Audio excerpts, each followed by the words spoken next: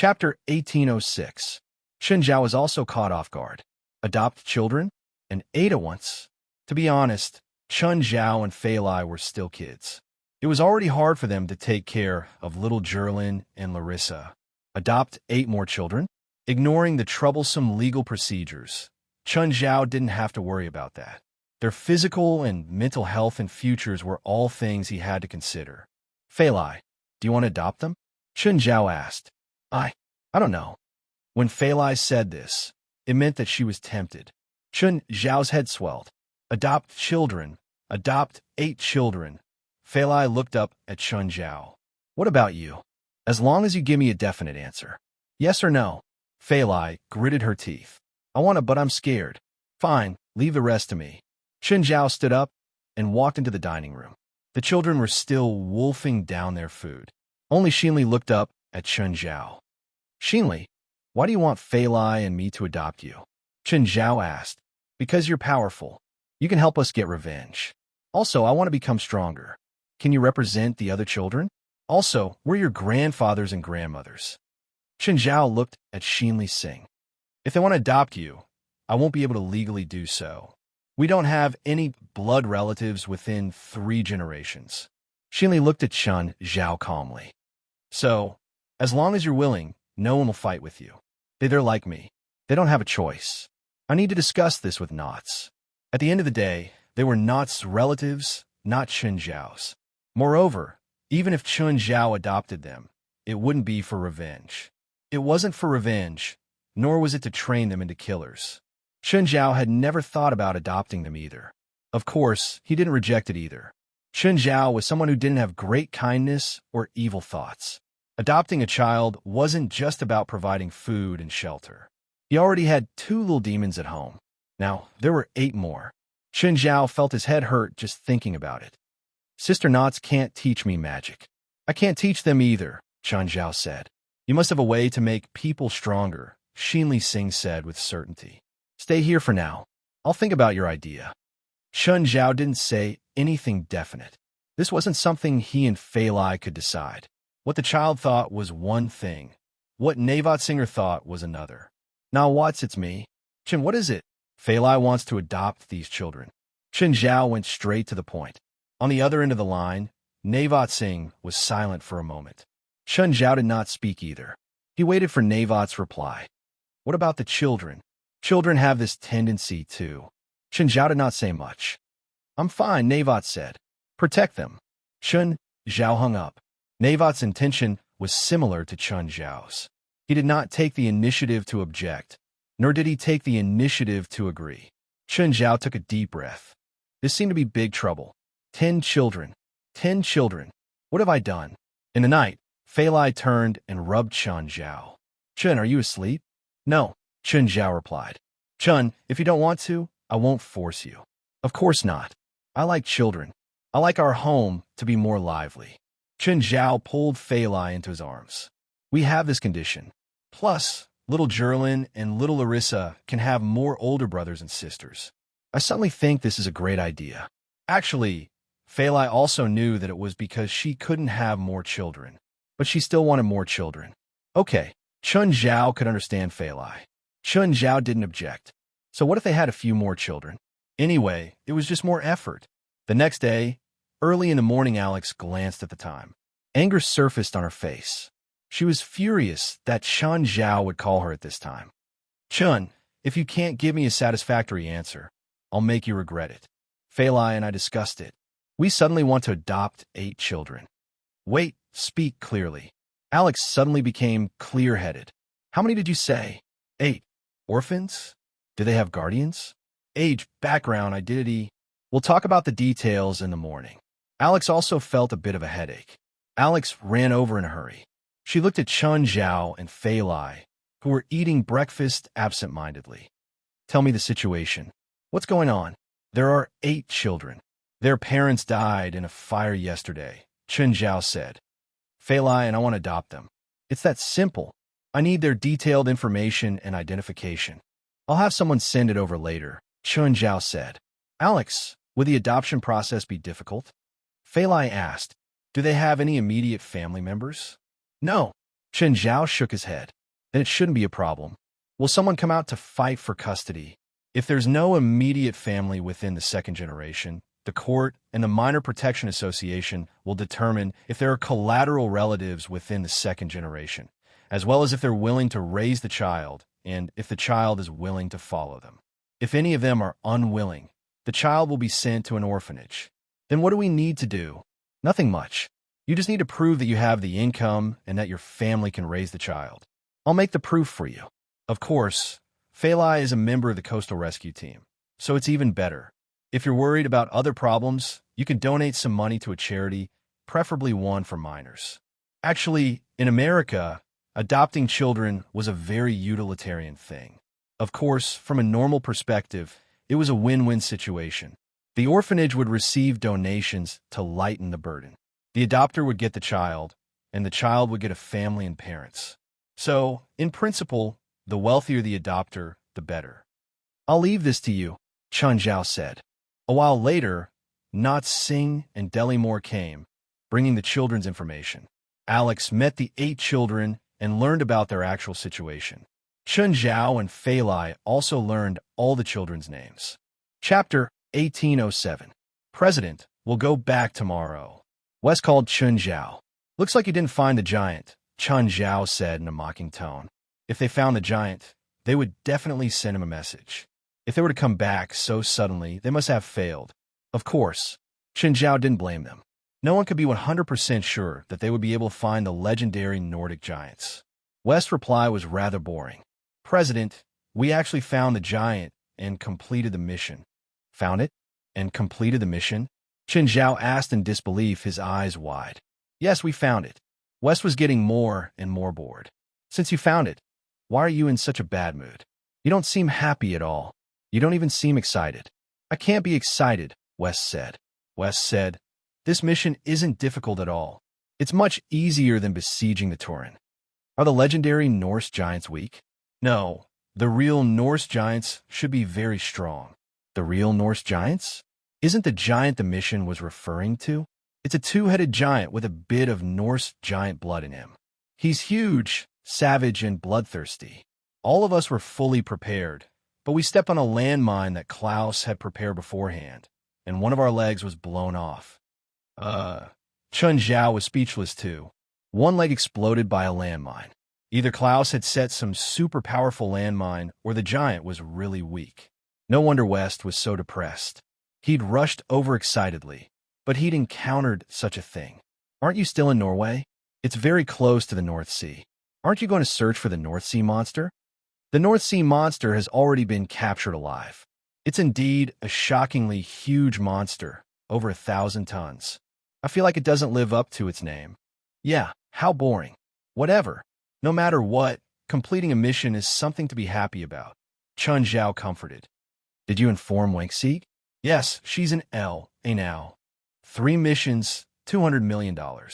In terms of investment, it wasn't a loss. In fact, it was a huge profit. Of course, this was only applicable to a capable team or individual. If it was the kind of people or teams that did not have a strength, they would probably just be throwing their lives away. Chen Zhao was still on the phone with West. Suddenly, someone tugged at his pants. Chen Zhao looked down and saw a girl tugging at his pants. Mara, what's wrong? I'm not Mara. I'm Sindora, the girl said in a trembling voice. Can I go to the beach to play? Uncle. Okay. Chen Zhao realized that he didn't remember the girl's name. To be more precise, he was confused. Xin Li, come here. Chen Zhao waved his hand. Xin Li walked up to him. Mr. Chen, what can I do for you? Since you're going to be adopted, you can call me uncle from now on. Of course, if you want to call me dad, I won't object. Chen Zhao would not force them to change their surnames and recognize a dad. Especially Xin Li Singh. She was already 15 years old, going to be 16 soon. If she called him uncle, Chen Zhao would feel like he was at a disadvantage. Of course, calling him brother wasn't appropriate either. Sure, uncle, Xin Li Singh replied straightforwardly.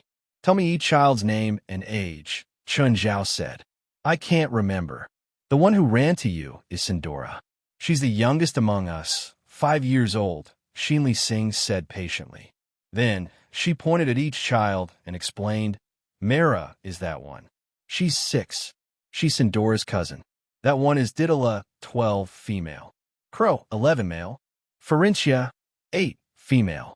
Penance, 7, male. But Illich, 7, female. Mara, 6, female. Sindora, 5, female. Including Sheenli Singh, who was 15, there were 15 children in total. They were all from the same family. They all had the same surname. Okay, I got it.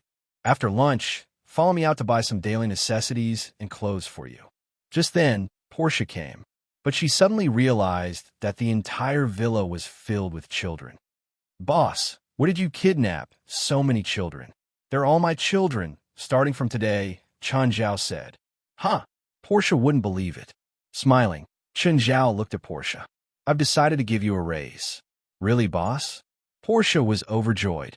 Of course. Chen Zhao was full of smiles. Looking at Chen Zhao's smile, Portia suddenly realized that something was wrong. Boss, they're really your children? Of course. Chen Zhao nodded. Portia finally understood why Chen Zhao wanted to raise her salary. Boss, I want to quit. Think about the money you owe me. Then you won't quit like this. Portia wanted to cry. If these children were really Chen Zhao's children, then she would undoubtedly be the one with the heaviest burden. Boss, how much will you give me? $1 is a form of encouragement for you. Let's go to the supermarket first. Chen Zhao patted Portia's shoulder. Portia wanted to cry as she drove. She hated driving an RV. She hated children. She hated her boss. The children started making a fuss in the RV. Especially the younger children. They did not have too much hatred in their hearts. Jerlin and Larissa were the happiest. They suddenly had so many friends in one night. Portia cursed Chen Zhao, but she didn't know that Chen Zhao was in even more pain. Chen Zhao realized that the 10 children piled together was like an endless hell. Thankfully, Xinli knew how to help Chen Zhao share the burden. Moreover, she had quite a bit of prestige among the children. They finally reached the supermarket. Chen Zhao and Portia each carried Jerlin and Larissa. The other children scattered like a pack of wolves. Come back. Don't run around, Xinli shouted. Don't make trouble for Uncle. Everyone, push a shopping cart, Chen Zhao said. Pick your favorite toothbrush, towel, bath towel, 2 of your favorite toys, 2 of your favorite snacks, and 3 sets of pajamas. Also, don't disappear from my sight or run around, Chen Zhao added. Chapter 1808. Children entering a supermarket is a disaster. Not only was it a disaster for his parents, it was also a disaster for the supermarket. The only thing missing from every supermarket was a sign at the entrance that said children and dogs were not allowed to enter. 10 children was almost equivalent to the end of the world. All right, Xinli was only half one. However, older children had their own needs. Uncle, I need some skincare products and cosmetics. The total can't exceed $1,000, Chen Zhao said. Since there were so many children, they couldn't indulge everyone. Chen Zhao was rich, but that didn't mean he could let his kids squander it. Chen Zhao could afford it, but he couldn't let them develop this habit. Since he had adopted them, he had to be responsible for their future. Even in the future, they would have a share of his assets. What Chen Zhao needed to do, first, was not feed their property to the dogs. If they really raised a prodigal, Chen Zhao would at most make sure they didn't starve to death. From now on, Chen Zhao had to control their spending. Not only them, but little Jerlin and little Larissa's spending also needed to be controlled. Of course, even if it was controlled, their consumption was still much higher than that of their peers from ordinary families. Portia, go to the counter over there and buy 10 cell phones. 10? Does little Larissa want one too? Yes, treat everyone equally. Adopt a child who is not related to you by blood. What was the most difficult part? It was to treat them equally. No matter how one treated their own children, they should give them the same affection and gifts. You can't just say that you don't want to buy gifts for your children. Conversely, a child's mentality is very fragile. Chen Zhao didn't want to leave a shadow in the child's mind. Of course, adopting other children would also be beneficial to little Jerlin and little Larissa. They had role models, and their brothers and sisters were their role models. After leaving the supermarket, Chun Zhao could only take the things that everyone else had bought in the supermarket. Even Portia couldn't carry them all. There were simply too many things. Boss, where are we going next? To the Baron's mansion. The whole family went to the Baron's mansion in a grandiose manner. When Zola saw that Chun Zhao had brought so many kids here, she felt a chill run down her spine. Similarly, he was startled. Zola, these are my children. I adopted them. Zola's mouth was wide open, her face full of shock. Of course, she would not say anything unpleasant in front of the children. However, she couldn't imagine what it was like to adopt so many children. Mentality? Chun Zhao was about to explode. But what could he do? Were they going to tell the kids that they had been refunded? So be it. He couldn't let the children's mentality explode, right? Today was only the first day. There was still a long way to go. Even if Fei Lai wanted a refund, Chun Zhao wouldn't agree. Do you have enough designers here? Design 3 outfits for each of them. Chun Zhao couldn't let the 3 pillars of the Baroness be responsible for so many children's clothes. If that was the case, it would be looking down on them too much. The 3 of them were on good terms with Chun Zhao, so Chun Zhao had to give them face. Zola didn't hold back and called over a dozen designers. Baroness was such a big brand. Of course, it wouldn't only have 2 or 3 kittens. Apart from the 3 pillars, there were dozens of ordinary designers and even more designers' assistants. To Zola, dozens of outfits were less than an hour's worth of transactions. Chun Zhao also asked a designer to design 2 outfits for Portia. Chun Zhao and Zola went to the office to drink coffee. Chun, I really don't understand why you suddenly want to adopt children. It's not me. It's Fei Lai who wants more children. Then she can have them herself. She can't. There's something wrong with her body. Then little Larissa, she didn't get pregnant through normal means. Chun Zhao didn't say it clearly. Zola would fill in the blanks herself. To be honest, Zola said emotionally, I really admire your courage. After all, they had adopted 8 children and 2 of their own. That was 10 children. As someone who had been through it, Zola knew how difficult it was. It wasn't a monetary investment. Both she and Chun Zhao had enough money. Not to mention raising 10 children. Even if it was 100 children, they could still afford it. What they really paid was emotional investment and handling chores. The older children were rebellious while the younger ones were dependent. Chun Zhao didn't dare to say that he could raise them all into talents. However, he was confident that he wouldn't turn them into naughty children. It was already evening when Chun Zhao returned home. Portia realized that there was no one in the house. But dinner was ready. Portia was completely speechless. As expected, this place was haunted. Fei Lai started eating as soon as she came back. A few girls surrounded Fei Lai and chatted with her. Chun Zhao brought the boy to play on the beach. Other than Chun Zhao, there were only 11-year-old Kilo and 7-year-old Binance in the house. Kilo was a bit cowardly and introverted. Binance was like a kid and was very active. Kilo, what element are you in? Uncle, I'm strength enhancing, Kilo answered with his head lowered. Chun Zhao was speechless at Kilo's magic. Usually, spiritualists with strength-enhancing spells were very outgoing. Even Chun Zhao, who was usually cheerful, was actually a hot-tempered person. However, Kilo was actually a strength-enhancing element despite his introverted personality. Uncle, I'm elemental water type. Look at my magic. Binance showed Chun Zhao happily. Binance only knew 2 very weak water-type spells. One was Water Ball, and the other was Water Arrow. Impressive. Chun Zhao patted Binance's head. Kilo hesitated for a while and looked up at Chun Zhao. Uncle, you're also strength-enhancing, right? Yes. Chun Zhao nodded. Then can you teach me how to become stronger? Training your body is the most important thing for you. If you want to use your power to the extreme, you must first be able to withstand it. If you can't even withstand your own power, it's useless no matter how strong your magic is. Then how can I become as strong as you, Uncle? Both being strength-enhancing, the battle yesterday had left a deep impression on Kilo. He never knew that strength-enhancing spells could be so powerful. Just like I said before, keep training. I'll arrange a training schedule for you tomorrow. Perfect. I'll introduce you to a friend. King Kong come out. /35_9 Heaven's Divine King. Chapter 1809. King Kong usually went crazy in Zhuoman National Park. He rarely came back today. The new kids hadn't even seen King Kong yet. Of course, it wasn't just King Kong. They were a family now. Then from now on, he would meet them one after another. For example, the underlings, the three-headed dog, the Hydra, and even Amon. When Kilo and Penance saw King Kong, they were shocked at first. At first, he was shocked, but it quickly turned into a pleasant surprise.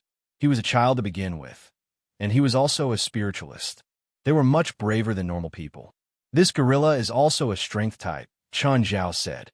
You can practice with him. Kilo was still a kid, but if he used magic, his strength would increase to 3 times that of a normal person. So, he wasn't afraid of King Kong at all. He was even eager to try. He wanted to see how strong the gorilla was. However, he was introverted and didn't dare to tell Chun Zhao. King Kong, let little Kilo try.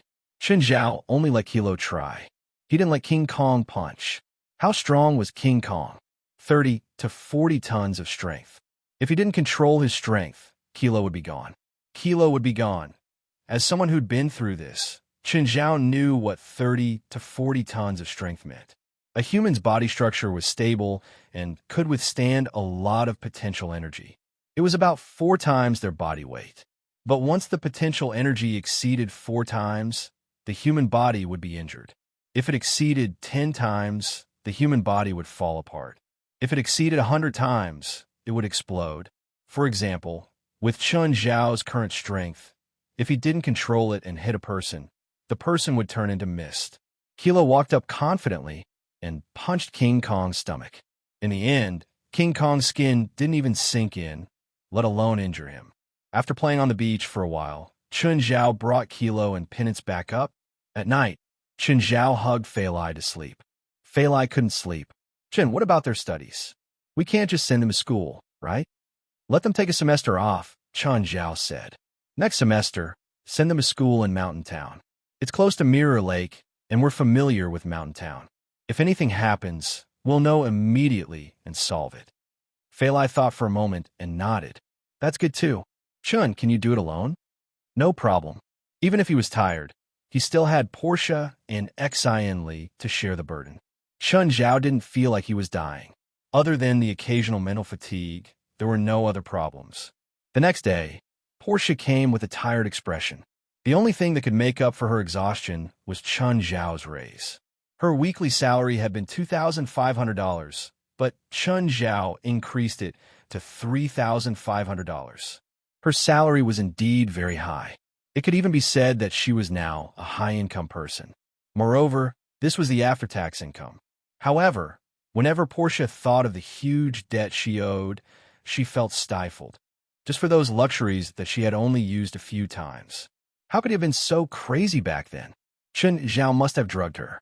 No matter what, I can't go on a shopping spree like that again. Just then his phone rang. It was Wes calling. Guild leader, we've already returned to the headquarters. Oh, did you take the plane for the whole night? Then I'll go there later. Chun Zhao planned to give them time to rest. After all, they must be very tired after taking the plane for the whole night. I'm meeting with Wang Sieg at 3 in the afternoon. Okay, I'll be there before 3. After hanging up, Chun Zhao looked at Portia. Portia, help me buy an MPV. Oh, now, what do you think? How much?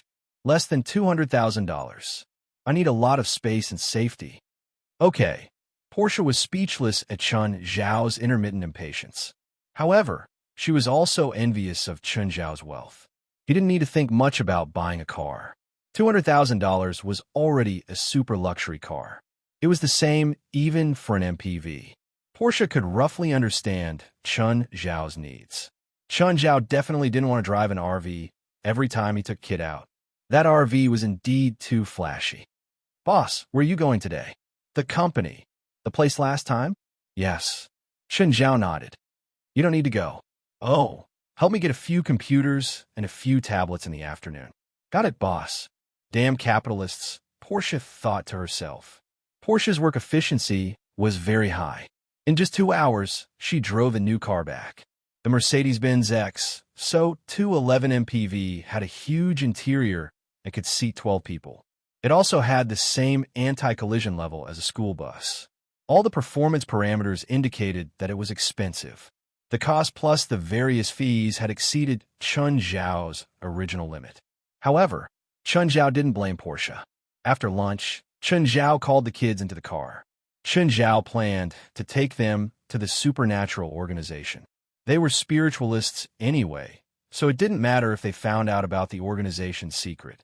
The two SUVs were very stable. Chun Zhao had never driven such a stable car before, apart from the lowly supercars. When they arrived at the headquarters, Aduz, who was guarding the door, found it strange. He had never seen a car before, so he stopped Chun Zhao's car outside. Only when Chun Zhao rolled down the window did Aduz realize that Chun Zhao had come. After parking the car, Chun Zhao brought the kids into the headquarters. President West was in the hall. When he saw Chun Zhao bring the kids in, he was stunned. "They are my kids. I just adopted them," Chun Zhao said. West was surprised, but he didn't ask. "You can move around freely, but don't go to places with obvious danger signs." The headquarters wasn't very big, but there were still some dangerous areas. For example, dungeons, evil spirit dens, or places where demons slept. These places were all dangerous. Of course, there was also Chun Zhao's electric shock lab. It was also the most dangerous place. "Tell me, what happened in the Norwegian forest this time?" West didn't hide anything. Then, he began to talk about their encounter. No, they hadn't encountered any dangerous battles at all. When Chun Zhao heard that the giants would appear in lightning, he couldn't help but be surprised. /35 Undersir. 9 Heavens Divine Emperor. Chapter 1810. It's some kind of image, West said. It should be a remnant from the past. It witnesses the true giant's existence at a certain time, but it only appears at the moment of lightning. Chun Zhao and West stood by the window and watched the children running outside. To these children, everything here was very novel. Of course, they were spiritualists, so they didn't find it unacceptable. Just then a sports car drove in. Wenk Sieg was here. Chun Zhao and West walked out of the headquarters to welcome her. "Ms. Wenk." "Mr. Chun, hello." "Mr. West, hello." West handed a heroic spirit notebook to Wenk Sieg. "Ms. Wenk, this is the Scarlet Mission, the Nordic Giants battle record." "Thank you." Wenk Sieg was very satisfied. She didn't care about the difficulty of the mission. She only needed the results. The supernatural organization didn't disappoint her. "Which one will you choose for the second Scarlet Mission?" Wenk Sieg asked. "I'm still considering," Chun Zhao said perfunctorily. The first 3 missions were the Rock of Slaughter, the Nordic Giant, and the North Sea Monster. Now, the Rock of Slaughter mission was completely useless, and the North Sea Monster had been taken. They'd only completed the Nordic Giant mission, so they had to choose the remaining 2 missions again. But to Wenk Sieg, completing 1 Scarlet mission in 2 months was already very satisfying. She could answer to the Hunters Guild. At the same time, her teacher would have an explanation. Of course, this also made her more confident in the supernatural organization. "By the way, does the Hunters Guild accept intelligence missions?" Chun Zhao asked. "Intelligence? We don't accept such missions, but I can ask someone for you," Wenk Sieg said readily. As an organization that had existed for 200 or 300 years, they obviously had their own intelligence network. It wasn't just limited to North America, but the entire world. This was something the supernatural organization couldn't even catch up to. The supernatural organization was very powerful. But like most supernatural organizations, they rose quickly, but it was hard to say if they could last for 2 generations. Building a complete intelligence organization wasn't something the supernatural organization could afford right now. Most of the information that the supernatural organization could get now was from Los Angeles. The ability to obtain information beyond this range was very weak. The information he had was obtained from other people or organizations. Otherwise, they would have to spend money to buy it. Basically, they could only get second-hand or even third-hand information. Of course, in most cases, these sources of information were basically enough. After all, the supernatural organization was a regional organization, nor did he have any thoughts of maintaining world peace. Furthermore, the investment required to establish a complete intelligence department was simply too great. This wasn't something that could be done with a few $100,000 or even a few $1 million. Think about it. The American government invests billions of dollars every year in order to gather intelligence from all over the world. In the past few decades, hundreds of billions of dollars have been spent to maintain this intelligence system. From this point alone, it should be known that intelligence was not something that ordinary people could play with. Mr. Chun, what information do you want?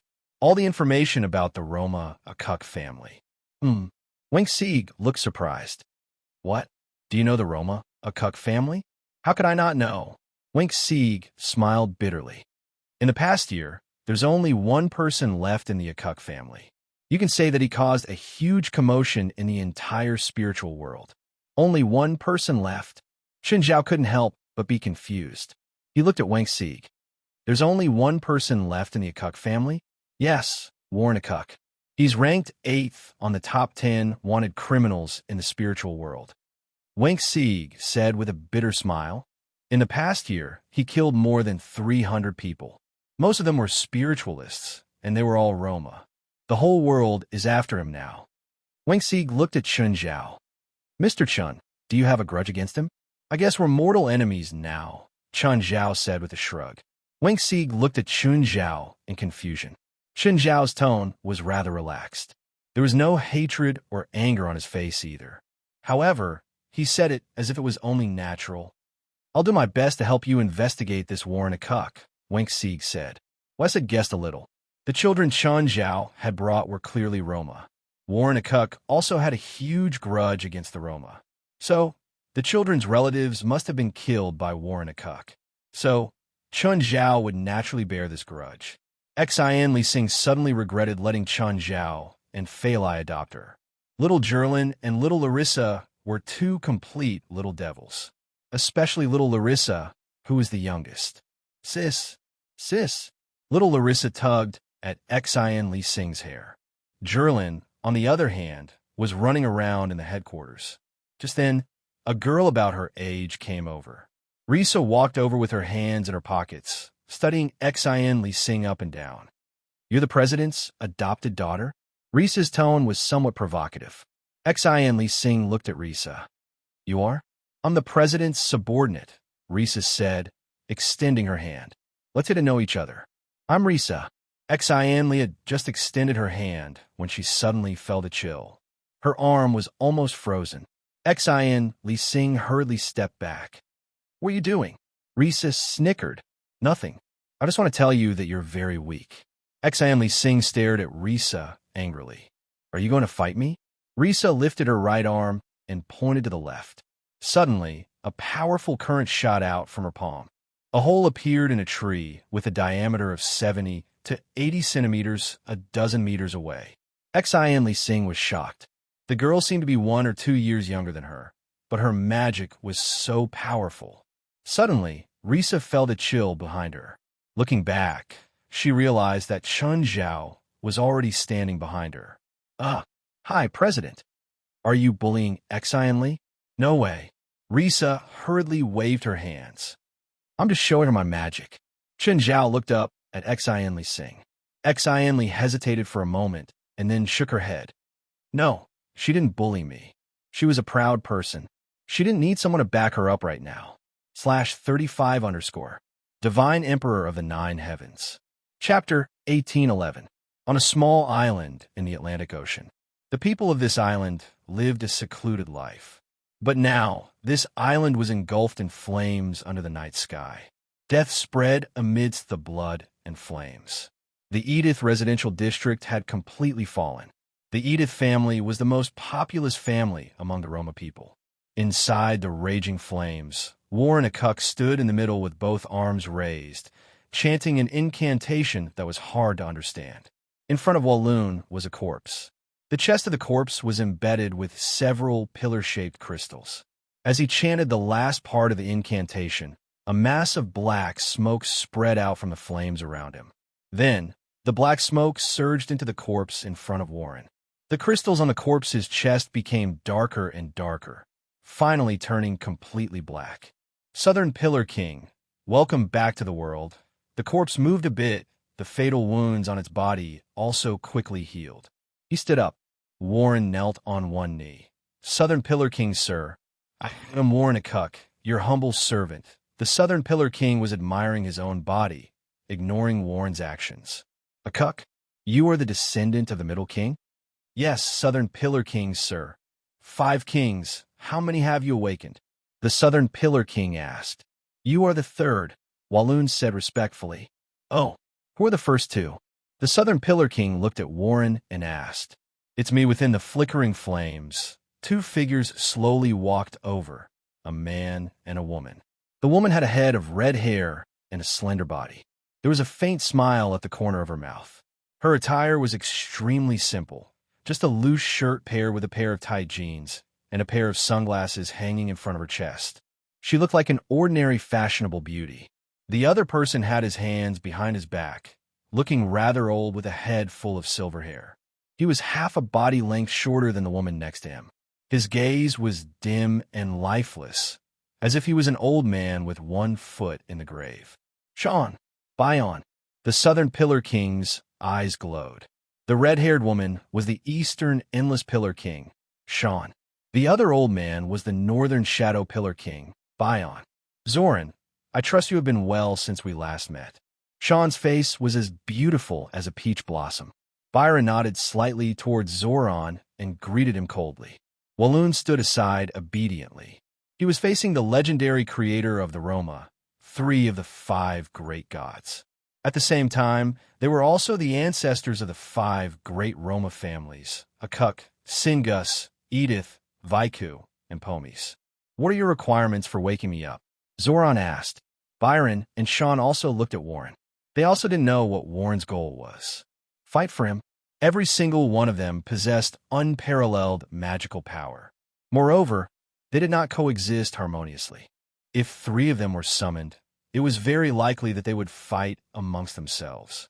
Instead, its functions were weakened. Walloon lowered his head humbly and looked at the 3D Pillar King calmly. 3 Pillar Kings, the current Roma people have already forgotten their traditions, your greatness, and our glory. Therefore, this lowly servant has no other requirements. Please restore the glory of the Roma people, Walloon said respectfully. I don't know what tradition or glory. Just tell me your requirements. Power? Wealth? Or women?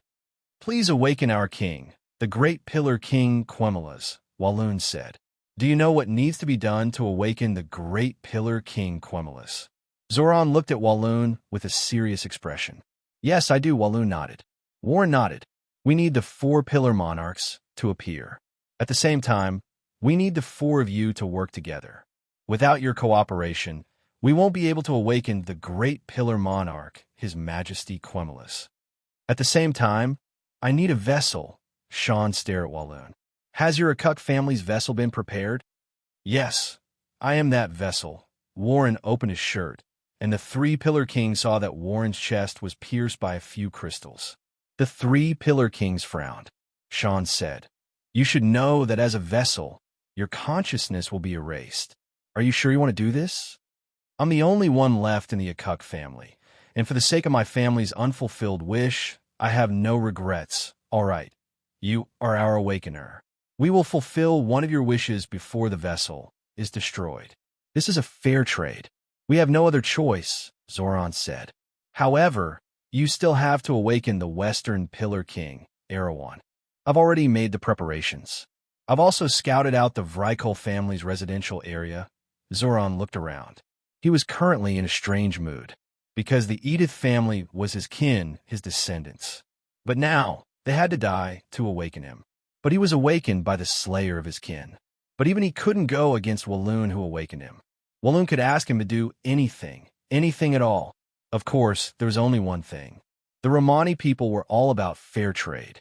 Even he couldn't go against the principle of trade.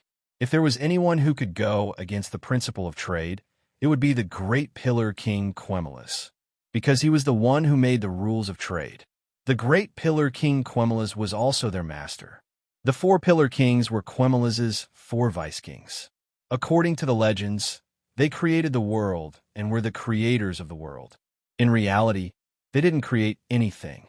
They weren't even the first generation of Roma people. However, There were no more Roma who were stronger than them before or after them. They used their power to rule over the Roma people, and each created 5 major Roma clans, all of which survive to this day. Naturally, Walloon didn't kill all the clans of the 3 Pillar Kings. The ones he killed were the blood relatives of the 3 clans, the Awakened ones. There were even more Roma, people who hadn't awakened who didn't live in the residential area. Walloon left with the 3 Pillar Kings. At that moment, Sean walked up to Walloon. Her slender figure was even taller than Sean. She leaned down and whispered into Walloon's ear. "Walloon, what is your real plan? Won't you tell me?"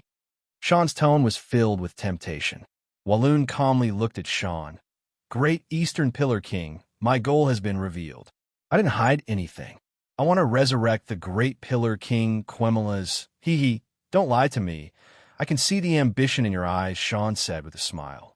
"My ambition is to bring back the glory of the Roma people. Is that true?" "Of course." Walloon nodded and said with a serious tone. "Then do you dare to let me conduct a soul interrogation on you?" "Yes, as long as my ancestor's dream is fulfilled, I am willing to hand over my soul to Great Eastern Pillar King." Chapter 18:12. Daily Moore noticed that Nawat Singh's face had turned extremely ugly after the call. "Knots, what happened?" That damn Warren, he slaughtered another family settlement. The Pomies family," Knots said. Nawat said, "and they also stole the Pomies family's divine artifact. Warren attacked you and the Singer family settlement and stole the earring called Mend. Now, he attacked the Pomies family and stole their divine gear. Does that mean that Warren's targets are the families that possess divine gear?" Daily Moore asked. "That's right. What other families have artifacts?" Daily Moore asked. "The Edith family and the Vrykul family," Knots said. "Do you know where they live?" Daily Moore asked. "I know the Edith family. They live on an island in the Atlantic. I know them and have been to their settlement before," Knots said. "But I don't know anyone from the Vrykul family. They also live in seclusion and rarely have contact with the outside world. There's also the Cook family where Warren is from. But since Warren is from the Cook family, then the artifact of the Cook family must have fallen into his hands. What's the origin of these artifacts? What's their use?" "Actually, the 5 artifacts were made by the Cook family." "What? The 5 artifacts belong to the Cook family?" "No, they're just contractors," Knots said. "Actually, the materials needed for the 5 divine artifacts were shared by the 5 families. So, when the divine artifacts were created, each family received one." Nawat Singh said. Knots paused and said, "The origin of the 5 artifacts is very ancient, more than 2,000 years old. After the 5 Pillar Kings disappeared, the Roma lost their protection. At that time, the Roma had their own religion, so they wouldn't believe in other religions. So, they were naturally regarded as heretics. Then, they were constantly hunted and slaughtered. In order to stabilize the people, after a discussion, the 5 families jointly made 5 artifacts to protect the entire race. The 5 artifacts are Mend, Guidance, Fearless, Holy Spirit, and Order." "So what are the specific uses of these 5 artifacts?" Daily Moore asked. "In my hands, Mend was used to extend the duration of continuous magic," Knots said. "The more powerful the person using Mend, the more powerful the effect. The artifact of the Edith family is Fearless, which can be immune to all curses and mind magic. Of course, this is what I know. I don't know the effects of Guidance, Holy Spirit, and Order. I only know that Guidance is in the hands of the Pomies family, Holy Spirit is in the hands of the Vrykul family, and Order is in the hands of the Cook family. So, Warren's current goal is the artifacts in the hands of the Edith family and the Vrykul family?" "Uh-huh," Navats nodded, but he felt something was wrong. The ancestor of Mend had taken away from his hands. But Warren still attacked the settlement of the Singh family. If it was just for the artifacts of the families, he didn't seem to need to do so. "Don't you know the people of the Edith family? Inform them now. At least let them be prepared so that the Edith family is not defenseless." "Yes." Knots nodded and immediately called the friend of the Edith family. "Hello, Knots, what's up?" Do you know about the Pomies family?" "Pomies family? What happened to their family?" Pomies asked in confusion. "The Pomies family settlement was slaughtered by the madman of the Cook family. Not only the Pomies family, but even the Singh family settlement was slaughtered. I was also attacked, and Min was taken away by him. What? When did that happen? Edith was shocked. Just a few days ago, Navots said solemnly, You better send a message to your family. Walloon's target is likely the divine artifact of the 5 families. His next target is likely to be your Edith family or Vrykul family. I understand. I'll call the family right now. Edith hung up and called the family leader. But after waiting for a long time, the call didn't go through. The phone kept dialing. Edith's heart became heavy. She changed to another family member's number, but the call still didn't go through. She changed to another one, but the result was still the same. No one answered. This made Edith have a bad premonition. Edith suddenly realized that there was a piece of news on TV. The news that was being broadcasted was about Edith Island. When the International Ocean Research ship passed by the Edith Island, they found that the island was on fire, so they landed on the island.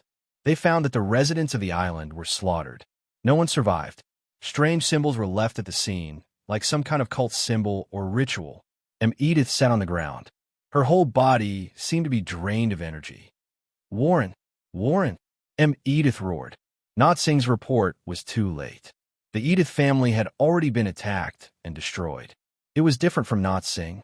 Nawat Singh had no relatives in the Singh family settlement. At least, there were no close relatives. But Edith still had a lot of family on the island. His father, his brother, his grandmother, and his grandfather. At this moment, Nawat Singh called again. Did you see the news on the TV? Why did you only inform me now? Why didn't you inform me earlier? Edith roared uncontrollably. Not Singh was silent. This was indeed her dereliction of duty. She hadn't thought of Warren's plan beforehand. She only thought of this possibility when the Pomies family suffered the same fate.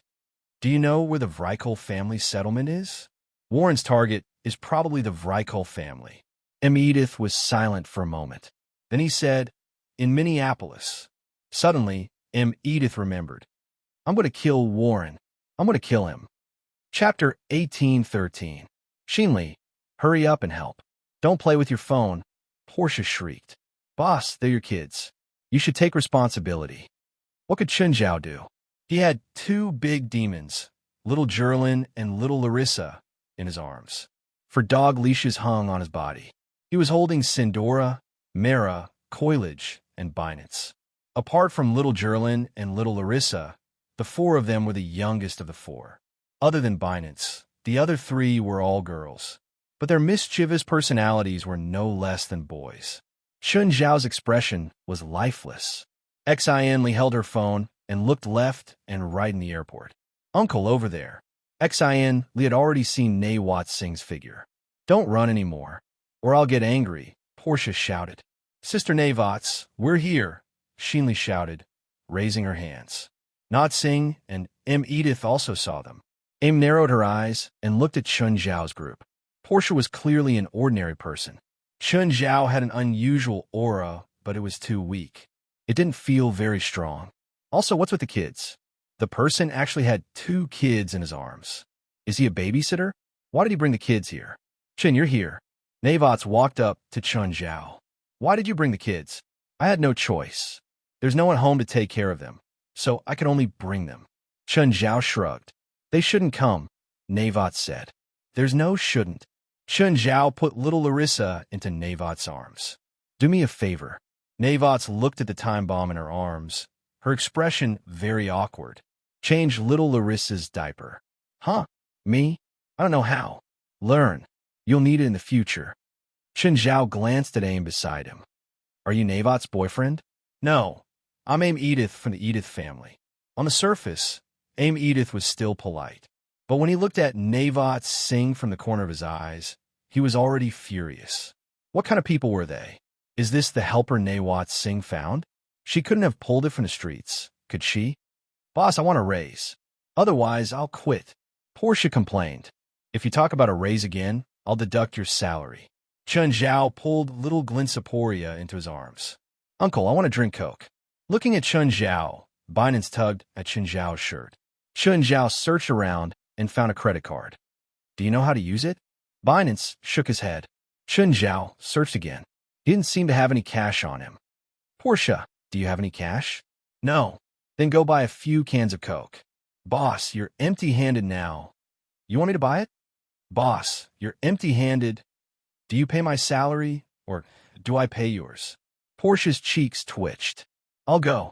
Looking at Chun Zhao, Ames whispered to Navot Singh, I want to kill him. Can I? Air. Navot rubbed his forehead. I want to kill him too. The plane arrived. Everyone finally boarded successfully. Target, Minneapolis, Minnesota. Although Minneapolis wasn't well known, it was considered a big city in the United States. It had a population of 400,000 and a GDP of $200 billion. However, the kids were still making noise after boarding the plane. Chun Zhao really had a headache. Apart from Shinli Singh, he cast Banshee's charm on all the other kids. At some point, the entire cabin quieted down. Boss, you know hypnosis? Portia looked at Chun Zhao in surprise. Chun Zhao walked to the kids and snapped his fingers. Then they all fell asleep. I'm a doctor, Chun Zhao said matter-of-factly. Edith had been paying attention to Chun Zhao. When he saw Chun Zhao use Banshee's charm, he couldn't help but frown. Is he a spiritual spiritualist? Spiritual spiritualists had always been criticized for their combat abilities.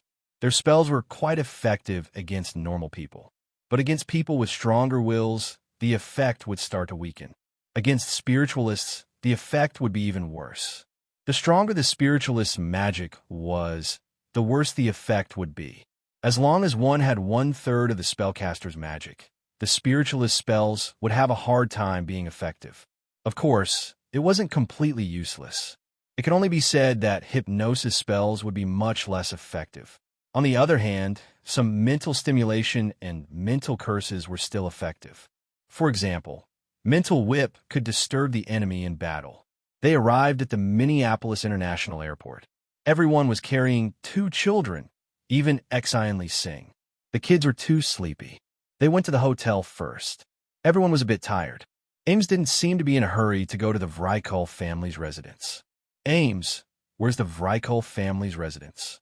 Ames glanced at Chun Zhao. After some hesitation, he said, St. Anthony Waterfall. Aren't we going today? No, we can't today, Ames said. Edith said, the Vrykul family hid their settlement in the waterfall and cast magic. There are only 2 ways to find the entrance. One is to open it from the inside, and the other is that the entrance only opens once on the 15th night of every month, and it only opens for an hour. Is there a difference between opening it every day and once a month? Chun Zhao pursed his lips. If it really attracts enemies, they won't be 1 or 2 days late.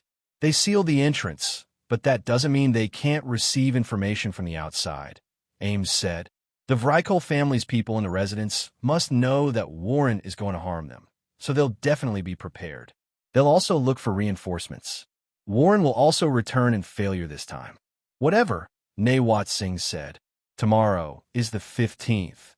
In the Vrykul residence, say, figures swayed at the exit. Maggie, what are you doing at the exit? Maggie Vrykul turned to look at the person behind her. Geraldine, why are you here? Geraldine Vrykul and Maggie Vrykul stared at each other in silence. Suddenly, Maggie Vrykul raised an eyebrow. You're with him too? /35 on her. 9 Heavens Divine Emperor. Chapter 1814. Not long after, Maggie Vrykul and Geraldine Vrykul stood in front of a stone array formed by dozens of stone pillars. Maggie Vrykul glanced at Geraldine Vrykul. I didn't expect you to be Warren's man. You too. I didn't expect it either, Geraldine Vrykul said indifferently. Maggie Vrykul was the daughter of the patriarch, but she betrayed the Vrykul group. Because he can fulfill everyone's wish, Maggie Vrykul said matter-of-factly. What wish did you make to him? Geraldine Vrykul didn't speak. She looked at the stone array and asked, how do I remove the space displacement? You can't remove the space displacement. Otherwise, this place will be directly connected to the outside world and exposed to the public. By then, even Warren won't be able to do anything, Maggie Vrykul said. If you don't remove the space displacement, then what do? It's very simple. Move that stone pillar to that position, Then move that stone pillar to this side. That's strange. This isn't a Western magic array, right? This is China's feng shui. Guide the wind, Maji Vikal said, or Iron as the chess piece, Big Dipper as the general, Dragon Mountain, Ziwei as the command. What are you muttering? Don't interrupt me. Do as I say. Move that stone here. This is to change the array so that one can only enter but not leave.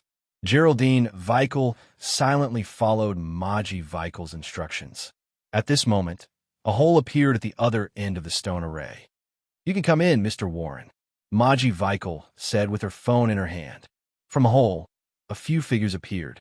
Warren, Zoran, Sean, and Bion walked in from outside the hole. Sean looked at the stone array in front of him and said in surprise, "It's amazing. There was no such magic array in the past. What system of magic is this?" "Sir Sean, this is an Eastern magic array. It's a completely different system from Western magic," Warren said.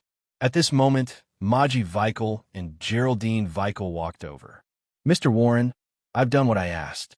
Now it's time to keep my promise," Maji Vikal said. "Killing your father, that's all?" Warren asked. "Yes." "Sure." Warren nodded. This was not a difficult task, and he had originally intended to do so. "Where is it?" "It's in his hands, too." Geraldine Vick was a little surprised. Maji Vicker's wish was to kill the chief. He was her father. He didn't understand what kind of grudge the father and daughter had. So much so that Maji Vick would rather collude with outsiders, even if it meant risking the annihilation of his entire clan. He wanted his father to die. "Geraldine, what is your wish?" Warren asked. Of course, a trade had to be fair. Warren also had to abide by the rules of the trade. He really wanted to learn from the villains in the movies. After achieving his goal, he directly killed the person. But he couldn't do that.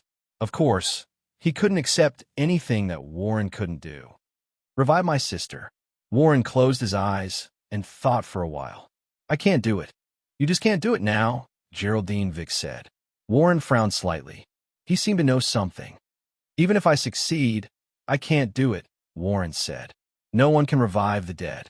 You just need to summon my sister's soul back after the plan is completed," Geraldine Vick said. "Where did your sister's soul go?" "Hell. How did she die?" "She didn't die. I have kept her body intact. She violated the clan rules, so her soul was sent to hell." "I see." Warren nodded. If his plan really succeeded, then he could indeed summon his sister's soul out of hell. The premise was that his sister's soul was still intact. "Are they your men?" Maji Vicker asked. "No, they are God, the great pillar king of our Roma people," Warren said indifferently. Geraldine Vick looked at Sean, Byron, and Zoran. His eyes flickered. He kept staring at the three as if he wanted to use all his strength to pierce through them. If there was anyone in this world who could know Warren's plan, it was him. Geraldine Vriku even guessed the details of Walloon's plan. "Are they the legendary Pillar King?" Maji Viku looked at Walloon as if he was a lunatic. "Pillar King? Let's not talk about whether the legend was true. Even if the Pillar King really existed, it was more than 2,000 years ago.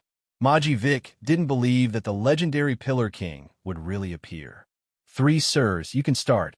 Warren looked at the three Pillar Kings. "Sorry for troubling you." At this moment, the Vicker family's residential area was silent. The silence was frightening. There wasn't even a sound of insects. "Let me do it." At this moment, Shane walked out with a ball of string in her hand. Sean suddenly threw the ball of string out. The ball of string flew into the air, and the end of the string suddenly shot into the darkness. Sean took out the same ball of string and repeated the same trick. Then, Sean took out the third, the fifth. These strings traveled in the darkness and rushed into the residential area in the blink of an eye. In the blink of an eye, the rope that had been released from a small ball of string had wrapped itself tightly around the house. In the end, Sean gave a tug. The entire house and the owner inside were instantly killed. At the same time, the entire residential area suddenly sounded an alarm. "Not good. Someone entered here. Enemy attack. Enemy attack." The Vickers in the residential area were instantly like ants on a hot pan. The 5 balls of string that Sean threw were obviously not ordinary strings. Each ball of string and string had a different color. The red string was burning with flames. The silver-white string was like frost. The white string was electrified. The black string was poisonous. All the strings crisscrossed and covered the entire residential area. These crisscross strings were more like a nest. Whether it was an adult or a child, whether it was a man or a woman. But in front of Sean, he seemed so weak and fragile. Sean was the first to be awakened, but it was the first time Warren saw Sean in action. It wasn't shocking, and it wasn't colorful either. But Sean's magic was filled with endless killing intent. What kind of magic is this? Geraldine asked, puzzled.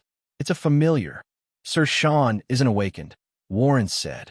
Among the 5 Pillar Kings, 3 were magic awakened and 2 were bloodline awakened.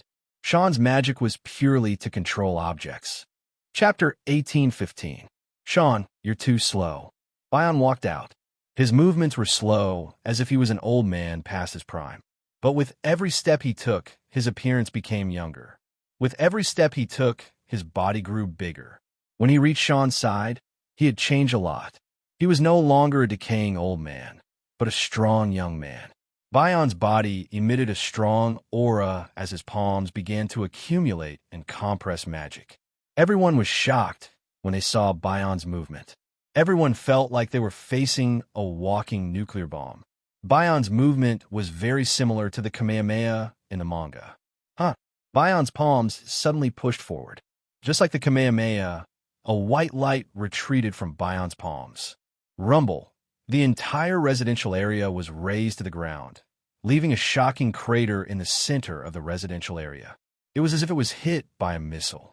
Maji Vicker and Geraldine Vicker, who were standing at the back, almost lost their balance. Their faces were filled with horror and disbelief.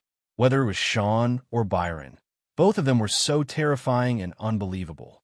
Sean alone could slaughter the entire Vicker family's residential area. After all, there were more than 300 people here. Every single one of them, regardless of gender or age, was a spiritualist. But when faced with Sean, they were helpless. Bion was even more terrifying. Just one move, and he razed this place to the ground. Bion, using magic like this will only shorten your existence, Zoran said. It doesn't matter. This awakening isn't in my plan anyway. Bion's body gradually shrunk and returned to his old man appearance. Warren glanced at Bion from the corner of his eyes and walked into the ruins. Just then, a figure rushed out from the ruins. Maji Vicker's father, Wilson Vicker. Wilson Vicker's body was covered in a thin layer of light. The light was like a burning flame. I'm going to kill you, Wilson Vicker roared. Warren didn't seem surprised when he saw Wilson Vicker. Titan's power. Warren took a deep breath, and his body instantly became powerful. Warren punched Wilson Vicker in the face. Wilson Vicker was thrown several meters away, but he stood up unscathed. Viper's whip. Warren's arm suddenly stretched out like a long whip, lashing heavily on Wilson Vicker's body. The halo on Wilson Vrika's body was almost shattered, but soon stabilized. Teeth of the hungry wolf. Warren launched another attack before Wilson Vicker could react. A pair of fang-like spikes suddenly shot out from Wilson Vrika's back. Ah! Wilson Vrika screamed. However, this wasn't the end for him. Warren's next round of attacks had already arrived. Vine of Thorns. A thorny vine drilled out from the ground under Wilson Vrika's feet and bound him tightly. Wilson Vicker was already panicking. Walloon's attacks were too sharp, and it felt like he knew every move Kieran was about to make. All the attacks were aimed at his weak points, and they were a step ahead of him. He didn't even have the strength to fight back. Wilson Vicker wanted to struggle, but his body was fixed by the thorny vine, so he couldn't activate his magic. Warren walked in front of Wilson Vicker. Warren still had a faint smile on his face, and at the same time, he took off the ring on Wilson Vicker's finger. Is this the Holy Spirit? Give it back to me, you bastard! Wilson Vicker roared angrily. However, Warren didn't seem to hear Wilson Vicker's roar. He wore the Holy Spirit ring on his finger. He felt the power bestowed by the Holy Spirit ring. Mr. Wilson, you've let the Holy Spirit ring be covered in dust. You don't even know how to use the Holy Spirit ring. All of you are the same. You've tarnished the name of Ancestor Cook's gift, Warren said as a matter of fact. Now, I will take back what belongs to our family. This is our Vicker family's, not yours. Wilson Vicker roared angrily. Warren glanced behind Wilson Vicker. He's yours. Wilson Vicker was tied up at this moment. He couldn't see behind him. However, he vaguely sensed something. Maggie? It's you? You damned little bastard. Poochie! Wilson Vicker lowered his head and looked at his pierced chest. His mouth started to vomit blood. Maggie, you dare? Yes, I dare.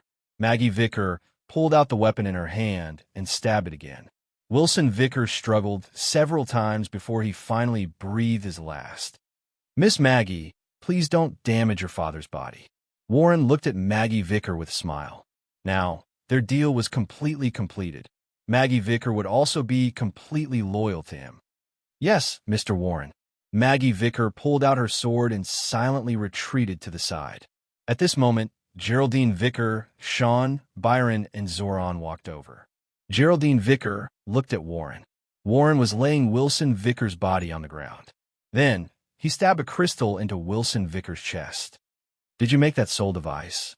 Geraldine Vicker asked. Warren glanced at Geraldine Vicker. You also know alchemy magic? Geraldine Vicker continued.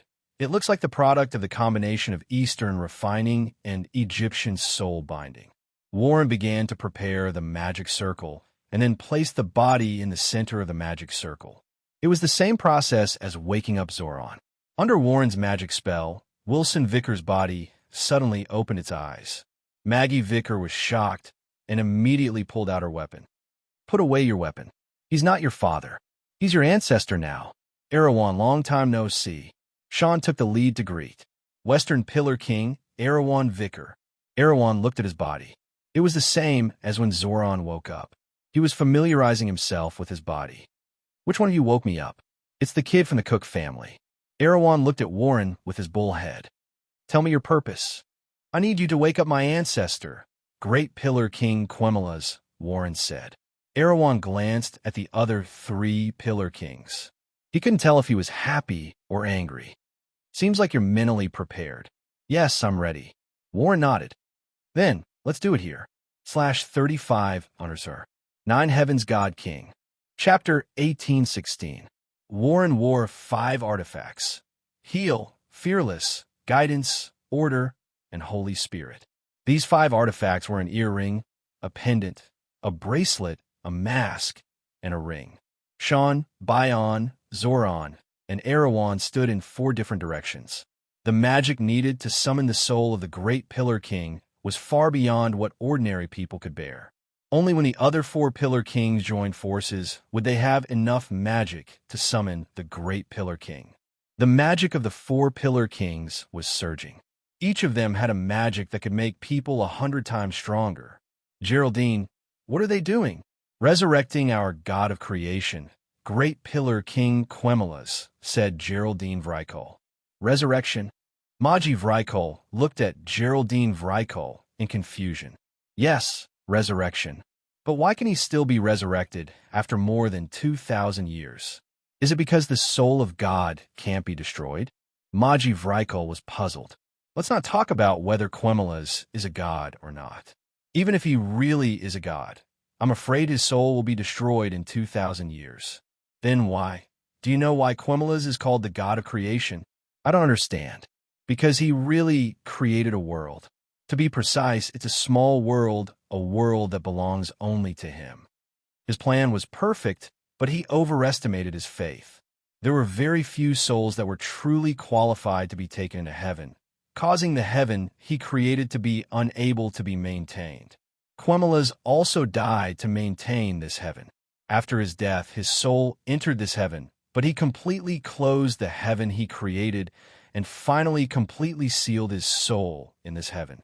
Geraldine Vrykol paused and said, Now, they're summoning Quemelas' soul from heaven, and then using Warren's body as the host, temporarily resurrecting Quemelas. Host. As the host, his soul and consciousness should also be erased, right?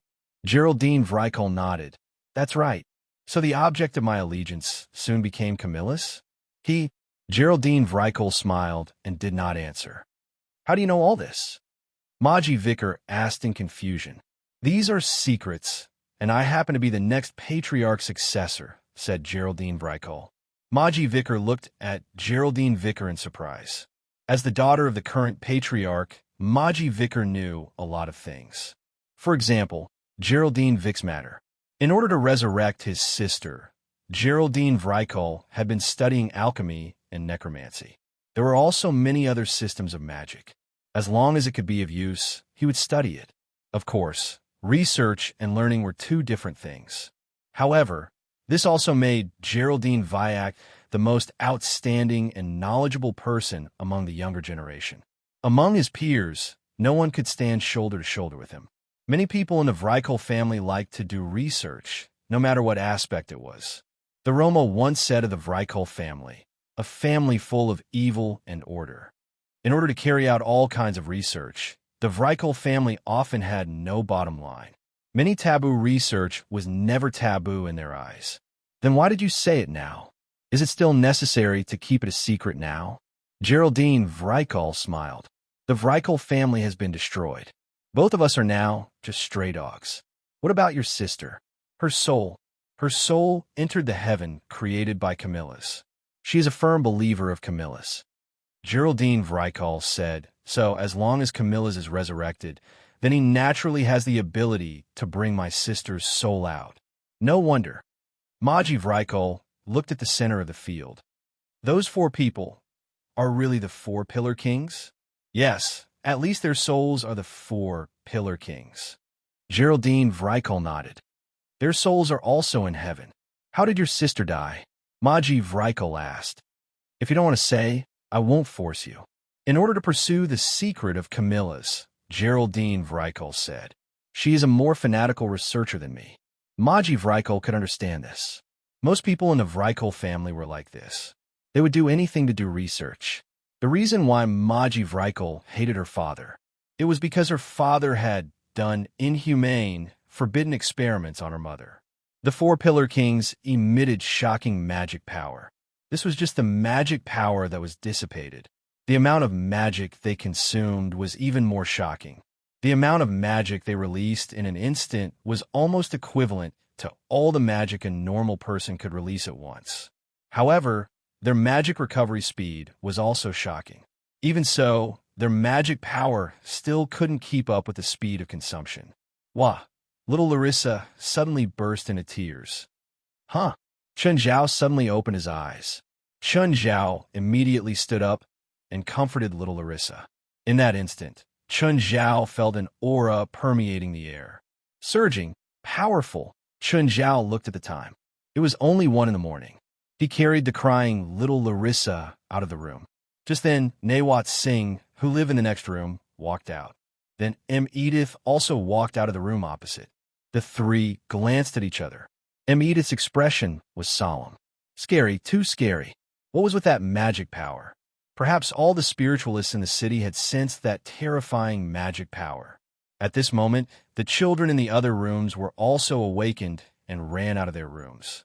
They were also awakened by the scary magic power. Uncle, what is that? It's too scary. Xinli Singh stared at Chun Zhao in fear. There seems to be something incredible, Chun Zhao said calmly. Something incredible has appeared. Where did it come from? The aura came from the northeast, Chun Zhao said. Northeast? That's where St. Anthony Waterfall is. Edith said seriously. Is it the Vrykol family's residence? Let's go there and take a look, Chun Zhao said. Go there? Now. Something must have happened to the Vrykol family. I just don't know if it's Warren's doing. Chapter 1817. Portia opened the door angrily. Boss! Portia's first voice was very loud. However, when she saw little Larissa in Chun Zhao's arms, she immediately lowered her voice. Boss, look at the time. What time is it now?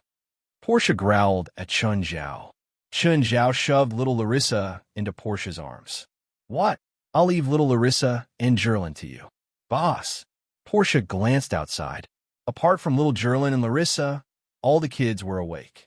Emu Edith and Navat Singh were also standing outside the door. Boss, what are you going to do? Enjoy the scenery, Chun Zhao answered seriously. Late at night? You have so many kids? Is there a problem? Of course there was a problem. Portia stared at Chun Zhao with dead fish eyes. Boss, are you serious? Do I look like I'm joking? I think you're just joking. Okay, take care of little Jerlin and Larissa for me. Boss, I think you're making arrangements for your funeral. Do you still want your salary for this month? Chen Zhao looked at Chun Zhao with a dark expression. Oh, okay. Boss, have a safe journey. Chun Zhao teased little Larissa, who had fallen asleep again. Little Larissa pursed her lips and waved her short hands, hugging Portia's arms. He glared at Portia viciously before turning around and leaving. Portia walked in front with the kids. Edith and Chun Zhao followed behind. Why do you have so many kids? Edith frowned at Chun Zhao. Revenge, Chun Zhao said. Revenge? What can they do? I'll beat their enemies half to death first, and then leave the rest to them. The youngest is only 5 or 6.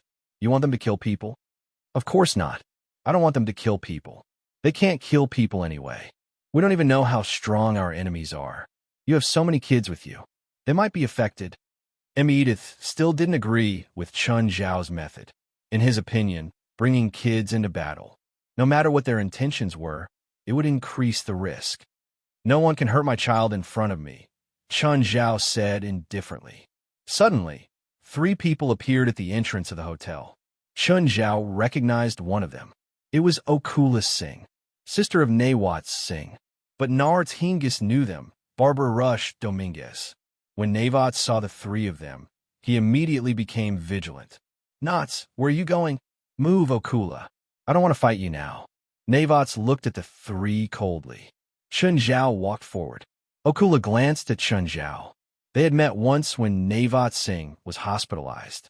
Back then, Okula thought that Chun Zhao was a doctor. Knots, do you need me? If you can't do it, Chun Zhao asked. Who do you think you are? Okula stared at Chun Zhao fiercely. Chun, it's okay. Thanks. Nawat's shingles stopped him. She didn't want Chun Zhao to fight her sister. She didn't want that to happen.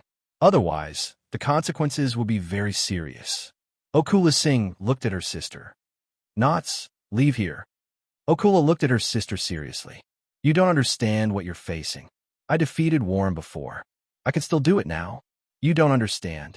You don't understand at all. You were able to defeat him last time because his plan hadn't started yet. Okula shook his head and said, Now, his plan has succeeded. What plan does he have? Knots asked. He revived the 4 Pillar Kings, Okula said, and he has the power of the great Pillar Kings. Knots, give up. You can't defeat Mr. Warren. Barbara was from the same family as them. She also didn't want Knots to take a fearless risk. Give up? Ask these kids.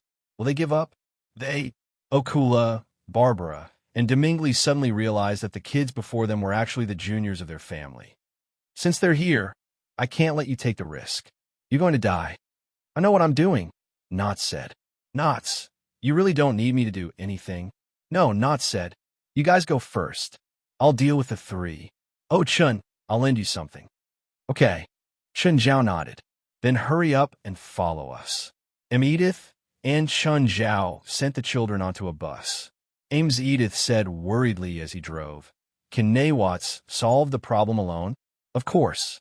You should trust her, Chun Zhao said. Huh, she's already back. Thud. Edith suddenly heard something fall from the roof of the car. Just then, Knots jumped down from the top of the bus. Knots. Edith could not understand. He didn't expect Knots to solve the problem so quickly. The 3 men were obviously not weak, but Nawat's shingles came back so quickly. Chun Zhao remembered that Knots was a perception-type witch. Since when was her combat power so strong? You went too easy, Chun Zhao said. Knots couldn't do anything about it. After all, she was her sister. She didn't understand why Okula, Barbara, and Dominguez were willing to be Warren's lackeys. In her eyes, the 3 of them had never been evil, especially her own sister. So, she couldn't go too hard. She didn't even dare to use Jin form. Chun Zhao looked behind him. There was a car following. Knots, you really went too easy. They're following us. Behind him, Okula's face was filled with shock and anger. Drive faster. We have to stop them. We can't let Warren see them. They'll die. Barbara and Dominguez were also worried. After all, The car in front was the last hope of the Singh family. But they knew how terrifying Warren was. Especially Warren now. Even if they weren't beside him, they could still feel his vast magic power. It was a power that made people feel despair. They couldn't even muster the courage to resist. The people in front of them were basically seeking death by going against Warren. They couldn't let them die. Definitely not. Chapter 1818. Chun Zhao leaned against the window of the bus and looked at Okula Singh, who had caught up to them. Hey, little girl, you should listen to your sister. If you catch up again, I won't go easy on you.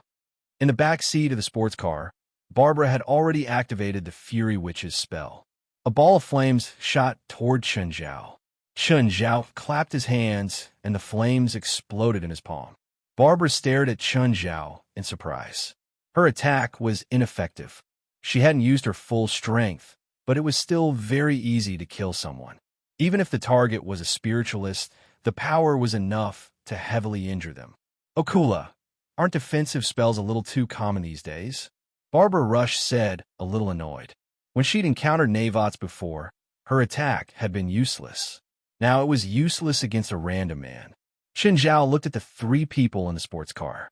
I think it's better to kill you now. Just then, a hand pressed down on Chun Zhao's raised arm.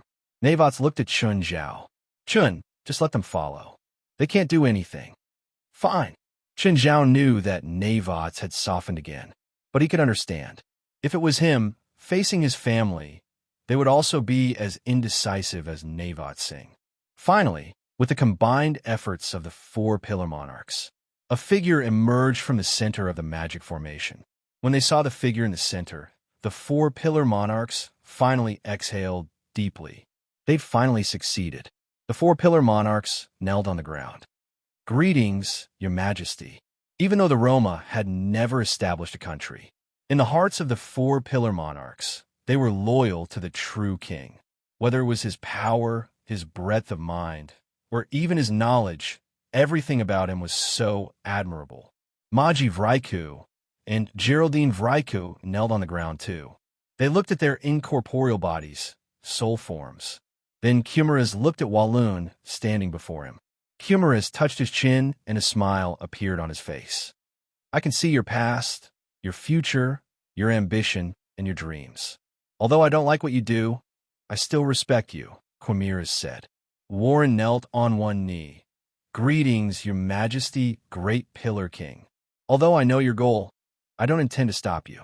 Do you want my power? I'll give it to you, all of it. Kumaras suddenly slammed his palm towards Walloon.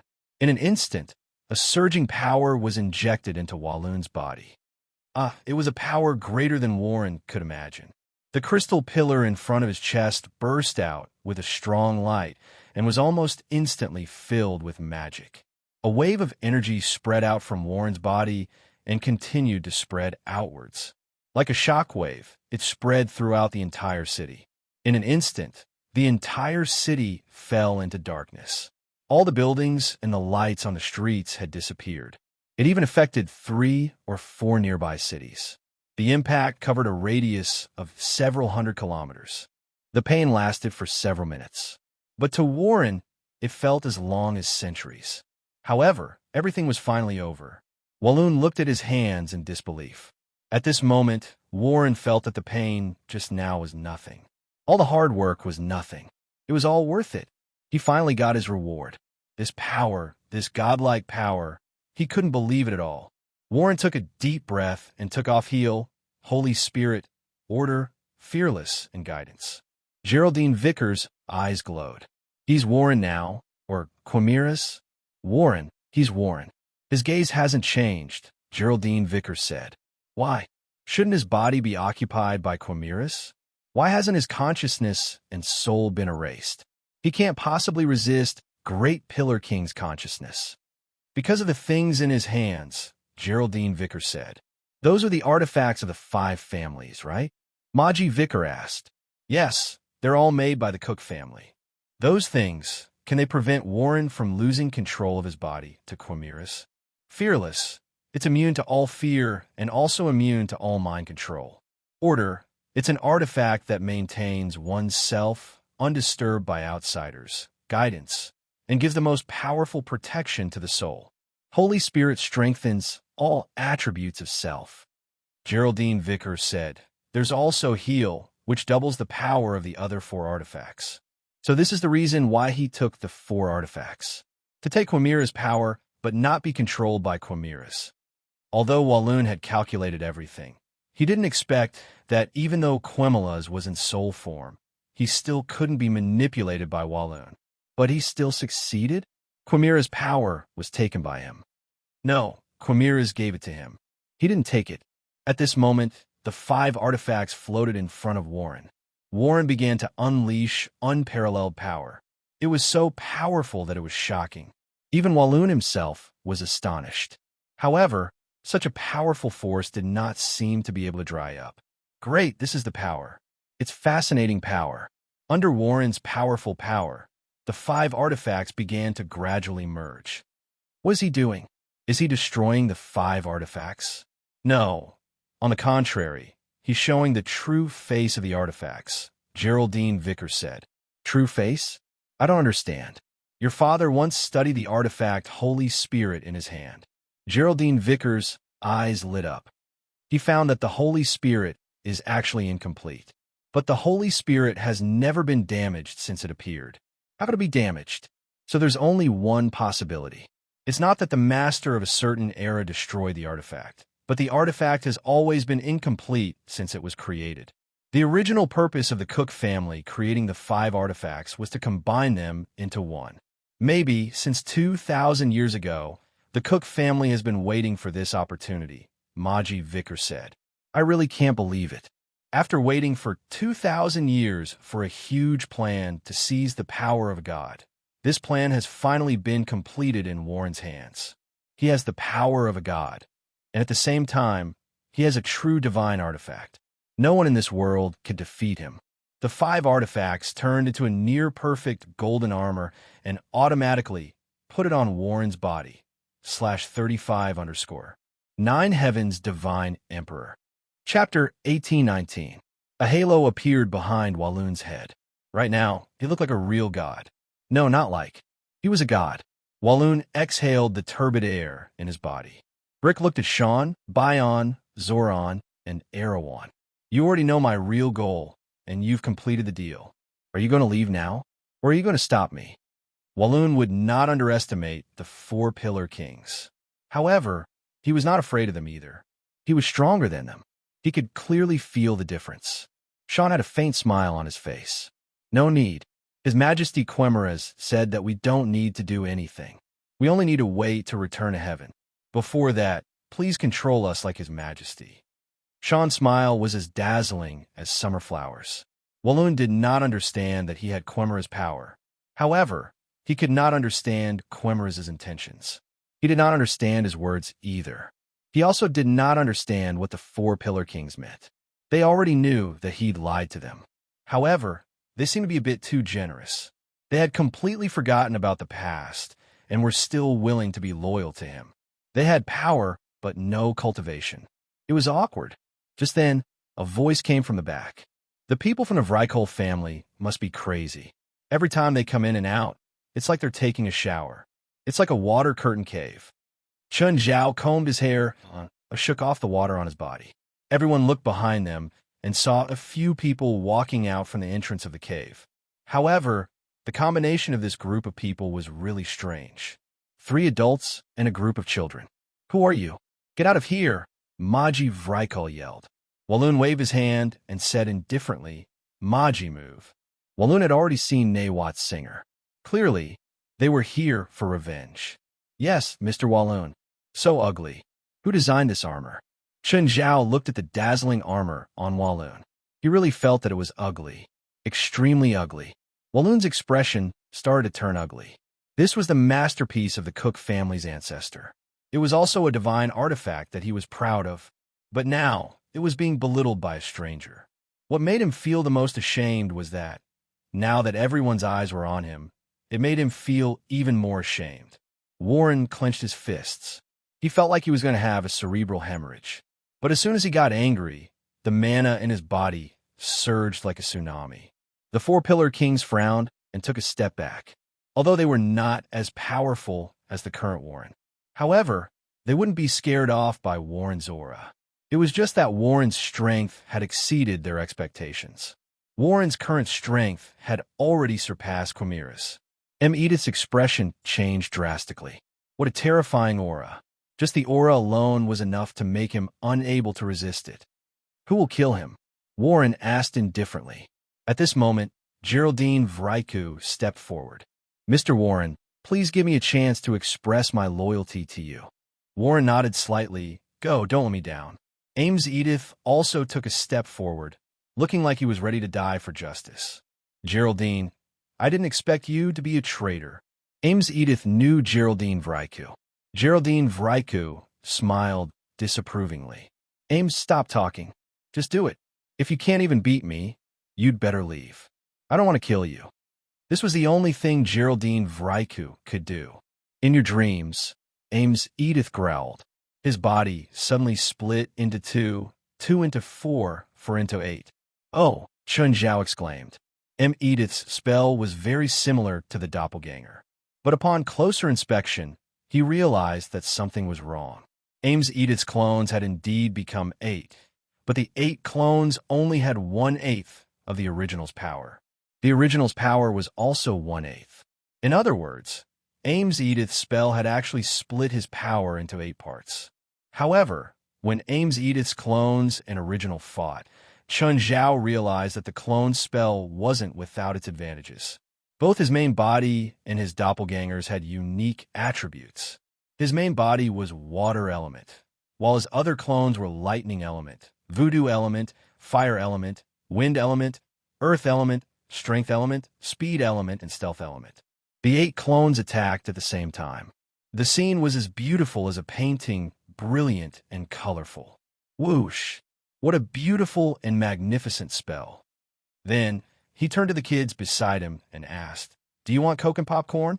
Geraldine Vicker, on the other hand, dodged Edith's intensive attacks in a slightly awkward manner. But this time, Edith's magic flaws were also revealed. The attack power was too weak. Geraldine Vriku was obviously hit by magic several times, but he was only lightly injured. Not a single spell could seriously injure him or make him lose the ability to fight. You really shouldn't use this spell in front of me. I know you too well, especially your weakness. Edith's expression grew more and more solemn. The last person he wanted to face was Geraldine Viact. If necromancy was said to be the strangest of all magic systems, then Geraldine Vriku was the weirdest psychic among all the psychics. Suddenly, one of Edith's clones shrieked and turned into smoke. Edith froze, his face full of astonishment. He had no idea how Chun Zhao did it. How had his clones been destroyed? Then the second, the third, the fourth, at the 7th clone, only Edith's main body was left. Isn't it weird? Geraldine Viact looked at her friend with a smile. This is my newly developed spell, Psionic Tentacles. It transforms magic into invisible tentacles. This spell is very similar to Countless Ties, Chun Zhao murmured. Geraldine Vicker seemed to have heard Chun Zhao's words and glanced at him. When she saw Chun Zhao, she almost vomited blood. Chun Zhao was sitting cross-legged on the ground. The kids beside him were the same. Everyone had Coke and popcorn in their hands. Did they come here to watch a movie? Uncle M, go! The kids cheered at the same time. You can't beat him, Chun Zhao called. You better back off. You can't sense his tentacles unless you can open your psionic vision. Psionic vision? Edith could tell that Chun Zhao was reminding him, but he couldn't do it. He looked at Geraldine Viact, unwilling to give up. You should listen to him. You can't beat me. Chapter 1820. Edith was discouraged, but he was also desperate. He'd been pessimistic about this trip, especially after seeing Walloon's terrifying and peerless pressure. He no longer held any hope in this matter. Now, he couldn't even beat Geraldine Vriku. He couldn't stop Walloon and take revenge. Edith couldn't see any hope. Geraldine Vriku looked at Chun Zhao. Mister over there, do you think you can beat me? Any kid I send can beat you up. Do you believe me? Chun Zhao said casually. Geraldine Vriku smiled, but didn't say anything. She looked at Chun Zhao calmly. Kilo, stand up and beat him up, Chun Zhao said. Kilo, who was happily eating popcorn and sipping Coke, heard the bad news in the blink of an eye. Uncle, you want me to go? Yeah, go. Teach him a lesson for me. Everyone was stunned by Chun Zhao's decision. How could such a young boy defeat Geraldine? Do you believe me? Chun Zhao asked seriously. Kilo didn't believe him, but he couldn't say it. He looked at Chun Zhao with a troubled expression. Good. I'll take it that you agree if you don't say anything. Chun Zhao grabbed Kilo's shoulder. Go. Kilo was thrown before Geraldine Vrykol. For a moment, Kilo didn't know what to do. Chun Zhao sat cross-legged and supported his face with one arm. Smiling, he looked at Kilo. In Chun Zhao's small world, spiritual chi was silently seeping into Kilo's body. Others couldn't, but Kilo could. Because Kilo was an enhancer, his body was stronger than normal people. Of course, Chun Zhao didn't drink too much. Edith's face was green. Mr. Chun, what are you doing? Are you sending your child to die? Just because you lost doesn't mean others will. Chun Zhao glanced at and then at Kilo. Kilo, beat him up. Don't give me face. Kilo was helpless. Facing the powerful Geraldine Vrykol, he could only brace himself. Ha! Kilo raised his arm and hammered at Geraldine Vrykol. There was a smile on Geraldine Vrykol's face. Her psionic tentacles had already wrapped around Kilo's limbs. Kaluo suddenly felt his limbs grow sluggish, but it didn't affect his movements. Crow suddenly exerted his strength and punched Geraldine Vrykol. Geraldine Vrykol's expression changed drastically, and he hurriedly put up a barrier in front of him. Sizzle. Crow's fist slammed into the wall, producing a sharp, ear-piercing sound. Everyone had an uncomfortable expression on their faces. Then he saw the barrier in front of Geraldine Vrykol was falling apart rapidly. What great power! Edith and Geraldine Vicker were old acquaintances. He had seen Geraldine Vrykol's magic. He knew that this barrier was so strong that it could even withstand the impact of a truck. But it was shattered by a child.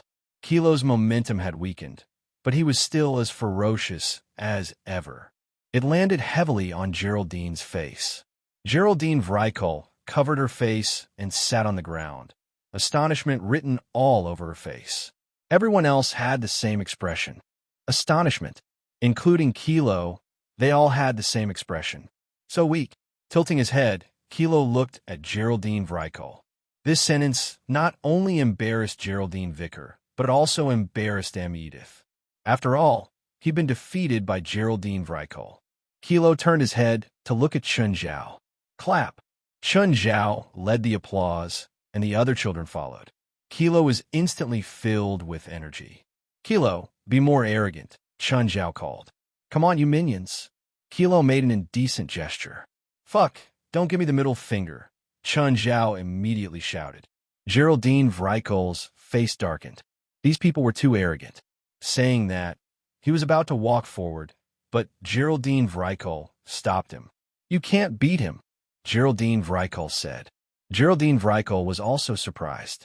He didn't feel that Kilo was very powerful. Yet, Kilo could ignore his magic. He didn't get any answers from Kilo either. Just then, Bion walked out. Brat, let me exchange a move with you. As long as you can survive my attack, I will admit defeat. Just like before, Byron became younger with every step he took. At the same time, he also emitted a horrifying pressure. Compared to Geraldine Vrykol, his pressure was 10 times, 100 times stronger. Edith's expression turned solemn. Kilo also took a step back unconsciously. Unlike Wallen, who almost enveloped the area with his aura, Bion's aura was very directional. When everyone looked at Bion, it was as if they were looking at a ruin. The children beside Chun Zhao all shut their mouths. They were also shocked by Bion's power. Kilo, come back, Chun Zhao called. Kilo had been strengthened by Chun Zhao, but it was very limited. He definitely couldn't fight an enemy of this level. The enemy before him was definitely in a enchanting state. He wasn't much weaker than Zhang Tianyi. Just as Chun Zhao was about to stand up, Navot said, "Let me do it." You? Chun Zhao frowned at her. I don't have much time, Navot said. I don't have much time, Nawat Singh said. Once it was over, she would have no combat ability at all. Once the duration of the mirror image magic was over, she would have no combat strength to speak of. Chen Zhao thought for a moment, nodded, and sat back down. With each step, she also grew a bit larger. Similarly, with every step she took, her figure grew a little larger. Her skin glowed with a golden light. Her skin glowed with a golden light. Edith's face was filled with shock. At the moment, Nawat's seemed to be a different person. That shocking pressure was actually on par with Byron's. Nawat Singh was also taking a gamble. At this moment, Okula Singh, Barbara Rush, and Domingo rushed over. Their arrival didn't attract much attention. They were quietly observing the situation. Everyone's gaze was on Nawat Singh. Wallen narrowed his eyes at Nawat's. She was so powerful. He'd lost her last time. This woman was Okula's older sister. But where did she get such great power from? She could actually be on par with Bayan, even if it was only temporary. It was still unbelievable. Who was Bayan? He was the Northern Pillar King. Chapter 1821. Bayan looked at Nawat in surprise. He also didn't expect someone to be on par with him, even if it was just in terms of aura. It was still unbelievable. Come, Bayan said calmly. Nawat didn't hold back. She had already tried her best, but the more she tried, the more she felt that the person before her was powerful and undefeatable. He had reached an inhuman level. Nawat didn't have any extra flourishes. It was just a simple punch. It came crashing down with the pressure of Mount Tai. Admiration flashed in Bayan's eyes.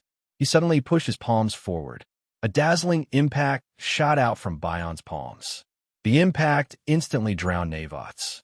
The impact shot toward the back of Nawat's like a hot knife through butter all the way to the mountain wall. The mountain wall was blasted apart, and tens of thousands of tons of rubble poured down in torrents. Everyone was shocked by this attack.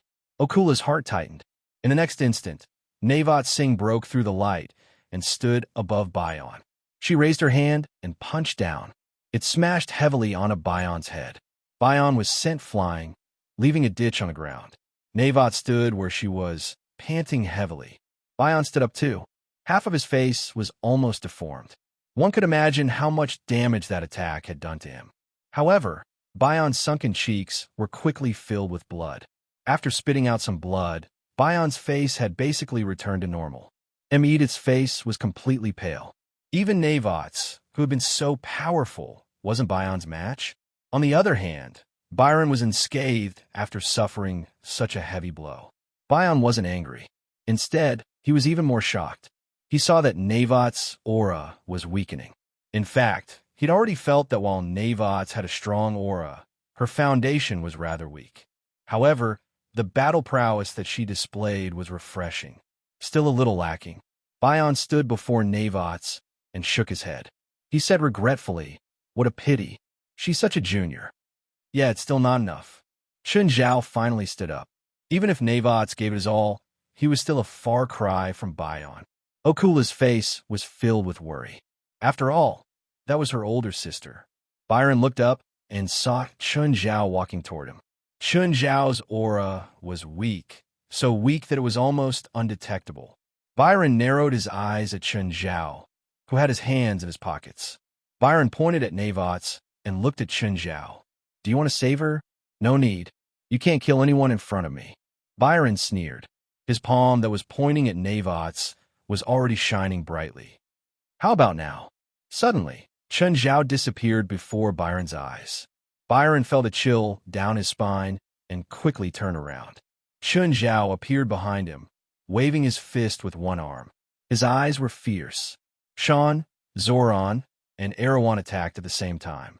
Sean abruptly shot out a dozen or so string balls. The dozen or so balls of string spun and shot out colorful ropes. They wrapped around Chen Zhao's raised right arm.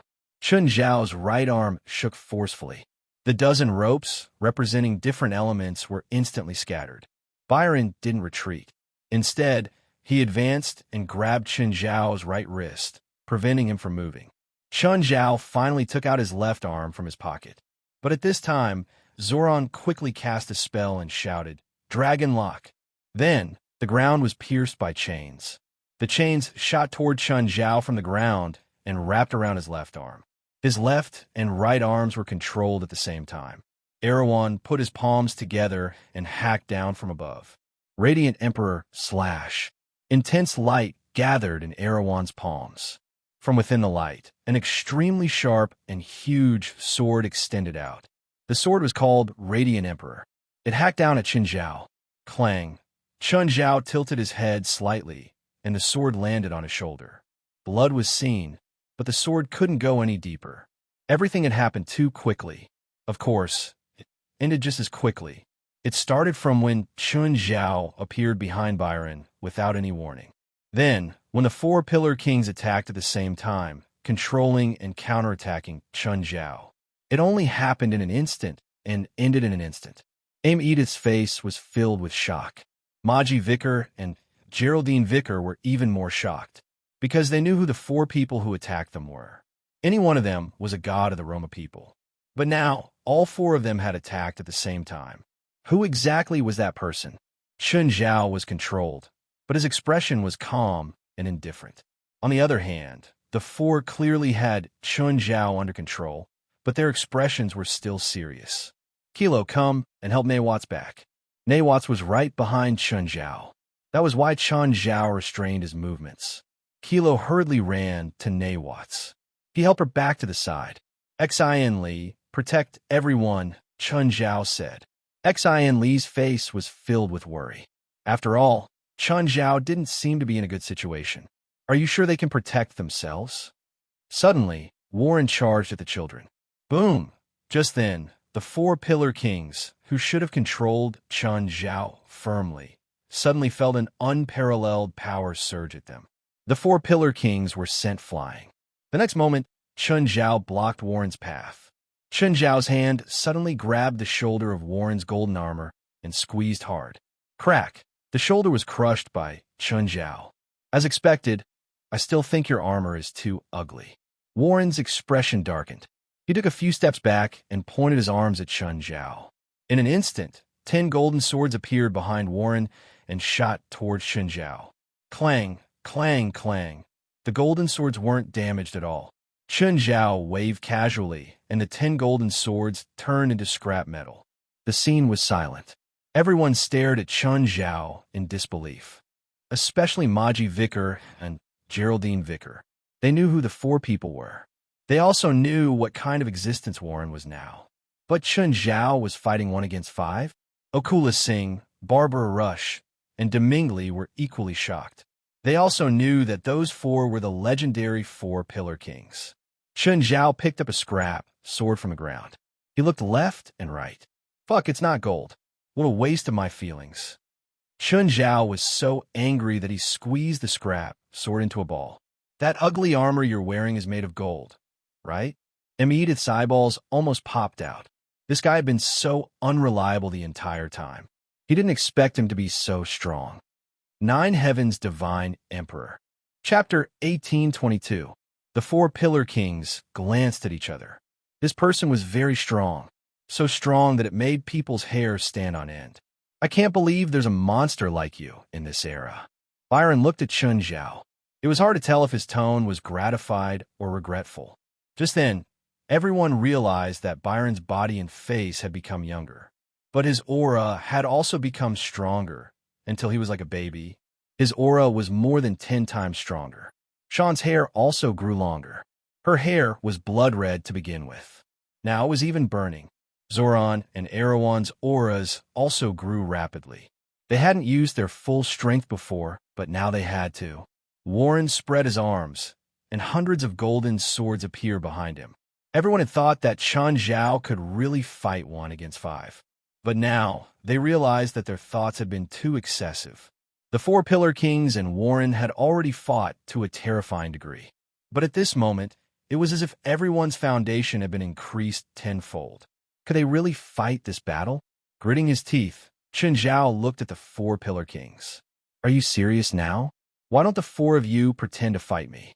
That way, everyone can report back. The four Pillar Kings stared at Chun Zhao with dark expressions. Who would pretend to fight with you? Forget it, forget it. Looks like you really want to fight. Clone, 10,000 spells returned to 1. Dark assimilation, strength multiplication, giant spirit transformation. Right now, Chun Zhao had become a 5-meter-tall giant. Chun Zhao took out the black trident. Just like Chun Zhao, the black trident could change in size and length. Everyone was a little frightened, including the children behind Chun Zhao. Attack! Warren shouted. Hundreds of golden swords shot at Chun Zhao. Chun Zhao pointed with his left hand. Thousands of stone swords appeared in the air. The scene was much more majestic than hundreds of golden swords. The 4 Pillar Kings attacked Chun Zhao at the same time. Chun Zhao held the black trident in his right hand and swept it out. Retreat. Sean felt her scalp go numb. She cried out and immediately flew back. Byron hesitated for a moment. When he wanted to retreat, it was already too late. He could only raise his magic to the maximum and yell, "Immortal!" Instantly, Byron's body became as resplendent as a diamond. However, when the trident swept across his body, the diamonds on his body began to crack like glass. The dazzling diamond disintegrated and sputtered outwards. Byron's diamond body was cut in half at the waist. Then, Chun Zhao stabbed at Byron's half-body. Byron's head exploded like a watermelon. Immediately afterward, all of Byron's fragments burst into a bright light that soared into the sky. The beam of light lasted for a few seconds before the diamond-like fragments were reduced to dull ashes. Dead? Byron is dead? Sean muttered to himself. He has returned to heaven and earth. This time, he is truly free. Erewhon's face was emotionless. Who is this guy? Zoran's gaze was unprecedentedly serious as he stared at Chun Zhao. Whether it was the remaining 3 Pillar Kings, or Warren, or Maji Vicar, Geraldine Vicar, and Oculus Singus, they all stared at him in disbelief. One strike. It was just one strike. Everything was over. An unbelievable opponent. However, the next moment, Chun Zhao said something that made everyone speechless. What a pity, Chun Zhao said regretfully. If I sold such a large diamond, I don't know how many millions I could get. Warren, Zoran, Erewhon, and Sean's gazes became unprecedentedly serious. Of course, Sean's gaze was still serious, and his smile was still like a blooming flower. Warren, I didn't think that you would encounter such a strong opponent right after you succeeded. I won't lose. Warren's expression was cold, and his gaze was serious. His tone was firm, but he gave off a feeling of lack of confidence. If His Majesty Quemelas faced him personally, the outcome might be 50-50, but I'm stronger than Quemelas, Warren said forcefully. Zoran glanced at Warren indifferently. You only obtained Quemelas' power, but not his realm. Also, how much of Quemelas' magic do you know? The opponent is at the same level as Quemelas. His realm matches his strength and battle experience are extremely rich. You, on the other hand, are just a nouveau riche who inherited a huge inheritance. Sean chuckled, but her laughter was so piercing to Warren's ears. Cut the crap. Quemelas wants you to listen to my orders. Even if you die, you have to fight to the end. As you wish. Sean smiled and shrugged. However, Chun Zhao suddenly attacked. The black trident appeared in front of Sean without any warning. Sorry for interrupting your conversation. Sean's expression froze, but in the blink of an eye, a relieved smile appeared on her face. Free. This time, she could finally be truly free. The black trident smashed Sean's beautiful head into pieces. The other spectators shivered in the cold wind. Chun Zhao did not care whether the opponent was male or female, beautiful or not. Hell's chains. Zoran roared. Countless chains broke out of the ground and swept toward Chun Zhao. Chun Zhao's huge body was instantly bound tightly by the Hell's chains. But Chun Zhao was not trapped for long. Chun Zhao flipped his wrists and grabbed the chains on his arms. He pulled hard, and the ground seemed to have been plucked. The chains on Chun Zhao's body were like spider silk. The Hell's chains were torn to pieces. Radiant Emperor kill. Erewhon's attack was dozens of times more powerful than the previous one. It landed on Chun Zhao as if it was going to split the ground. But the result this time was even worse than last time. At least Chun Zhao could see blood last time. But this time, the huge sword fell apart the moment it landed. In the blink of an eye, Chun Zhao appeared before Erewhon and grabbed her head. He crushed it like a watermelon. Everyone received a huge visual impact. Zoran did not stop. Chun Zhao turned around and threw the black trident. Whoosh! Zoran was pierced by the black trident. The black trident had the power to kill gods. The immortal power inner core of Old Turtle embedded in it turned the black trident from a normal magic weapon into a weapon that could kill gods. Zoran looked down at the huge hole in his chest. He suddenly smiled and flipped forward. A pillar of light shot into the sky. It was like the last light of this worshipped god. The four Pillar Kings had all turned to dust. 9 Heavens Divine Emperor. Chapter 1823. The black trident was stuck in the ground. Chun Zhao didn't take it back. He turned to look at Warren and grinned. You look really ugly, but it looks like you can take a beating. You think you can beat me? Warren was both shocked and angry. He looked at Chun Zhao with some fear in his eyes. But Warren clearly wasn't going to give up. Wayland's body suddenly enlarged. No, it wasn't just enlarging. It was the armor on his body that was enlarging. Bigger and bigger. 10 meters, 20 meters, 30 meters. He didn't stop until he was 200 meters tall. Right now, Warren was like a statue made of gold. However, this golden statue could move. Everyone was dumbfounded as they looked at the golden giant that blotted out the sky. Their astonishment couldn't be described with words. This was beyond their understanding. It was also beyond what they could do. Chun Zhao's body also glowed gold, but it wasn't obvious. Chun Zhao looked up at the 200-meter-tall golden giant.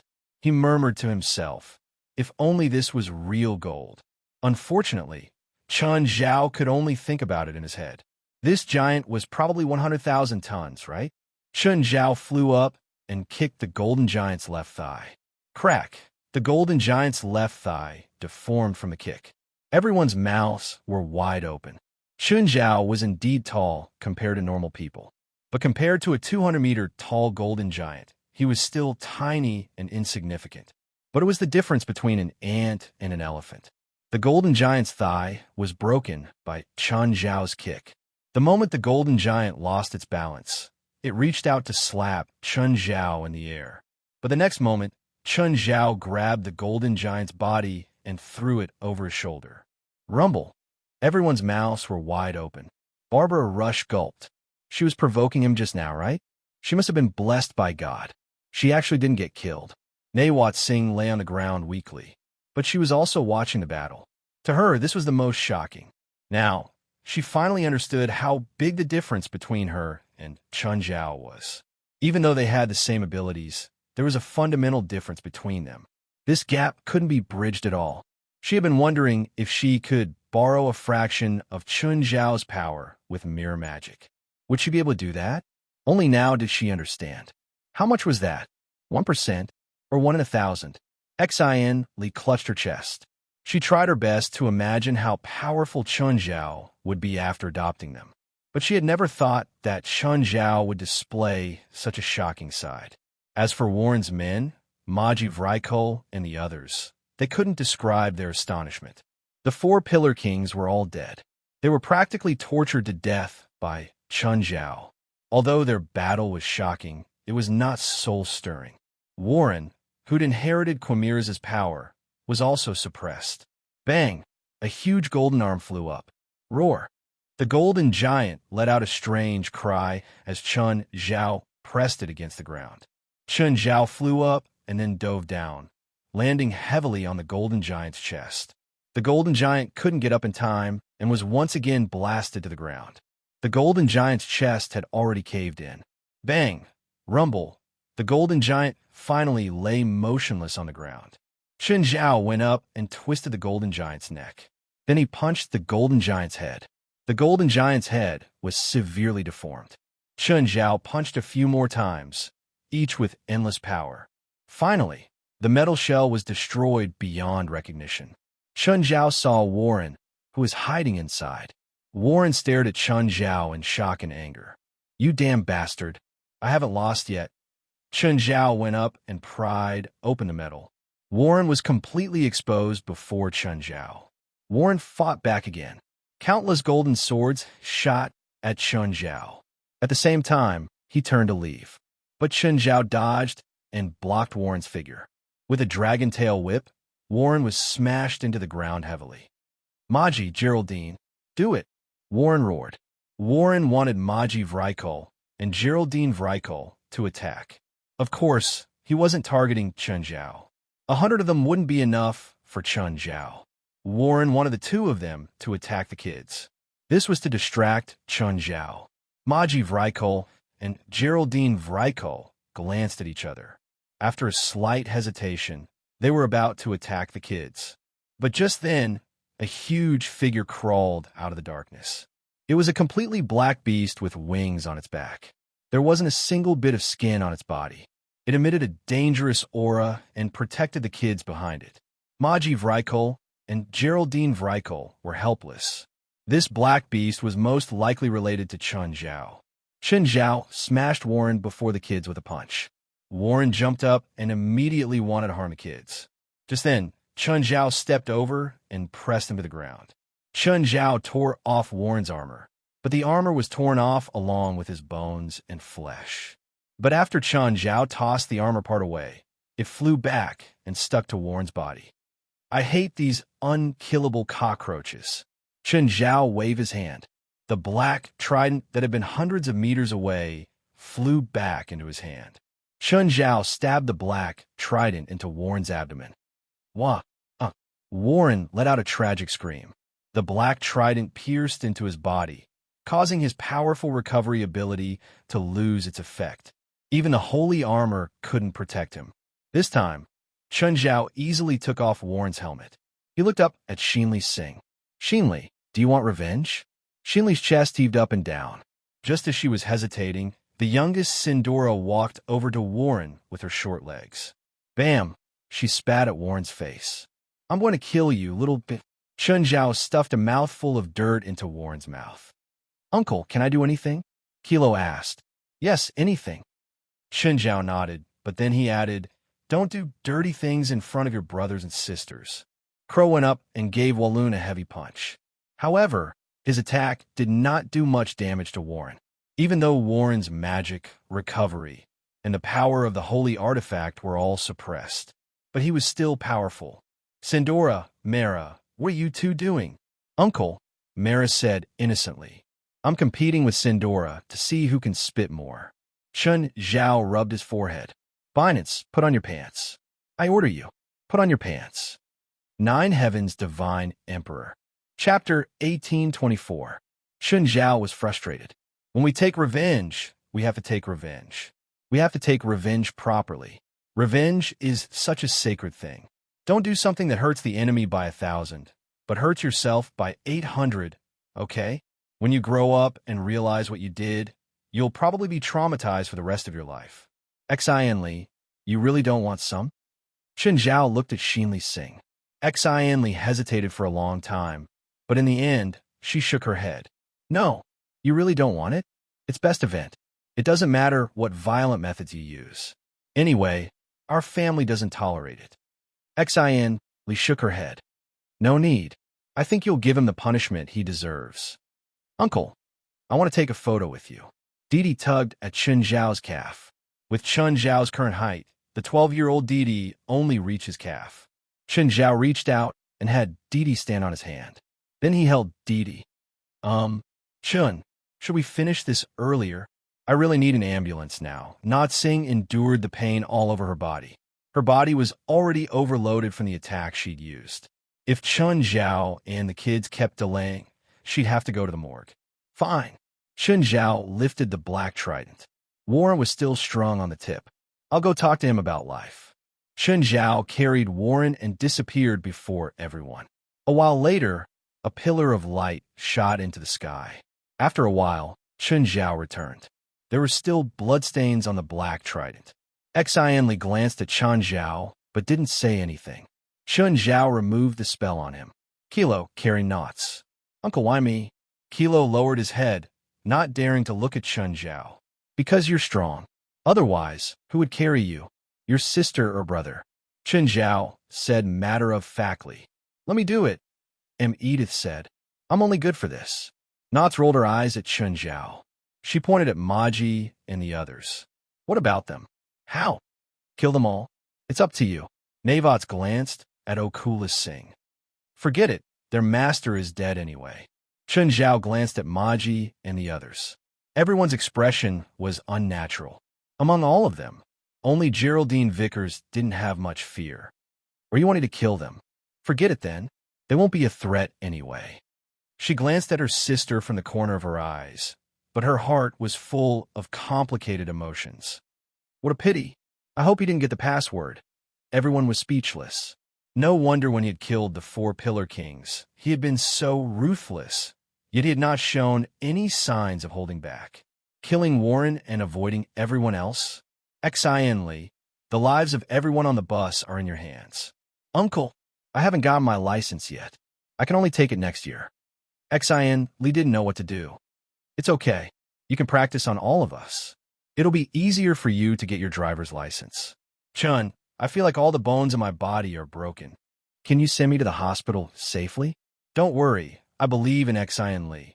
You know she can drive? She steals the steering wheel in the garage every night. I think Xin Li has the heart of a racer. Xin Li was too ashamed to show her face. She did like sports cars, but she also knew that she couldn't drive without a license. Plus, she had just arrived, so she had to keep a low profile. So, she would secretly touch the steering wheel every day. In the end, Chun Zhao, the unscrupulous parent, exposed her. If you can send no Watts to the hospital and send us back to the hotel safely, I'll buy you a car for your 16th birthday. Xin Li's face was filled with surprise and anticipation. The citywide blackout had already been completely restored. Chun Zhao looked at the night view, entering a rare moment of peace. Before Chun Zhao killed Walloon, he'd sensed something in his body. After Quemela's came out of Warren's body. Only then did Chun Zhao understand that it was a connection between the same kind. Quemela's was a man of God in that era. Quemela's had lived for 300 years. Of course, if there were no accidents, he could have lived even longer. They had a short conversation. In any era, someone like Quemela's would be considered a madman. Of course, Chun Zhao didn't think of a madman as someone who killed and burned everywhere or had the ambition to rule the world. It was a kind of idealistic madness. Of course, Quemela's would kill too. If someone stopped his intentions or thoughts, he would probably kill too. However, in that era, he was an absolute king and an absolute powerhouse. Because of this, he felt lonely. Chun Zhao was pretty much invincible now, but he didn't feel lonely. Perhaps it was because there were too few entertainment programs in that era. If he could watch Victoria's Secret every night, he probably wouldn't be lonely. Of course, Quemela's idealistic and goal were very pure. He wanted to create a perfect world, but not the real world. A perfect world of death. In the East, the underworld was the example. In the West, it was hell. Both were essentially the same. They were both worlds that the dead went to and lived in. But there were some differences between the two. Gods in the underworld were in charge of management. They were more like employees in a large company. On the other hand, hell was a kingdom ruled by demons. Those demon kings treated the souls from the human world as their private property. In Quemela's guess, hell and the underworld were more like a complete world. However, regardless of whether it was hell or the netherworld, they were both much, much larger than the human world.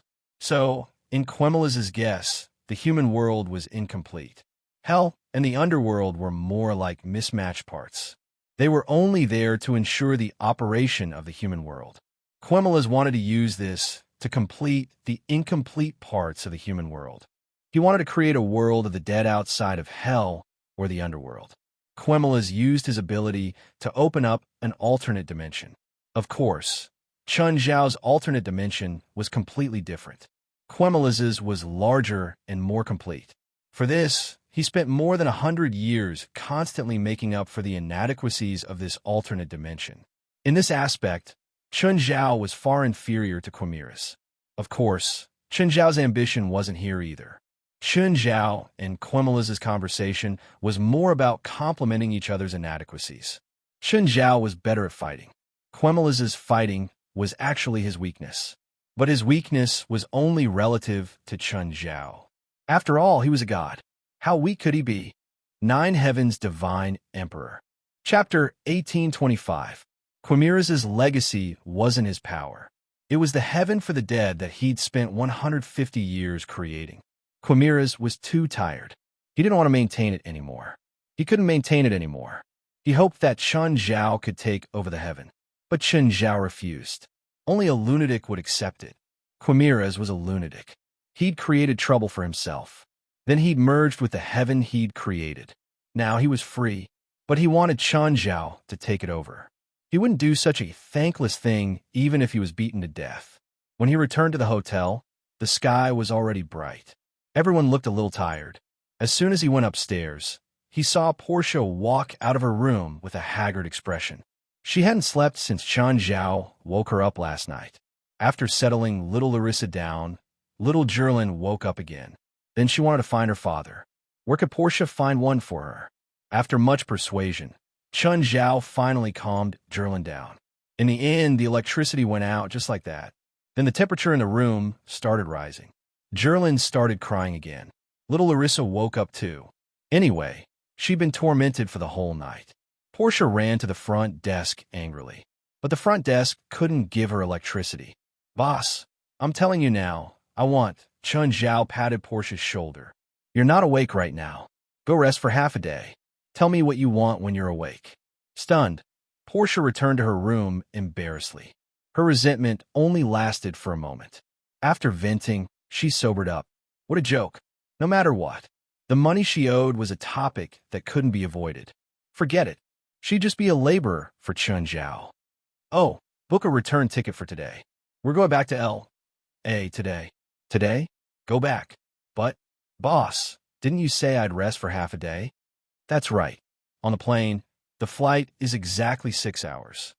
Portia really wanted to buy a gun and shoot Chun Zhao.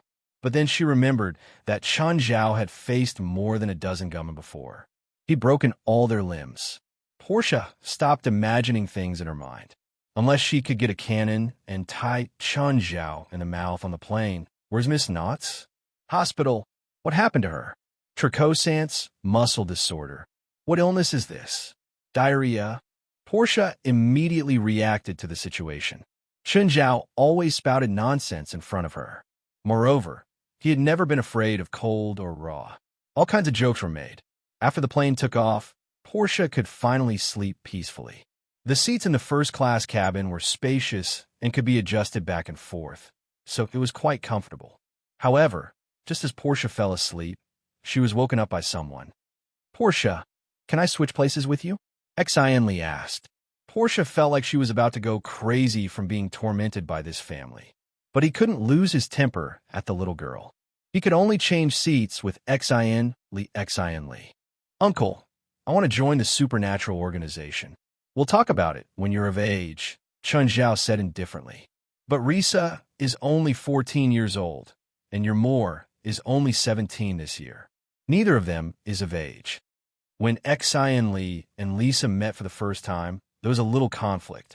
However, the two girls were about the same age, so they soon talked about everything. Xianli had heard that there was a Tower of Trials in the supernatural organization. Only people in the organization had the right to use it. To become stronger, one had to challenge the Tower of Trials again and again. To join the supernatural organization, one had to agree with Chun Zhao. Risa was once a captive. Moore is older than me in the organization, Chun Zhao said indifferently. The supernatural organization doesn't accept people anymore unless you have some value. Your main cultivation system is curses. Even if you were 10 times stronger, you still wouldn't be able to join the organization, let alone the current you. I can start as an outer member. If you can get into a famous university, I'll consider agreeing to your request. But studying isn't my strong suit. Then try to make it your strong suit. Chun Zhao's attitude was businesslike. Xianli stared at Chun Zhao, annoyed. She wanted to become stronger. She didn't want to be as weak and powerless as before. The power that she'd once been proud of was so powerless in the face of any change. I don't want to go to university. You should know that my interest isn't in studying. I won't force any child to take the same exam.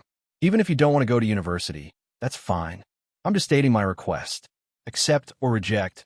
I won't ask, Chun Zhao said matter-of-factly. Of course, you still have to go to school. After all, I don't want to be sued by the Underage Protection Association.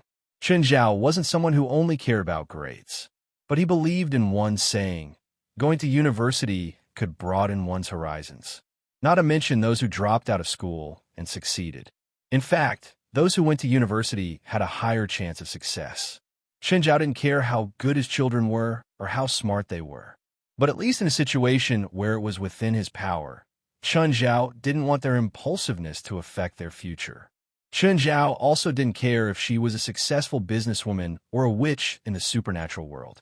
But the supernatural organization's circle was too small. If Chun Zhao asked Xinli Sing to join them now, then her future vision would most likely be limited to the supernatural organization. Even if Xian Li said she wanted to travel around the world, Chun Zhao wouldn't object. One's horizons determined one's height. Even a super genius wouldn't be able to achieve anything if he was locked in a small village. He wouldn't be able to achieve anything because his horizons were only limited to the village. How about this? If you can stay in high school for 3 years, I'll give you a mana potion. If you get into a university, I'll get a list to find the curse magic book you need. If you get into a famous university, I'll allow you to join the supernatural organization. What do you think of this deal? But my grades are terrible. I can hire a teacher to tutor you. Oh, right. I'll arrange for you to go to school next semester. You still have a lot of free time now. I can hire a tutor for you. Tutor? Xian Li shuddered. I don't want a tutor, ever. Portia should be able to do this job. Chun Zhao murmured. Portia, who didn't know what was going on, shivered. Why do I suddenly feel cold? Is there something wrong with the cabin's temperature? Chapter 1826. On the way home. Portia, I've thought about it. I'm going to give you a raise. Portia, who was driving, jumped in fright for no reason. She almost drove Chun Zhao's new car into a ditch. Chun Zhao would never love someone for no reason, nor would he give her warmth for no reason.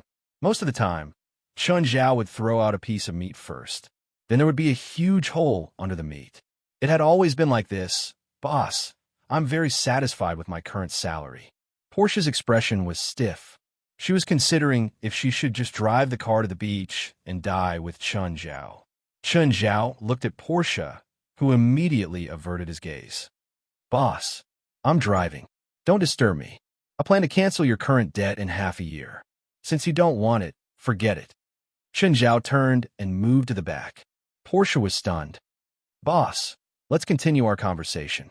However, Chun Zhao put on airs this time.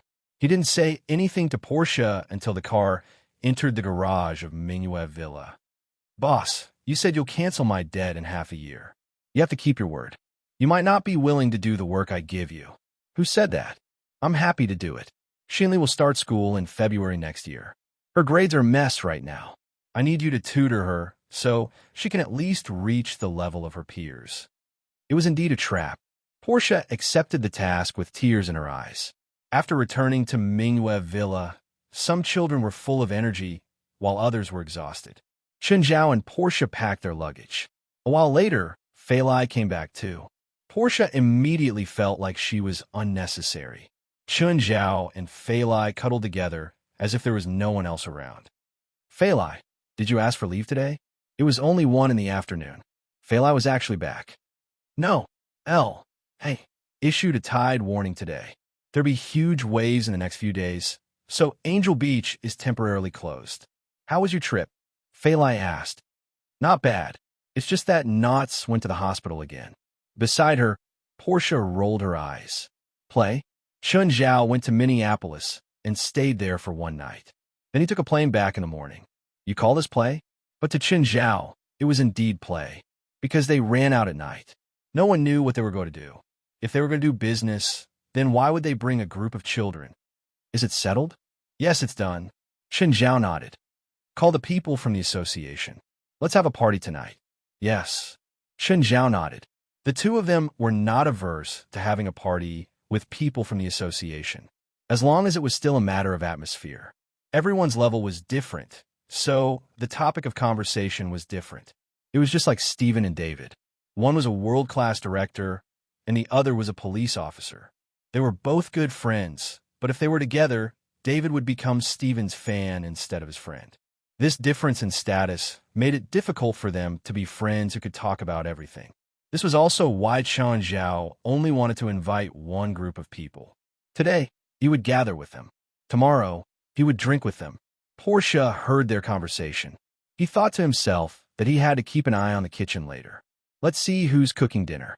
Portia now had a grudge against the chefs of the Bright Moon Villa. They could finish breakfast, lunch, and dinner without a sound. He appeared without a sound and disappeared without a sound. He was always so mysterious, which made Portia's curiosity rise to the extreme. Today, he had to unveil this mystery. Chen Zhao called West. Hey, West, bring people to my house tonight. I'm having a party. Okay. West didn't waste any time. In the evening, a large group of people arrived at the Bright Moon Villa. Portia noticed that the kitchen in the Bright Moon Villa was completely silent. Chen Zhao and Fei Lai weren't in a hurry either. The guests were already here. Why wasn't anyone working? What were they going to eat tonight? Everyone's here, right? Chen Zhao said. Let's go to the yacht tonight. Portia was stunned. She ran to the edge of the yard and looked down. She realized that a sumptuous meal had been prepared on the Hydra. Portia was crazy. That chef, or those chefs, were they playing hide and seek with her? Portia was speechless. The children and people from the association also ran to the beach to play. Chen Zhao and West stood in the yard. President, we've chosen 2 new missions. What missions? Where are they? Enter the Russian super drill hole. Is it the deepest hole ever drilled in human history? Yes, that drill hole. The red mission was specially approved by the Russian government. Does that mean the legend is true? They really drilled into the gates of hell? Not the gates of hell, West said. They drilled into the habitat of an underground creature. The mission requirement is to kill the mother of the creature. Do you need me to go with you? Let's stick to the old rules, West said. But it's almost 10,000 meters underground. If you run into trouble, you won't even have a chance to ask for help. Chen Zhao was still worried. Danger could appear at any time in the underground world. President, it's not that serious, West said. Actually, it's a popular place for spiritualists. They often walk around the super drill hole. What about the other red mission? African cave dragon. No, you're not strong enough to deal with an adult dragon. Chen Zhao shook his head. It's too risky. No, not to kill it, but to protect it. What? What's going on? Was it the previous mission to kill the dragon? How did it become to protect it? No one would have thought that the barbarian's cave poisonous dragon wasn't the scourge that was entrenched there. On the contrary, he was the guardian of balance on that prairie. Because of the Scarlet Red mission, a large number of spiritualists went there and attacked him, causing him to be seriously injured. Now, some unclean creatures are targeting the poisonous dragon, wanting to devour him. What will happen if Du Long dies? If Poison Dragon died, then the grass plain would lose its natural balance and become a desert, a forbidden zone for life. Therefore, for the sake of the grass plain and to protect Poison Dragon, the Scarlet Church changed their mission from killing Poison Dragon to protecting Poison Dragon after understanding the whole story. Chapter 1827. The Hydra was moving slowly on the sea. The yacht was on autopilot. Hi, I'm Kalon. Kalon walked over to Xian Li. Lisa and Mo Air also followed them. Hi, I'm Xian Li. Lisa moved closer to Xian Li and asked, did the president agree? Xian Li shook her head. My uncle said that he'll only let me join the supernatural organization after I finish school. These adults are all like that. They don't care about our personal will. Kalon drank, depressed. Xian Li looked at Kalon. You're not a member of the supernatural organization either? Colin's father is an elite. He's the oldest member, Morse said. But there's a rule that if a member's family wants to join, both the member and the president must agree. You're lucky, Kalon said. You only need Mr. Chun to agree. Then can we join another organization? Xian Li asked. Everyone looked at Xian Li and couldn't help but roll their eyes. Sure, Lisa said, but the president will destroy that organization later. In all of North America, no. In all of America, no organization can go against the president's will. Xianli thought of the battle last night. He'd faced the 5 legendary Romani Pillar Kings. In the end, he'd completed a one-sided massacre. Xianli also had a new understanding of the power of the spiritual world. In the past, she'd only thought that her father was powerful. At that time, she'd thought that there was no one more powerful than her father. She'd seen her father as her idol. However, during Warren's invasion, his father finally fell in front of her. The president is a very controlling person. If you're not related to him, he won't interfere. But if you're related to him, you have to listen to his orders, Morse said. Plus, in the L.A. area, apart from the supernatural organization, there's only the psionic team. That organization is the supernatural organization's enemy. I'm sure the president will be happy to get rid of them. There are other hostile organizations in L.A. Can't Uncle deal with them directly? That's not something that can be decided by force. It's very complicated. But if the president finds an excuse, he'll get rid of the psionic team without hesitation. But my academic performance is very poor, Xianli said with a sad face. If I follow Uncle's request, I won't be able to join the supernatural organization. There's a way. Go to Ruan Faxaban. Air suddenly had an idea and said, Him? Is he from the supernatural organization? Yes, he's our alchemist. Maybe he knows how to make some potions to increase intelligence. Which one is he? That's the guy with messy hair. Moore pointed at Ruan Faxban, who was eating and drinking on a plywood not far away. Ruan Faxi was definitely the most aloof member in the association. It was mainly because of his habit of only coming out of the laboratory once every few days. Therefore, most of the time, his body carried a foul stench. It wasn't just because of the smell of his own sweat, but also because his body always carried the smell of some experimental materials. Luong, come here for a moment. Ruan Faxi looked up at Moore and the others, wiping the grease on his face on his clothes. What for? Hello, Mr. Luong. Xianli, I know you. You're the president's adopted daughter, right? Luong, Xianli wants a potion that can increase her intelligence. I wonder if you can get it? Magic potions can increase magic power directly, Ruan Faxi said. Other than magic potions that can directly increase magic power, other types of potions have the effect of fair trade. In other words, they convert your other strengths into the abilities you need. For example, the wisdom potion can increase intelligence but weaken magic power. Xianli, do you want it? Everyone looked at each other. They didn't expect the intelligence potion to have such a restriction. Then why isn't the magic potion limited? Of course. What materials do magic potions need? The most important is the skeleton of a powerful magic creature. Therefore, magic potions aren't regular magic potions. They're more like supplements. Is there no other way? Xianli obviously wouldn't sacrifice her magic power to increase intelligence. There is, Ruan Faxi said. The golden apple, the fruit of wisdom. You mean the golden apple in Greek mythology? Yes, it's the golden apple in Greek mythology. Ruan Faxi looked at Xianli. If you can find the legendary golden apple, you'll gain wisdom. In Greek mythology, the golden apple was a gift from a tree that Gaia, the mother of the earth, brought back from the west coast as a wedding gift for Zeus and Hera.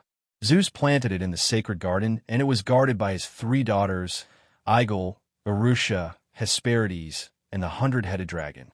In Greek mythology, the golden apple appeared twice. The first time was when Hercules completed the 11th of the 12 great feats, which was to obtain the golden apple under the watch of the 3 goddesses and the 100-headed dragon. The second time was during the wedding of the human hero Piraeus and the ocean goddess Thetis. Eris, the goddess of conflict and discord, didn't receive the wedding invitation. Thus, she purposely gave a golden apple to the guests and claimed that it was for the most beautiful and powerful goddess. Queen Hera, goddess of wisdom Athena, and goddess of love and beauty Aphrodite didn't give in to each other. They all believed that they were the ones who deserved the golden apple. This golden apple eventually led to a war. Troy was destroyed by the Spartans. Can the golden apple gain wisdom? Moore asked. In Greek mythology, It doesn't say that eating the golden apple will give you wisdom. The golden apple can give you the ability you want, Ruan Faxi said. It's not limited to wisdom. It can also be your magic or other abilities. It's called the omnipotent fruit. But legends are just legends. It doesn't mean that the golden apple really exists. The Scarlet Mission includes finding the golden apple, Ruan Faxi said. Since the Scarlet Church believes that the golden apple exists, it's very likely that it does. Are there any clues? In the British Museum, there's an ancient book called the Book of Prometheus. It's said that this book records everything from the beginning to the end of Greek mythology. Chapter 1828. Stealing the Book of Prometheus from the British Museum should be more difficult than studying, right? Chen Zhao said coolly as he walked over. Chen Zhao glanced at Lisa. She was a genius girl. Plus, he and Lisa had stolen from the museum before. So, Chen Zhao knew how difficult it was to steal from a museum. Chen Zhao heard the kids' secret discussion. Xin Li saw Chen Zhao walk over. Clearly, he'd heard their conversation. If Chen Zhao knew, it would be difficult for her to complete the task. Lisa immediately looked away, afraid that Chen Zhao would notice something. Chen Zhao glanced at Lisa and then at Ruan Faxben. Moore was a hothead. He was also here, but he was definitely a pawn. And Moore was a rash young man. Although he was also here, he was definitely being used as a chess piece by someone else. They were definitely acting. They probably wanted to trick Xin Li into finding the golden apple. They were definitely putting on an act. They were probably trying to trick Xin Li into finding the golden apple. They were definitely acting. They probably wanted to trick Xin Li into finding the golden apple. Tricking Xin Li was different from facing Chen Zhao. Haha, I was joking. Ruan Faxben laughed loudly. Xin Li, don't take it to heart. Xin Li clearly thought that it was because of Chen Zhao. Only Ruan would say something sarcastic. Uncle, give me half a year. In half a year, I have to find the golden apple. If I can't find it, I'll go back to school. Xin Li looked at Chen Zhao seriously. After a moment of silence, Chen Zhao said, I can give you half a year, but you also have to agree to 3 of my requests. What requests? First, you have to make a phone call every day. Second, you have to carry a tracking device. Third, you can't kill anyone, Chen Zhao said. If you agree to these 3 requests, I'll give you half a year. If you refuse, you'll have to stay at home obediently. Okay, I agree. Lisa, Ruan Faxben, Moore, since you 3 are so active in persuading Xin Li, follow her. Don't even think about escaping. Lisa's and Ruan's cheeks twitched. This wasn't in their plan. In fact, their goal was to influence Chen Zhao through Xin Li. They wanted Chen Zhao to be part of their plan. In the end, Chen Zhao did intervene, but not in the way they had planned. The two met Chen Zhao's eyes. There was a threatening look in Chen Zhao's eyes. The two of them could only put on a long face and admit defeat. Kellen immediately shouted, Mr. Chen, what about me? What about me? Fuck off. Go find an elite. I have no objections if he agrees. If he has objections, then I can't do anything about it. Mr. Chen, let me go too. Help me talk to my dad. He'll definitely listen to you. Fuck off. Chen Zhao didn't want to get involved in Colin's family matters. After all, Colin not only had an elite behind him, but also his mother, Amy. Moreover, there was a certain amount of risk involved in this matter. Chen Zhao couldn't influence an elite, not even the slightest bit affected. As the saying goes, better safe than sorry. If Colin was hurt because of this, Chen Zhao would have to bear the responsibility. He didn't want to face his parents' questions. Of course, if Xin Li really wanted to go, Chen Zhao would do his best to ensure her safety. Apart from her personal weapons, Chen Zhao would also contact Mary, the 23rd generation.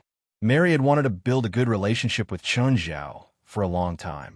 It was just that in their first few interactions, Chen Zhao didn't have a good relationship with her. So, Chen Zhao believed that the 23rd Blood Mary would be happy to accept this task.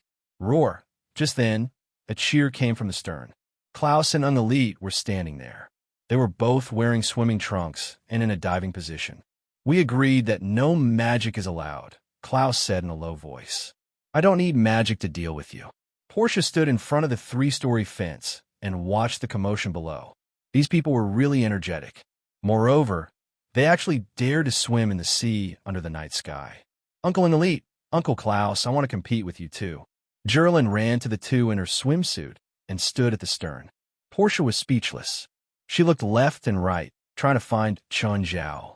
She wanted Chun Zhao to control Gerlin. Wasn't that too much? It was one thing for the two adults to go into the sea at night. Gerlin wanted to join in the fun too. This wasn't Bright Moon Beach. It was the sea with strong winds and waves. Klaus and Angelite's faces darkened too. Compete with Gerlin? It would be embarrassing if they won, and even more embarrassing if they lost. Of course, they couldn't lose. Unless Chun Zhao helped them cheat. But Chun Zhao was definitely too lazy to interfere. Then, the two of them would cooperate with each other. Klaus, unelite, Chun Zhao said, walking to the stern. Play how you want. Don't take care of Gerlin. Gerlin was a bit lonely at home. In fact, she could swim more than she could at home. Apart from a few children and King Kong, who was afraid of water, the others could swim and weren't slower than Gerlin. But they all gave in to Gerlin. Chun Zhao didn't think that this was good for Gerlin. Dad, I won't lose. Don't cry if you lose. Just wait and see. Chun Zhao rolled his eyes. If you lose, you'll have to clear the plates later. I won't lose. I definitely won't lose. Okay, get ready. Little Gerlin, get ready. Don't talk anymore, Phalai ordered. 3, 2, 1, start. Gerlin's reaction wasn't slow. She grasped the timing very well. Klaus, an unelite, listened to Chun Zhao's words. But it was impossible for them to not go easy on her. At least, the two of them were slower than Gerlin when they jumped into the water. It was obvious. One was a seasoned veteran, while the other was an enhanced spiritualist who specialized in speed. How could they be slower than Gerlin? But if they really started swimming, they'd quickly catch up to Gerlin. This was the difference in their nature. Gerlin's physique was good, but that was only relative to children her age. It wasn't that she could be compared to adults now. Of course, in terms of swimming ability, Gerlin was indeed not worse than a regular person. Just then, a wave several meters high rose in front of Gerlin, Klaus, and Unelite. Apart from Portia, everyone knew that it was Chun Zhao. Don't hurt Gerlin, Phalai whispered. No, I know what I'm doing.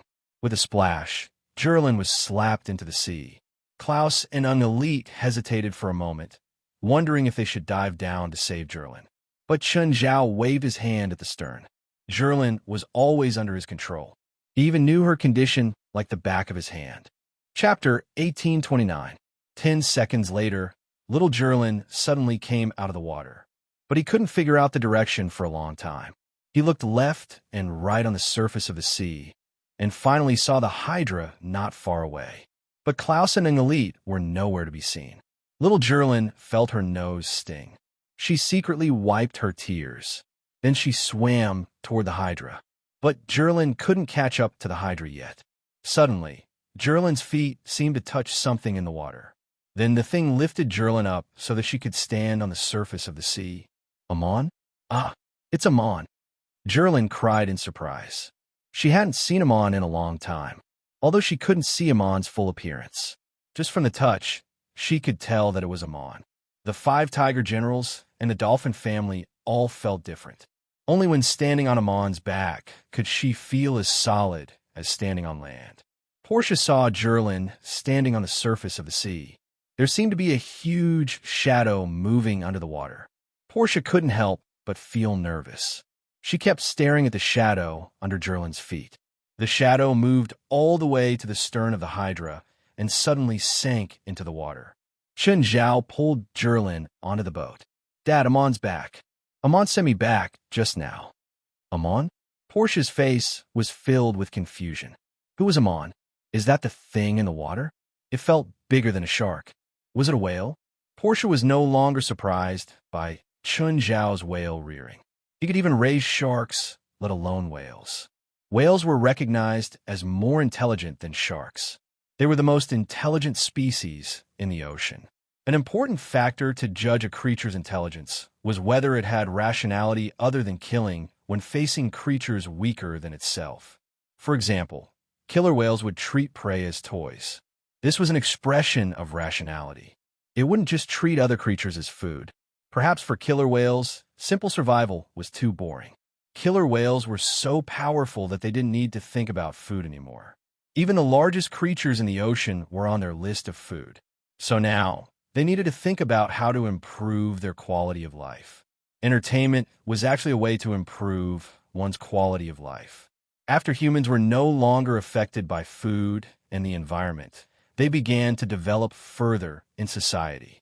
Of course, at the same time, with enough food and a stable environment, human intelligence also began to increase by leaps and bounds. From the perspective of biological evolution, this kind of evolution was natural. The orca's current intelligence and their dominance in the ocean were already close to the primitive social form of humans. However, the killer whale could no longer grow. This was because the development of mankind had caused them to lose the space to grow.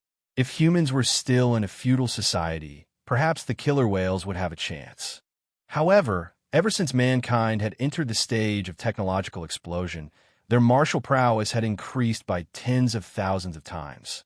Even if the killer whales had the same intelligence as humans, they couldn't reverse this relationship. Just like the movie Rise of the Planet of the Apes, it was impossible to happen in reality. Could one or a few chimpanzees with the same intelligence as humans really overthrow the rule of humans? How is this possible? Even within the same species, humans would kill each other due to skin color, let alone another species. Of course, a movie was still a movie. It was just an artistic process and an exaggeration of the plot. That would never happen in real life. Even if the leaders of a human army were a group of monkeys, they wouldn't lose. Actually, Amon wasn't the only one back. Little Nine was back too. Today was the monthly payday. Chen Zhao threw 2 demonic crystals into the water. The Hydra stopped. Portia looked at the vast night sky. Weren't they worried about Klaus and Elite, who'd been swimming for an hour? Portia knew the two and had been worried for them for a long time. In the end, the two swam back after an hour and a half. Without using magic, Elite might not be Klaus' match. Of course, even so, he wasn't weaker than Klaus. The difference wasn't obvious. Little Gerlin ran up to them and threatened, "Uncle Klaus, Uncle Elite, I'll definitely defeat you in the future." Then, Gerlin suffered from Chun Zhao's revenge. She pinched her face and flicked her nose.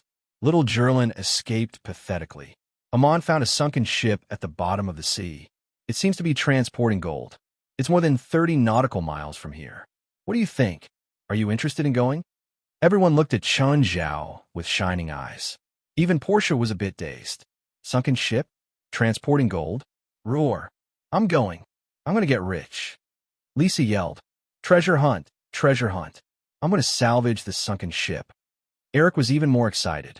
After all, he'd just learned a sea creature form and was worried about where to use it. He didn't expect to have a chance to use it now. The others were also very excited. Who wouldn't love gold? Fei Lai walked up to Chun Zhao. Darling, is there a lot of gold in that sunken ship?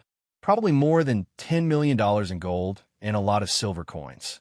The Hydra sailed toward the sunken ship. After 2 hours, the kids all went to sleep. However, the party on the ship continued. Portia couldn't help but wonder if a few of them would drown when they got into the water, considering how much they drank. We're here. This is the place. If you want to get rich, go into the water. One by one, they were ready. Except for a few, the rest were wearing diving suits. Not everyone could leave the air. Portia didn't want to miss this opportunity, so she also wore a diving suit. However, the sunken ship was more than 100 meters deep. Portia couldn't go any further after diving 20 meters. She could only float to the surface, depressed. Then, she looked at Chun Zhao's subordinates. They were all diving down crazily. There were even 1 or 2 who didn't even wear diving suits. They were a bunch of lunatics. Portia floated to the surface. Fei Lai pulled her up. Portia, come up, Fei Lai said, smiling. You can't beat them. Portia also realized this. Even if she wore a diving suit, she couldn't beat them. She really didn't know how they did it. Chen Zhao sat on the railing with his feet dangling outside, enjoying the sea breeze. Boss, aren't you going down to get some? You could dive down too, right? If I needed it, I wouldn't have told them the sunken ship's location. I'd run over myself and fish up all the gold and silver coins. Chapter 1830. Just then, a beam of light appeared on the surface of the sea. It was the light of a searchlight. A ship seemed to be approaching the Hydra. It was a fishing boat, but it was rather large. Its length and displacement were similar to the Hydra, but its tonnage was probably higher. The fishing boat stopped when it was about 100 meters away from the Hydra. The searchlight on the fishing boat shone on the Hydra. Just then, Chun Zhao heard the butler system's voice. "Master, Meryl requests to speak to you." "Meryl? That fishing boat over there?" Chun Zhao thought for a moment and picked up. "Hello, how can I help you?" "Hello, I'm Meryl's captain, Judge Bunchandian." The captain's voice came from the communicator. "Our fishing boat is going to do salvage nearby. Can you please leave this area so that Meryl's fishing net doesn't hit your boat's propeller?" "It's not an open fishing ground," Chun Zhao replied. "Captain Bunchandian, it's illegal for you to fish here, so I suggest you leave as soon as possible." On Meryl, Judge Bunchandian frowned. The people on the other boat really didn't know what was good for them. He'd already lowered his voice, but the other side still didn't know when to stop. "Boss, we still have to use force," a rough man said. "It's just a boat. What's there to hesitate about? Let's just sink it. We might even get some money." "Take out all the tools and make it clean," Judge Bunchandian said expressionlessly. On the Hydra, Portia was shocked to see the fishing boat crash over. The yacht was made of thin steel and aluminum, different from the pure steel of the fishing boat. If it crashed over, the Hydra would definitely be cut in half. After all, it was a yacht. The hull was designed for comfort. Most of the modern fishing boats were designed to withstand the strongest winds and waves. Some boats even had the ability to break ice. As long as they were equipped with an icebreaker, they could crash into the floating ice on the surface. "Get out of the way! Get out of the way!" Portia screamed in fear. Glancing at Chun Zhao, she said, "The kids are sleeping." Chun Zhao nodded and turned to look at Meryl. Meryl had been under Chun Zhao's domain the entire time, within a radius of 1,000 meters and on the sea. The Meryl wanted to ram the yacht, but it was obviously thinking too much. Furthermore, there were still Amon and Little Nine in the water. Portia discovered that although the Meryl had been rushing in their direction, it hadn't gotten any closer. Looking at its posture, it was clearly charging over, and the seawater was being pushed away. How could not be close? Portia wasn't the only one who was confused. The people on Meryl were also confused. Judging from the traces of the current, their ship is indeed moving forward. But why didn't they approach the Hydra?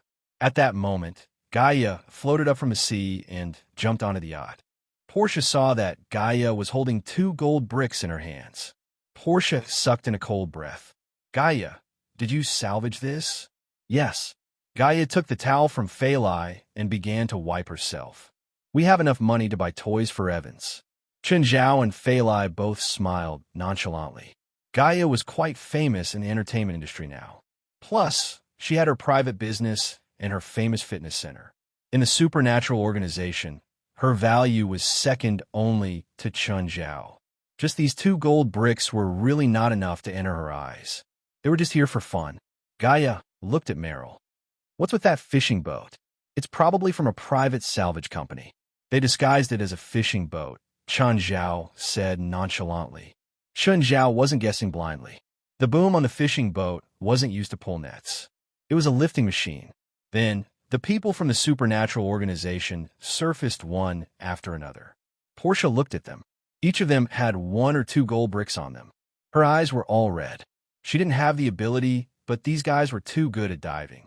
Some of them didn't even need equipment to dive 100 meters deep and then float up with 2 or 3 gold bricks.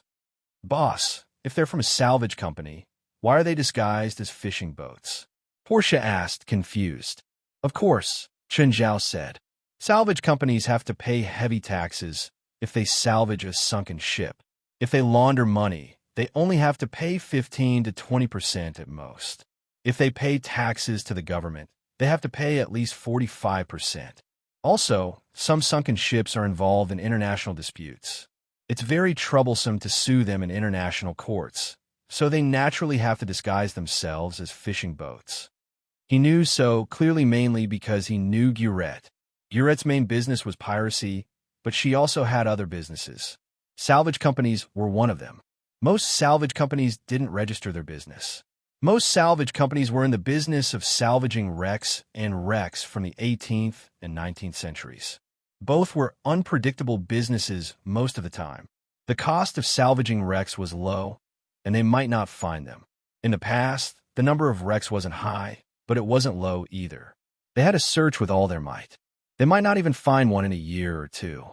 Compared to the cost of searching and salvaging, the items that could be salvaged might not even cover the cost. If taxes were included, the salvage company wouldn't even be able to make a profit. Taking a risk out of desperation was their only choice. At the moment, the people on Merrill were panicking. They realized that no matter how hard they tried, the ship couldn't get close to the yacht. Even at full power, they couldn't move it at all. They wanted to escape, but they couldn't either. The entire ship stayed where it was. What do we do now? Judge Bangshun asked anxiously. He'd been in the salvage business for more than 20 years and had never seen such a strange thing. How about we ask the boss for help? One of his men suggested. Judge Bangshun thought for a long time, but there was no other way. He could only ask the boss for help. Bangshun picked up the satellite phone. Boss, we've encountered some trouble. What trouble? We encountered a yacht that appeared at the location of our salvage operation. We negotiated with them, but they weren't willing to leave. Then, Bangshun explained the situation to Judge Liu. Yacht? What kind of yacht? A very luxurious yacht with the Hydra logo printed on the hull. Boss, is this a Hydra organization? Chapter 1831. Hey, Guret, how come you have time to call me? Chen Zhao was surprised by Guret's sudden call. Is there news from Treasure Island? There's some progress, but we're still investigating, Guret said. Chen, where are you now? Of course. Why do you ask? At home? On the boat? Guret asked. Chen Zhao was stunned. He looked at the Merrill in the distance. That fishing boat, disguised as a fishing boat, is yours? It's mine, Guret answered honestly. I found it, Chen Zhao said. It's been more than half a year. Got it. I'll have them leave now. Guret wouldn't suspect that Chen Zhao was targeting her. The two were still in their honeymoon phase. They wouldn't scheme against each other over an ordinary boat. Tell them to leave this area, Chen Zhao said. Chen Zhao let the Merrill go. Portia didn't understand what the fishing boat was doing. It was going to charge over aggressively, but now it turned around and escaped. Portia didn't know. They could only escape with Chen Zhao's permission. The group of people played until dawn. Portia was so sleepy that she went to bed by herself. The next day, when Portia woke up, she saw the deck filled with gold and silver. However, everyone's share was clearly divided. Portia ate breakfast, which was as sumptuous as usual, but she still didn't see the chef. The supernatural organization didn't go into the water anymore. They'd fished out most of the gold that could be found. The rest had either sunk into the mud at the bottom of the sea, or they'd been washed away by the current. Then there was some silver. Silver wasn't very valuable. At least, it wasn't high on the market. They didn't want to waste any more time on silver. The Hydra finally returned to the ship. Other than the empty-handed Portia, everyone had a great harvest. The gold bricks all weighed 2 kilograms. Based on the current price of gold, each brick was worth $70,000 to $80,000. The gold content of these gold bricks was quite high. They should have been produced and crafted at the beginning of the last century. The more people picked up 3 or 4 gold bricks, while the less had at least one. There were more silver coins, but the price of silver was much higher than gold tea. To them, this was a huge windfall. Everyone was in a good mood, except for Portia. Portia, don't be disappointed. This is for you. Gaia stuffed a silver coin into Portia's hand as a form of consolation. Portia felt even more stifled. Exionly, are you really going to look for the golden apple? Feilai had already learned from Chen Zhao, and Chen Zhao had also agreed. However, Feilai's current identity was Xian, Li's adoptive mother. Chen Zhao still asked Xian, Li to convince Feilai herself. Auntie Feilai, can you agree? Actually, Chen Zhao had already told Feilai some of the reasons. Feilai was more worried about Xian Li's safety. Feilai was silent for a moment. I only have one request. I'll agree to any request, Xian Li said impatiently. He looked at Feilai with pleading eyes. If you're in danger, call your uncle. Okay, Xin Li answered without thinking. Actually, Chun and I have been asking about the legendary treasure island, Fei Lai said. I hope you can come with us when we go to look for it. Xin Li hugged Fei Lai, touched. She was in her rebellious phase. However, she was also the easiest to be touched. A person's intelligence usually reached its peak at around 12 years old. Adults only lack knowledge and a healthy worldview. Chun Zhao promised Xin Li that he would let her go out for a walk. He didn't really want her to find a golden apple. Chun Zhao just wanted her to go out and build a complete worldview. Why were university students always muddle-headed for 2 to 3 years after graduating from school? It was because they couldn't build a truly complete worldview in school. This was also why people always joked that society was the best university. However, Chun Zhao's idea was that she had to go to school and train herself. School could impart knowledge, and society could train her.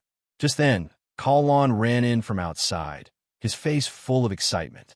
Fei Lai glanced at him. Kalon, what are you doing here? Miss Fei Lai, where's Mr. Chun? Here, sunbathing in the yard. Kalon saw Chun Zhao lying in the yard. Sometimes, he really felt that Chun Zhao's lifestyle was like that of a cultivator. It was completely the lifestyle of a 70-year-old man. To any young person, sunbathing was unimaginable. Kalon ran into the yard again. Mr. Chun. Chun Zhao was dozing off. He pulled down his sunglasses and glanced at Kalon. What? Mr. Chun, my dad agreed. Agree to what?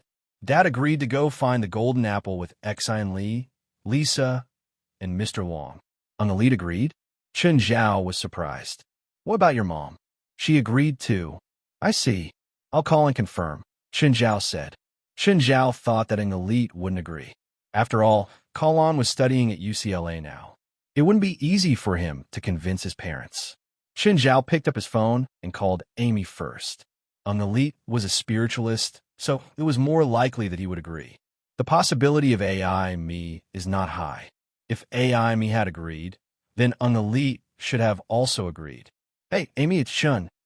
Mr. Chun, did Kalon go to your place?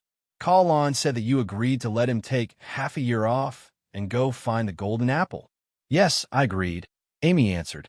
What? Mr. Chun, didn't you agree to your adopted daughter too? Since you can agree, why can't I? I have my own thoughts. Chun Zhao smiled bitterly. Chun Zhao stood up. He didn't care about his children's grades. He wanted them to have a complete worldview and a correct way of thinking. I think that you'll find a way to protect Kalon, Amy said honestly. It's good for him to go out. He's never really left an elite at my side since he was young. I can't completely guarantee his safety. There's actually a certain amount of risk involved in this matter. There's no such thing as absolute safety. Even if you're at home, there's always the possibility of disaster falling from the sky. What does an elite think? He also agreed. Actually, it was an elite who convinced me. Chapter 1832. Chun Zhao had always wondered if the girls and boys in his family had switched personalities. It wasn't just Jerlin and Larissa who were lively and active. Even Mara and Sindora were very active. Unlike the 11 or 12-year-old kids, these kids already had a clear understanding. Mara and Sindora were the youngest of Chun Zhao's adopted children. They still needed their parents' love. Chun Zhao and Fei Lai were their parents now. Chun Zhao and Fei Lai were their parents, so they naturally doted on them. After the first few days of discomfort, they started to show their carefree personalities. Binance was also very carefree, but he liked magic more. Binance was a water magician. Chun Zhao didn't know any, but he could control water. Therefore, he could also give Binance some advice on this point. 11-year-old Kilo had become a fitness maniac. His body hadn't finished puberty yet, but he had to do more training than an adult every day. His training was similar to that of a professional athlete. Didi was the only one in the family. She was a girl from a rich family. At least in the eyes of Asians, she was a typical girl from a rich family. She was shy and introverted. She talked to everyone carefully. She also helped take care of the other kids. Today, after Portia came, Chun Zhao gathered the kids and went straight to Mirror Lake. Mr. Chun, how come you're free today? Felwood saw the large group of kids behind Chun Zhao. They're all my kids. I brought them here mainly to let them have some requests for their bedrooms, Chun Zhao said. Okay, I understand. Felwood nodded. The main construction of the villa had reached the end. Next was the renovation. Didi held little Jerlin's hand. The other kids had already dashed out. Holding little Larissa in his arms, Chun Zhao looked at the unhurried Didi. Didi, don't you want to see your bedroom as soon as possible? It's okay. I'll be there, Didi said. Although Didira was only 12 years old, her calm personality was even more stable than Xian Li's. It wasn't that Chun Zhao didn't like Didi, but he felt that kids should be more carefree. He could even accept Xian Li's rebellious personality. Didi La, if all those rooms are taken by your younger siblings, don't cry when that time comes. It doesn't matter. There are many empty rooms in this villa anyway. Indeed, this villa was larger than the old one, and there were more bedrooms and functions than the old one. Standing in front of the villa, a few children surrounded a person, one after another, making a ruckus. That person had a look of despair on his face. He was the interior designer in charge of the renovation. It wasn't that he didn't know how to satisfy these children's requests. It was because he couldn't hear their request at all. He wanted to shout at the children to stop, but he didn't dare to. As the company's designer, he also knew that Chun Zhao was the company's super investor. They were all Chun Zhao's children, so he had to take good care of them. Okay, say one by one. Don't be so noisy, Chun Zhao said. Xian Li, you go first. While the children were pestering the interior designer, Chun Zhao received a call. Hello, who is it? Hello, Mr. Chun. Hello, Ms. Blood Mary. Chun Zhao immediately changed his tone. Hello, I'm very happy that you called me. I'm sorry that my assistant had my phone before, so I couldn't answer your call immediately. It's okay. Mr. Chun, why are you calling me? Mary, the 23rd generation's blood, asked. Ms. Blood Mary, do you have any connections in England? What do you plan to do, Mr. Chun? My daughter wants to steal the Book of Prometheus from the British Museum. 23rd Blood Mary exclaimed. Mr. Chun, you won't be involved, right? No, Chun Zhao said. Mr. Chun, you want me to help your daughter steal the Book of Prometheus? 23rd Blood Mary was troubled. She was indeed very authoritative in Europe, but it didn't mean that she could do whatever she wanted. Moreover, England was one of the top countries in Europe in terms of national power and influence. 23rd Blood Mary's greatest influence was in the spiritual world, not the political world. Moreover, the British Museum was a national museum. Even 23rd Blood Mary couldn't help. No, Chun Zhao said. I don't plan on asking you to help either. If he needed help, Chun Zhao wouldn't ask anyone else. After all, he wasn't that familiar with 23rd Blood Mary. I just hope that you can help me monitor my daughter's group, Chun Zhao said. If there's anything exposed, help me cover it up. Of course. 23rd Blood Mary agreed without hesitation. So, she was just helping to clean up some traces. 23rd Blood Mary quickly understood Chun Zhao's intentions. Chun Zhao wanted Xian Li to go out and explore, not have them seek death. Xian Li, Call On, Moore, and Lisa had been together every day for the past few days. They discussed the information they'd gathered. Ruan Faxi was also actively preparing for the match. He wasn't going to find the golden apple. He was going to be a babysitter. Thinking of this, Ruan Faxi felt a headache coming on. He started regretting his stupid decision that day to encourage Xian Li to find a golden apple. In the end, he'd gotten himself into trouble too. Now, he could only force himself to be a babysitter. He also had to make sure that nothing would happen to the kids. If anything happened to any of them, Chun Zhao would definitely skin him alive. After leaving Mirror Lake, Chun Zhao took the kids to Mountain Town for a walk. The residents of Mountain Town had a much better life now. Comparing the profits of the beer factory also brought them great returns. With a stable job and income, they had more money in their hands. Of course, the Mountain Town government still wanted a share of the profits from Chun Zhao. Even the fact that the Dashin beer brand was originally owned by the Mountain Town government was brought up again. Fortunately, Chun Zhao had listened to Denver and bought out the entire Mountain beer brand. Legally, the excessive demands of the Mountain Town government couldn't be satisfied. Of course, the Mountain Town government's actions were quite shameless. But facing such huge profits, it was reasonable for the government to act shamelessly. Of course, Chun Zhao and Denver always ignored such requests. After all, they had the absolute right to speak. They could even threaten to fire the mountain town employees. Chapter 1833. Boss, are you familiar with the people here? Portia asked. Of course. My house is here. Of course I'm familiar. Portia realized that people would greet Chun Zhao wherever he went. It seemed that Chun Zhao really knew a lot of people. A few people sat by the flower bed across the street. They were the gangsters of Mountain Town.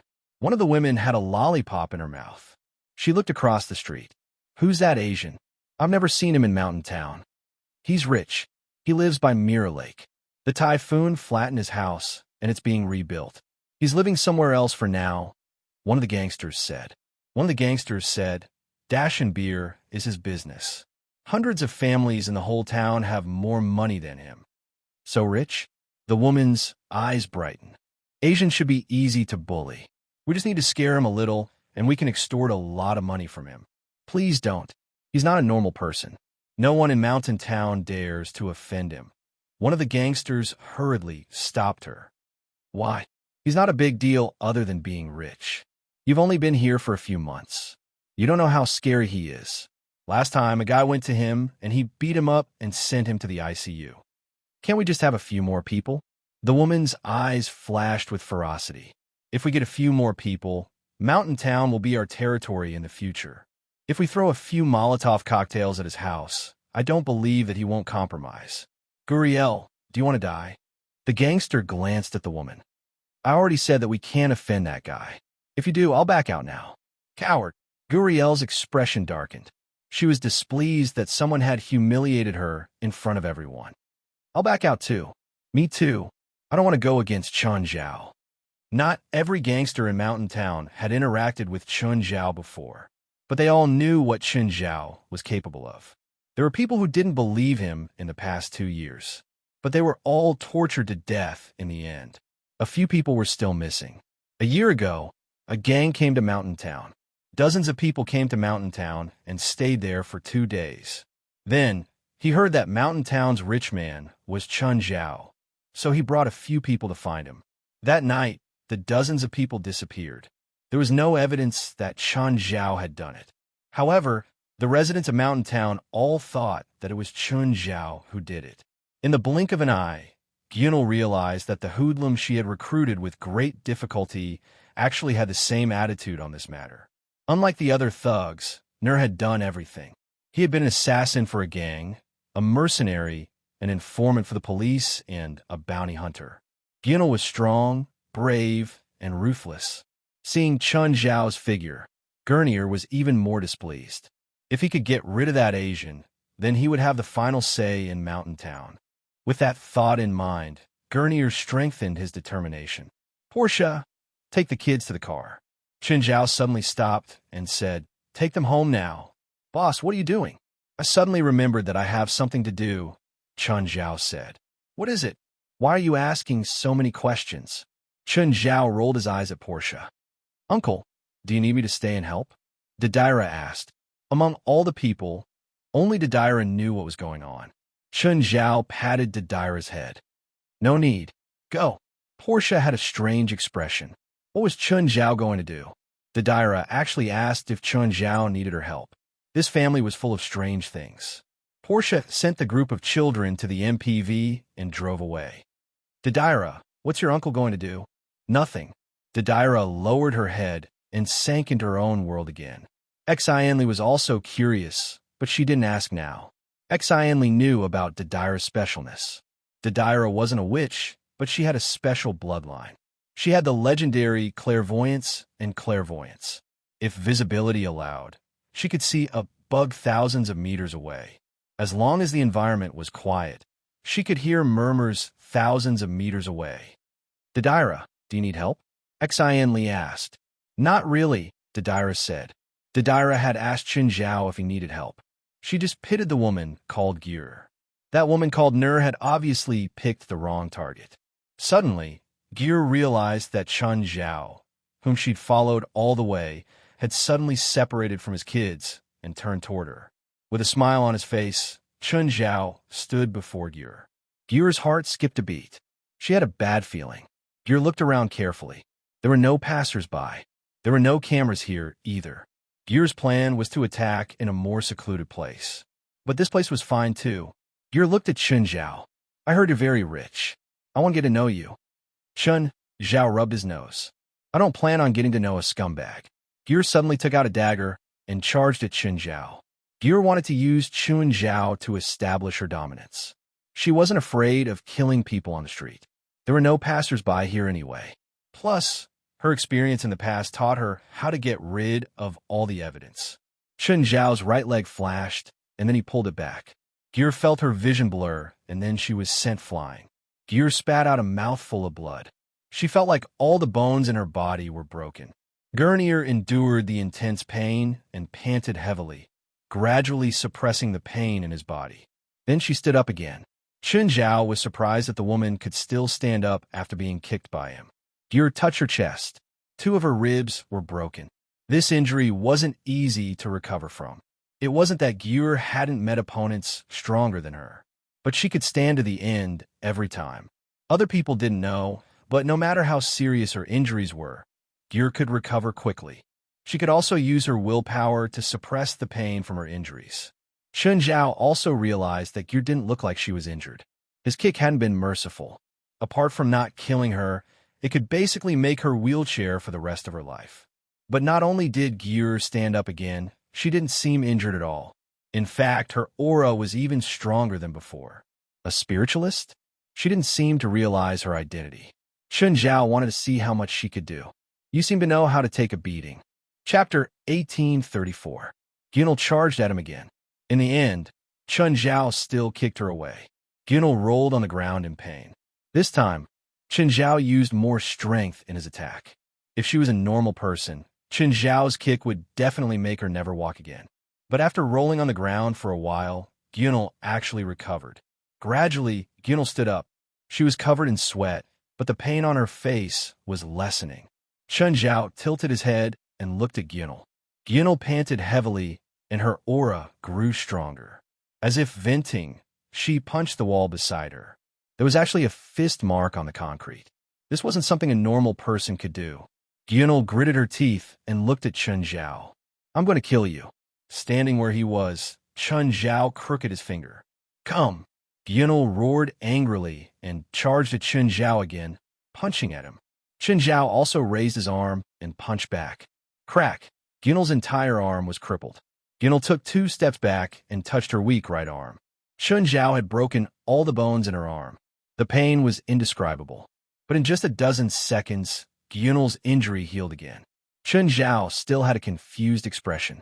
Wasn't the speed of her recovery a little too fast? Her recovery speed was almost the same as his, right? Also, every time she was injured, she would become stronger. Where did this power come from? You can't kill me. Ginel grinned at Chun Zhao. Then I'll kill you.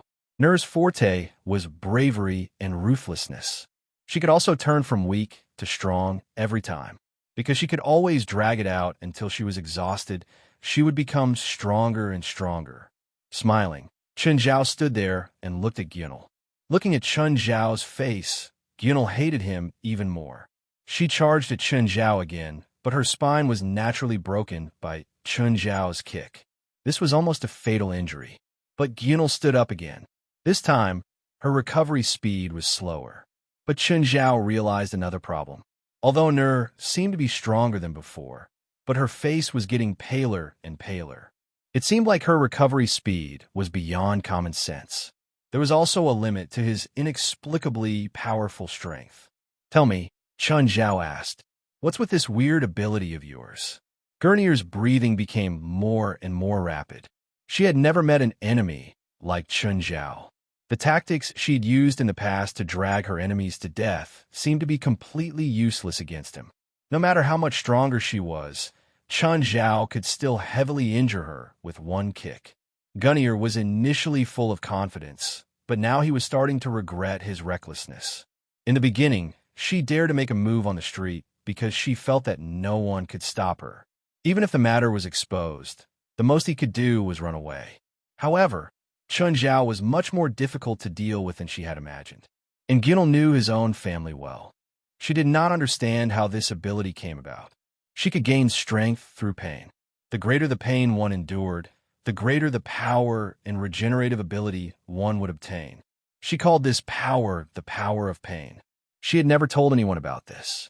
She was afraid of being caught and used as a guinea pig. However, this ability was not without its limits. The power of pain had a threshold. Once it exceeded the threshold, the power would collapse and the body would suffer unimaginable pain. Gunnir started to become nervous, impatient, and angry. After this, she would definitely kill his entire family. Gunnir picked up the dagger on the ground. This time, she charged forward again. This time, Chun Zhao did not move. He did not even block.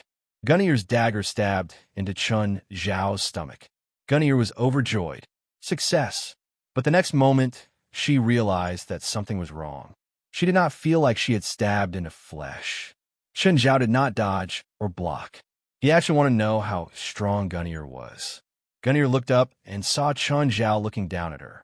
Chun Zhao still had a smile on his face. Gunnir stabbed again.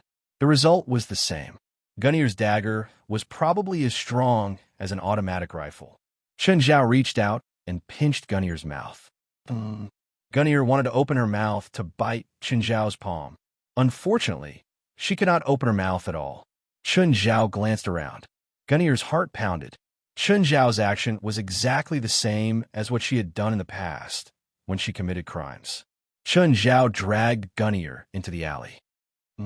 Gunnir struggled with all her might, but she could not resist at all. Chun Zhao tossed Gunnir onto the ground and stepped on her palm. Chun Zhao squatted down before Gunnir, holding up Gunnir's crushed hand.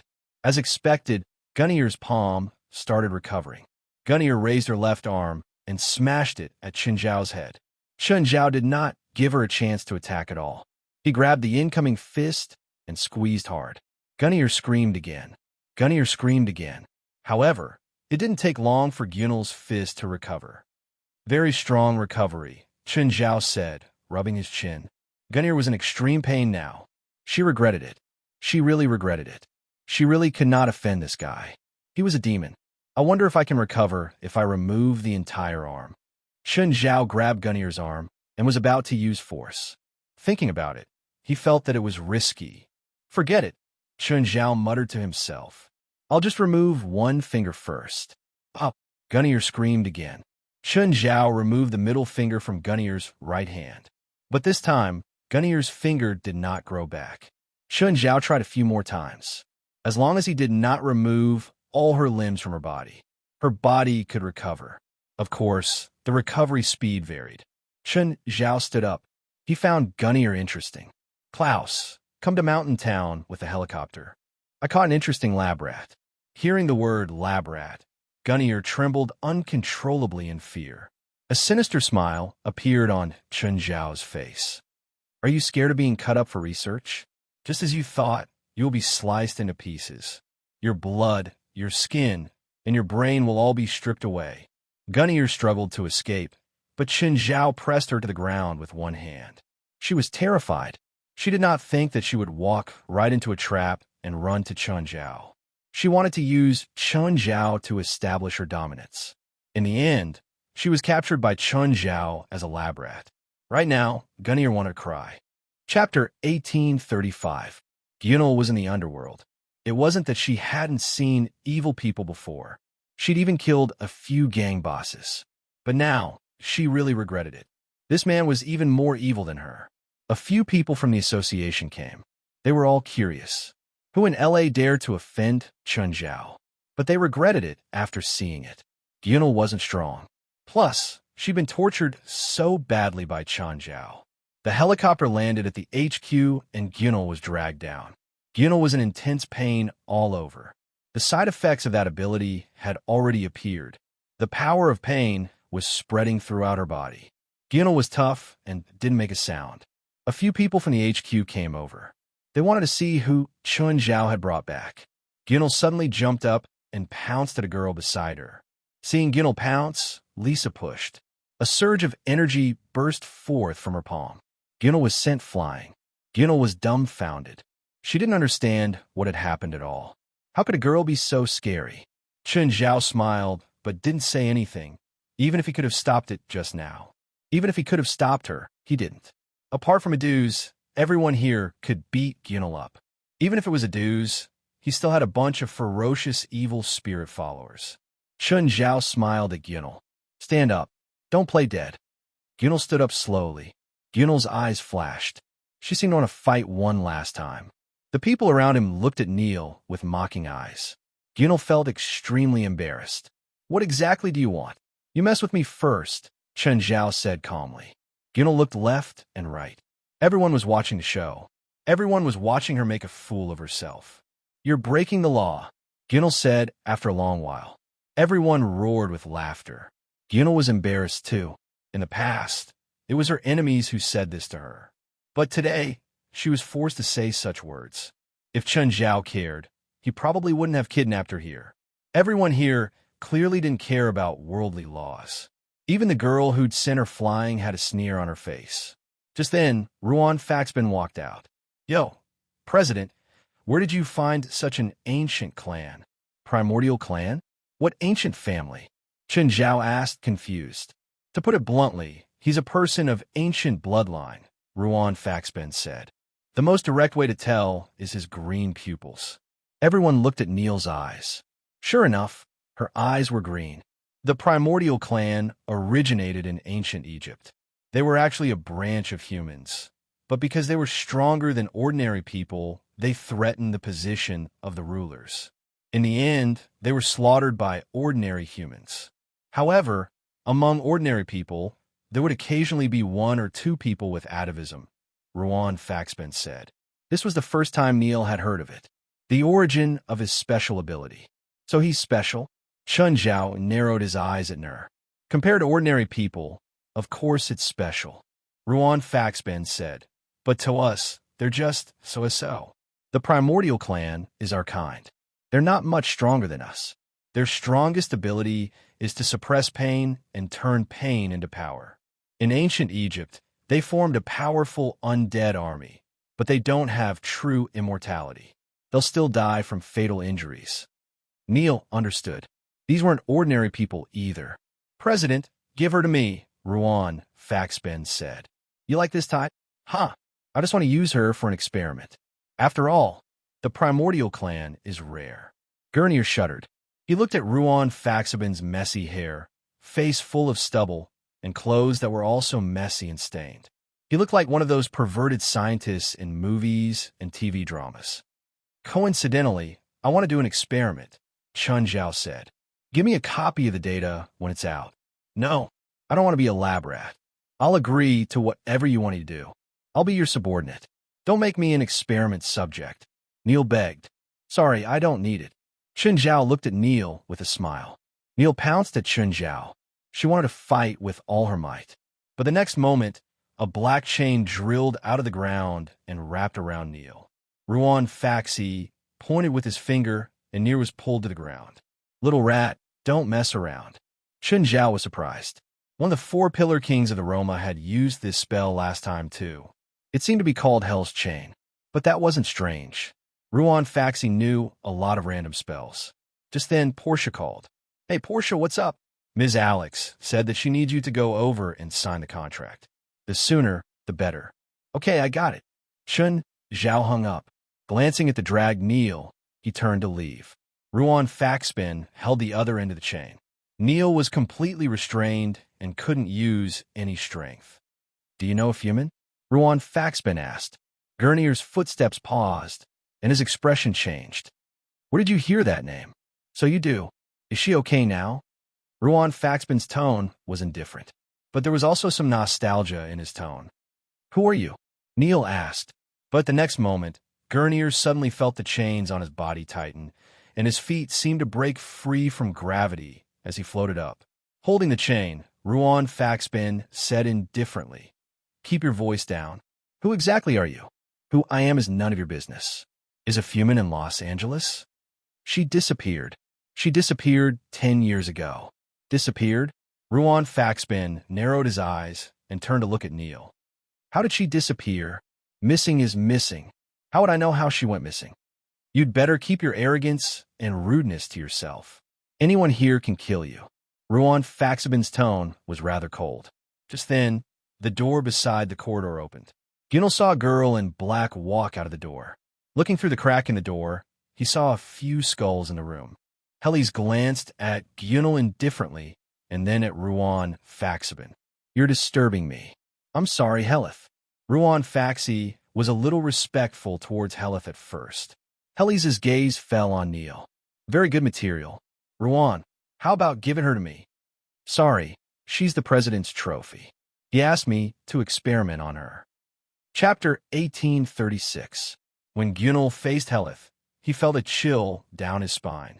The girl looked young, but there was a hair-raising, awe-inspiring aura between her brows. Helith had a pitiful expression and licked her lips. What a pity. If only I could turn her into a specimen. You know the ancient family too? Yes, I've met one before, Helith said. Huh, there are very few ancient families now. Where did you meet one? Wydak. Where? How come I've never heard of it? An island in the Atlantic Ocean, Helith said. With that, she turned to leave. After a few steps, she looked back at Gyunel. Ruan, can you give her to me after you finish your research? Gyunel's expression was unnatural. Specimen? The girl said she wanted to turn her into a specimen? Go talk to the president. Ruan Faxabin left with Gyunel. Gyunel was terrified. She was brought into a lab. Then the chains on her body were loosened. Don't think about escaping. No one can escape from here, Ruan Faxabin said. Plus, you've offended the president. Gyunel didn't care. So what if she did? At most, she would die. Of course, it would be best if she didn't die. When did Almond go missing? Ruan Faxburn asked again. What's your relationship with Afuman? Afuman used to be my student, Ruan Faxabin said. Ruan Faxabin said, but she left my side 25 years ago, and then there was no trace of her. If I hadn't met you today, I would have almost forgotten that I had such a student. Ruan Faxabin looked at Afuman. You're her daughter? Gyunel didn't speak.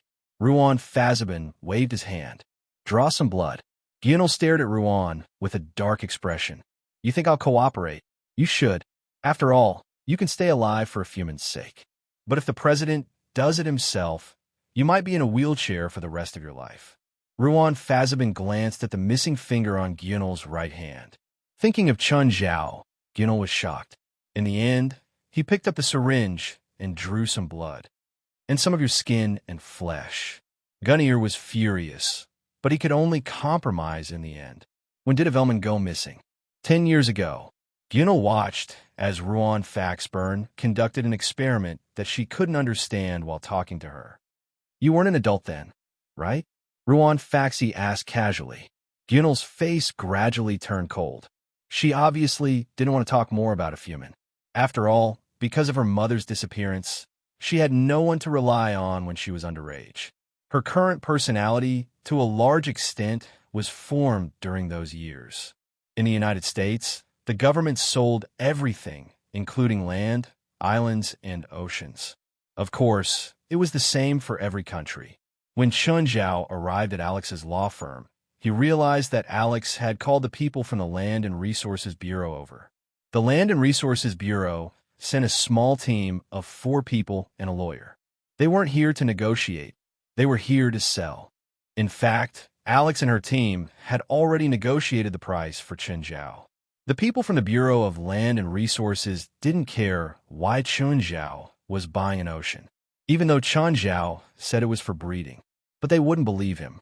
Anyway, they wouldn't care.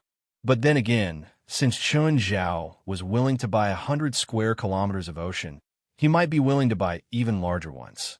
The rules of the Bureau of Land and Resources for selling the ocean were that it couldn't be a sea route or the habitat of a single species, especially an endangered species. It couldn't be polluting. If a ship, person, or plane crashed in the ocean, the rescuers or teams had the right to enter the area. Anyway, there were a lot of messy conditions. When these people saw Chun Zhao, they started to brag about the huge economic value of the sea. To them, it wasn't easy to meet an idiot, especially one who had money but nowhere to spend it. So they really hoped that the idiot would buy more. The sea area of the United States was so large, and most of the sea areas, except for a small number of coastal fisheries, were basically empty and had no economic value.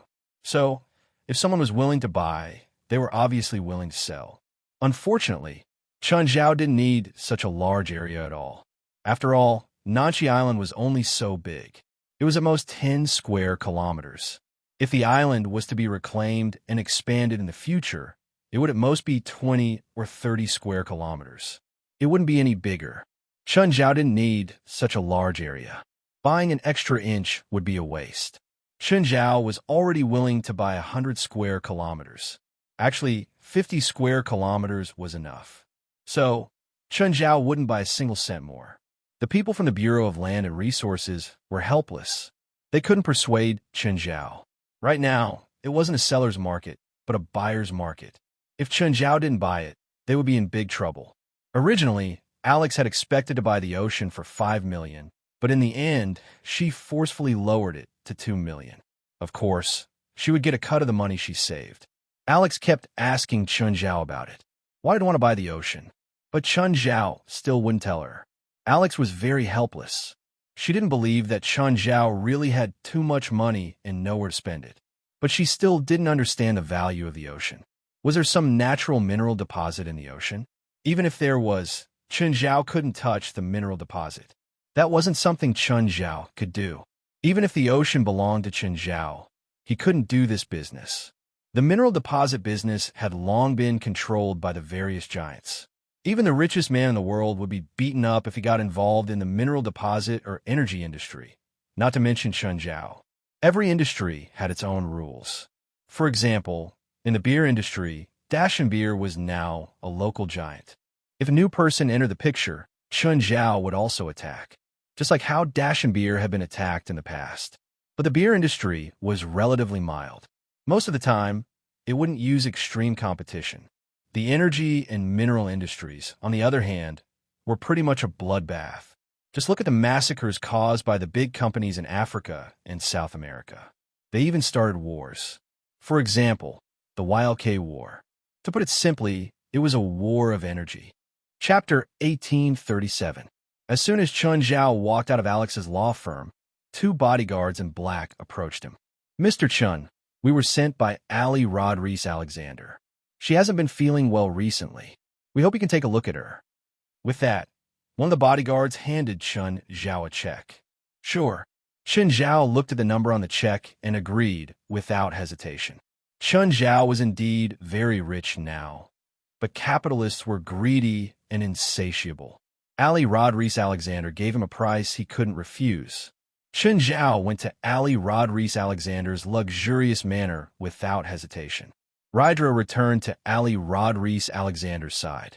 The last time Chun Zhao saw her, she was still in prison. Ali Rodriguez Alexander was sitting on the same chair as when they first met. Rydra nodded slightly at Chun Zhao. It was a greeting to Chun Zhao. Mr. Chun, hello. We meet again. Hello, Ms. Alexander. Chun Zhao sat beside Ali Rodriguez Alexander. Are you feeling unwell this time? The last time I woke up after being in a coma for 3 days, I felt that I couldn't sleep. Recently, I needed about 48 hours to fall asleep, and the sleep time was very short. I went to the hospital to see a doctor, and the doctor said that it might be a physiological disorder caused by the hormone drugs used during the coma, or it might be because the toxins are still in the body.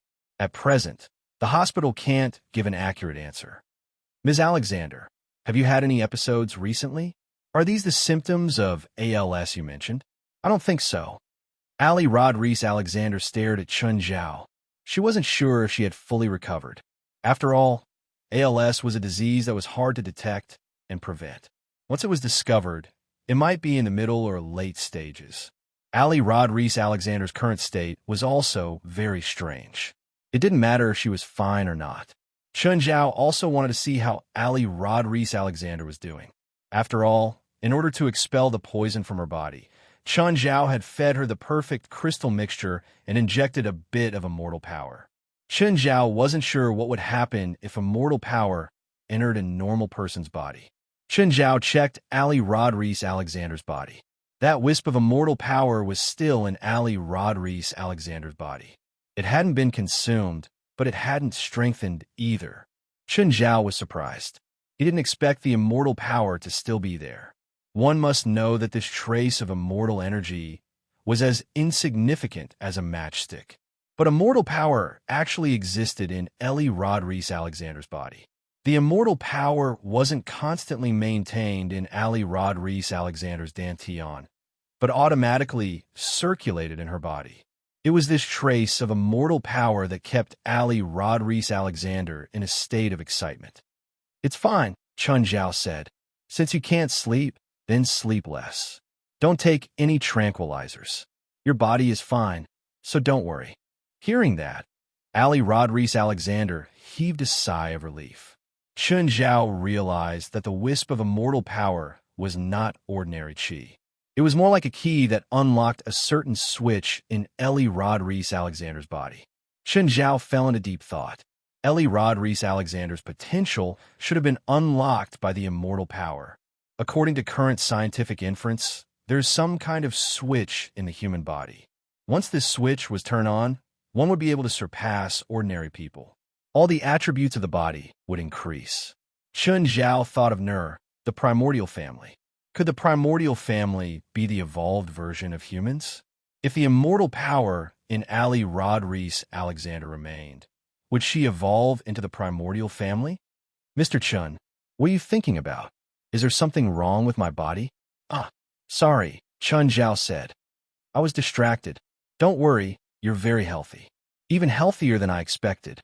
Is it really okay?" Ali Rodriguez Alexander was still a bit worried. After all, Ali Rodriguez Alexander was already at the age of knowing her destiny. However, her body was uncharacteristically excited, her appetite increased, and her athletic ability increased. If she was a young person, she definitely wouldn't think too much. But now, Ali Rodriguez Alexander was an old woman. She wondered if this was the final radiance of a setting sun. Rydra had also examined Ali Rodriguez Alexander. She also realized that Ali Rodriguez Alexander was a bit too healthy. Thus, she didn't dare to jump to conclusions. That was why she suggested Ali Rodriguez Alexander find Chun Zhao. If there was a doctor in the world that Ali Rodriguez Alexander could trust, it was undoubtedly Chun Zhao. Chun Zhao's answer was the same as Rydra's. Ali Rodriguez heaved a sigh of relief. Now, in Ryder's eyes, Chun Zhao was the most authoritative person. Ali Rodriguez Alexander wanted Chun Zhao to stay for dinner, but Chun Zhao still refused. Ali Rodriguez Alexander walked Chun Zhao to the door. Chun Zhao glanced at the manor and said, "Go somewhere else. This place is good, but the air quality is average." Of course, Chun Zhao was just being perfunctory when he said the air quality was average. What Chun Zhao was really dissatisfied with was the thin spiritual energy here. If Chun Zhao fought with others here, his endurance would decrease by at least half. The air quality here is average, but the greenery here is great. It's relative. You can find a better place. Chun Zhao didn't explain further. If it was a normal client, Chun Zhao wouldn't even bother to say so much. For a normal person, moving was a big deal. But for Ali Rodriguez Alexander, moving was just a matter of a word. Chun Zhao thought of the land that Stephen had bought. That piece of land was really good with feng shui. "Mr. Chun, do you have any recommendations?" Chun Zhao shook his head with a smile. "I'm not good at this, but it's easy to tell if a place has good air quality. Like Mr. Chen's Mingyue Villa," Ali Rodriguez Alexander said, smiling. "Your place is really hard to leave." Ali Rodriguez Alexander could clearly feel the obvious difference between her manor and Chun Zhao's Mingyue Villa. Ali Rodriguez Alexander thought that it was because of the environment. The view was wide and the sea breeze blew. The air from the sea was unpolluted. Chapter 1838. As soon as Ellie and Chun Zhao reached the door, they saw a car drive in. An old man in his 50s hurriedly got out.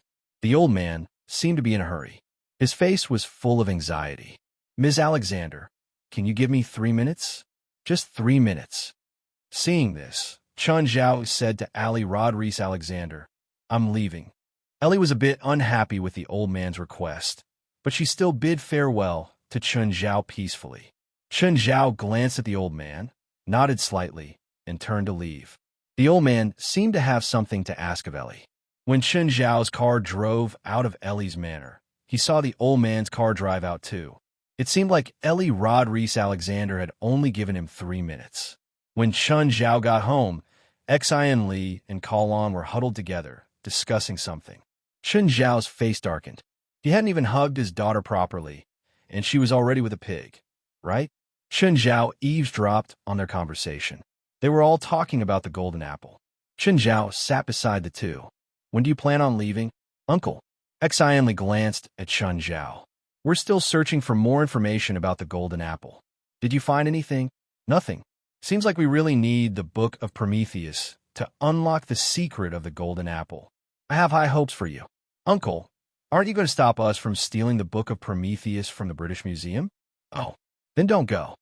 Uncle, how can you go back on your word? See, I tried to stop you, but you threw a tantrum. What's there to stop?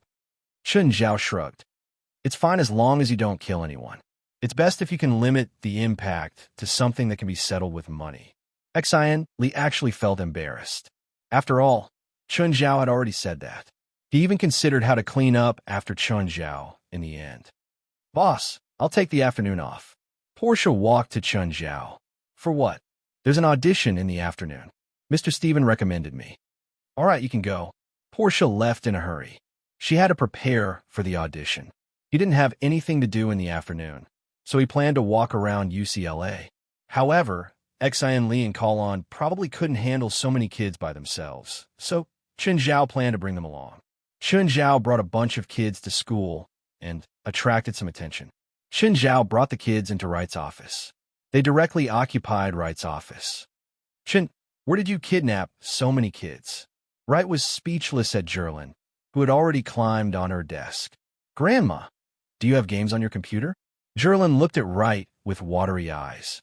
Wright looked at Chun Zhao helplessly. They're all children I adopted. Chun Zhao shrugged. Just then, KG Sayer walked in.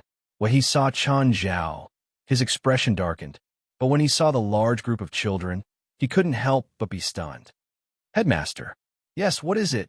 The volleyball club needs to buy some equipment, so we hope to get some funds, KG Sayer said. This is the application form. Chun Zhao didn't speak at the side. After KG Sayer left, he finally spoke. Right, I asked you to help me find out about this woman. Have you figured it out yet? KG Sayer's hostility toward Chun Zhao was very obvious. But Chun Zhao didn't even know her. So, Chun Zhao had always been curious about what kind of grudge this woman had against him. It's none of my business. Solve your own problem. Why don't you ask her directly? Wright didn't plan to help at all. Instead, she gloated. Tell me the truth. You really don't know her? Could it be that you slept with her before? Chun Zhao rolled his eyes and glared at Wright. Do you believe that I'll bring them here every day? It's okay. I like kids. You better come a few more days. Clang. Wright's cup on the table hit the ground and shattered. Jerlin stuck out her tongue. Grandma Wright, sorry. It's okay. Wright's face twitched. Crack. Suddenly, Kilo held a bunch of flowers in his hands.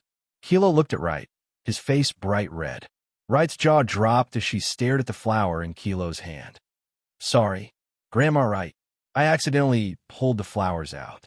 Kilo wasn't very familiar with controlling his power.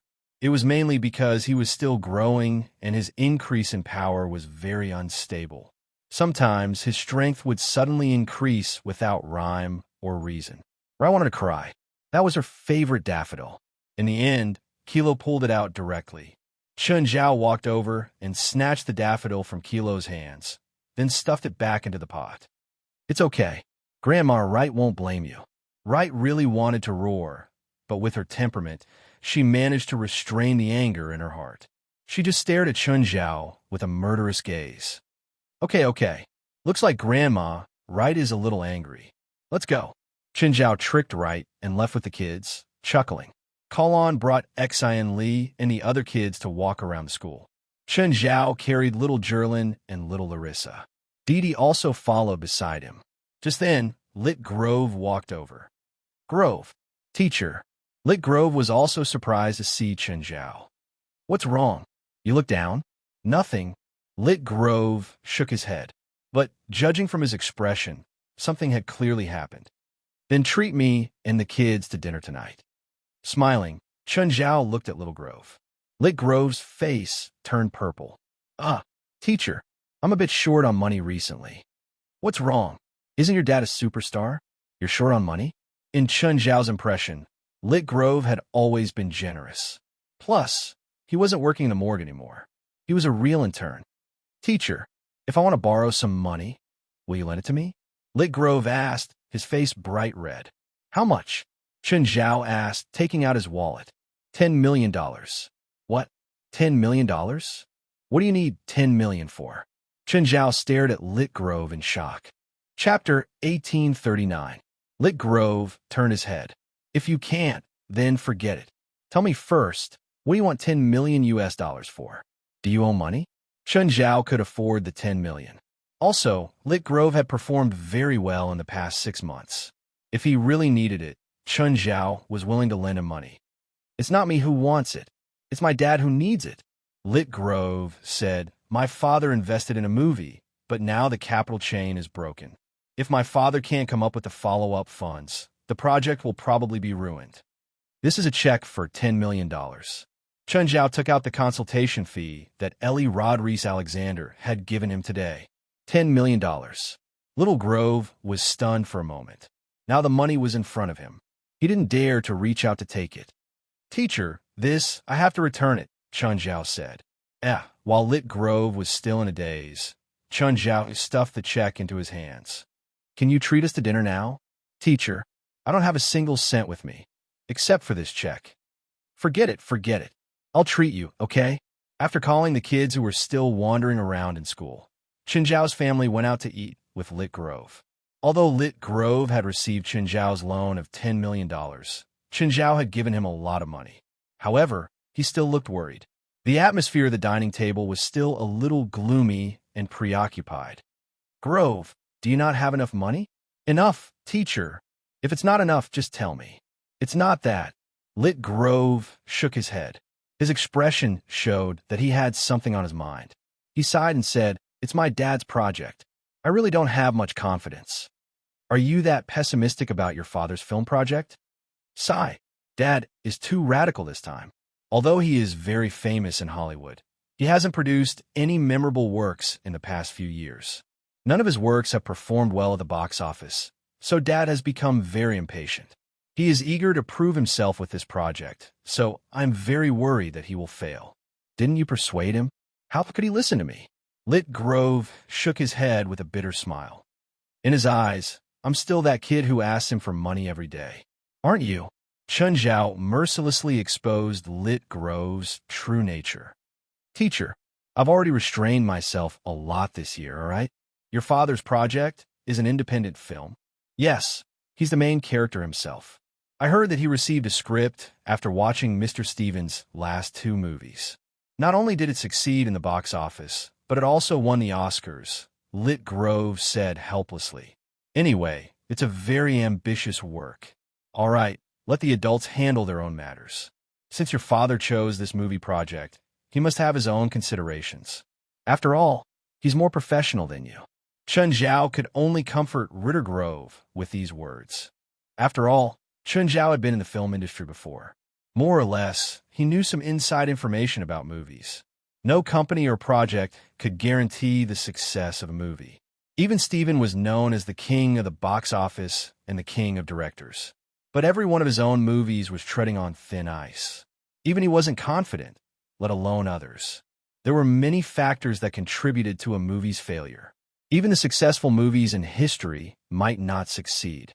Another director might not be able to do it either. But movies that failed in the box office all had one thing in common. They were ugly. The public didn't like it. Most independent movies had this problem. A movie with a plot that wasn't friendly to ordinary audiences would definitely fail in the box office. So, sometimes professionals might not have more accurate eyes than ordinary audiences. Just like the Cloud Map from a few years ago. That movie was made by the Wachowski siblings, the directors of The Matrix. It was said to be their most ambitious work. In the end, the box office suffered a huge loss. The plot was very obscure. Ordinary audiences couldn't understand it at all. So, it was natural that it failed. Grove, where did you go this time? Drow Grove sat in the living room, dissatisfaction written all over his face. You're not young anymore. You should learn to be independent and not go out to play every day. I'm at school all day today, Lit Grove retorted. Lit Grove retorted, please don't vent your unhappiness at work on me. I'm your father. Drow Grove's voice suddenly rose. Indeed, everything had been going wrong for him recently. He had run into a wall everywhere he looked for investments. This made him suppress an unknown anger in his heart that he had nowhere to vent. Lit Grove took out the check. Here's $10 million. Stunned, Drow Grove took the check and looked at it. Where did you get it? I borrowed it, Lit Grove replied. Borrowed? Where did you get it? Did you find a loan shark? No, I didn't. I borrowed it from a friend. Don't worry about the interest. Just pay the bank interest when you pay it back. Show me the loan contract, Drow Grove said seriously. If he didn't know where the check came from, he wouldn't dare to use it. Even though Lit Grove had made it clear, he was still worried that Lit Grove would be cheated. Some loans seemed harmless on the surface, but actually hid deep traps. There's no loan contract, Lit Grove said. My relationship with him doesn't need a loan contract. How is that possible? If there's no loan contract, how can your friend be sure that you'll pay it back? Anyway, don't worry. No, you have to tell me who you borrow the money from. It's my teacher, a university teacher, Lit Grove said. A university teacher? A university teacher is that rich? No, he's just an exception. Anyway, he's very rich. Are you sure he's fine? I'm not a child, Lit Grove said. Drow Grove's eyes flickered. If there was no loan contract, Dad, don't mess around. My teacher has a huge network, and he's very rich. If you don't pay him back, he'll make sure you can't survive in Hollywood. I'm a Hollywood A-lister. No one can make me lose my career. Can Mr. Steven do that?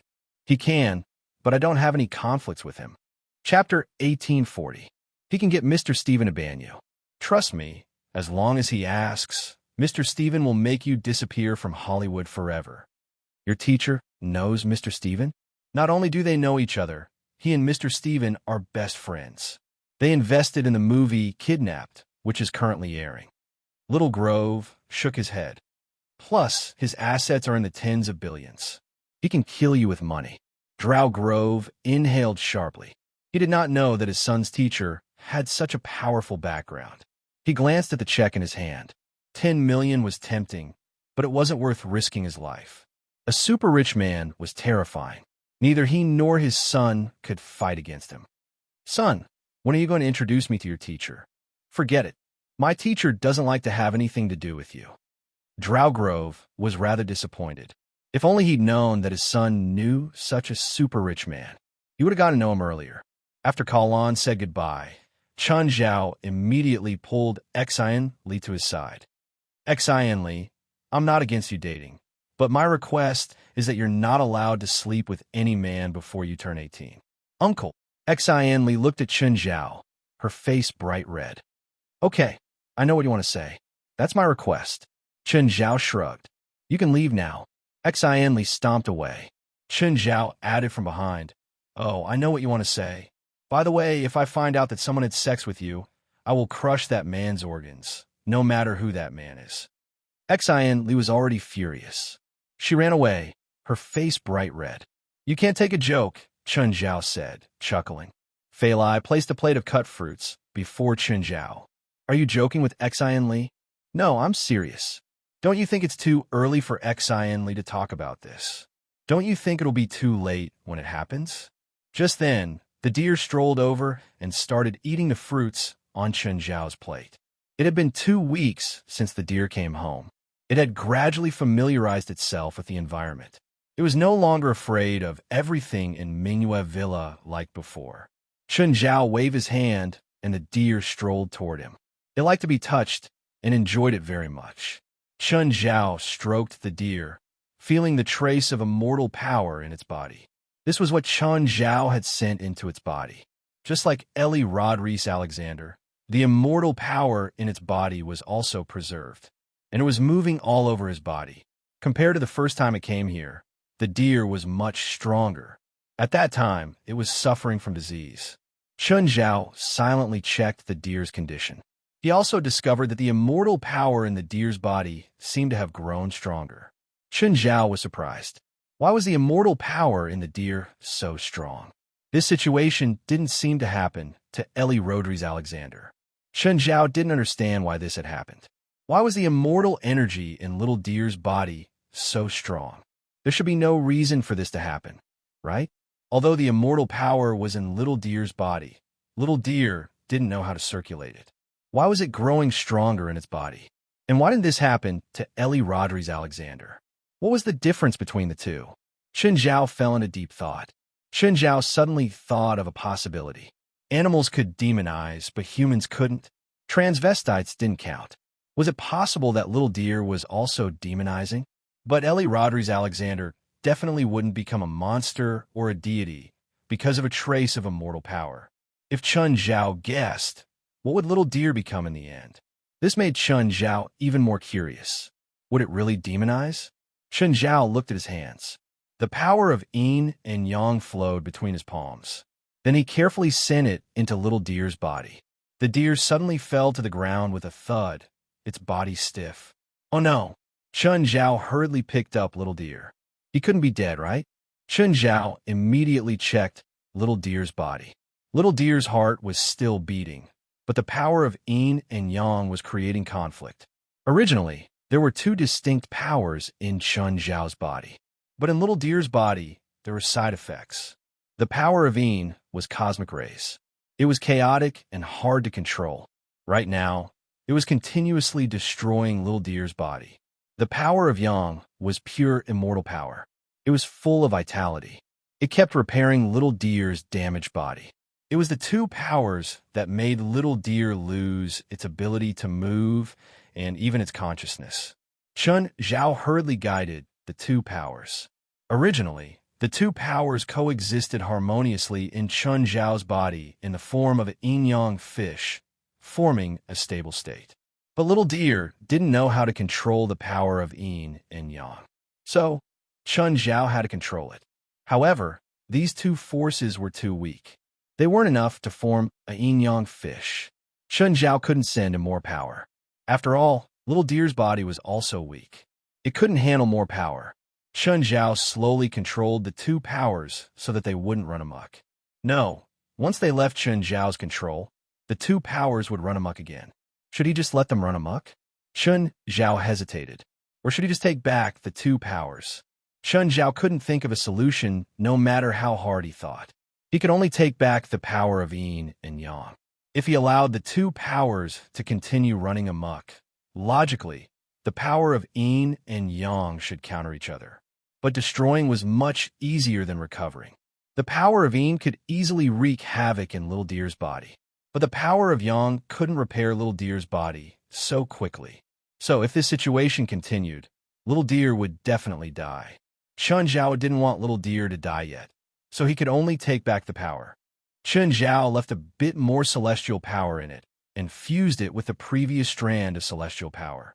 Soon, the immortal power started repairing little deer's body. But little deer fell into a deep sleep.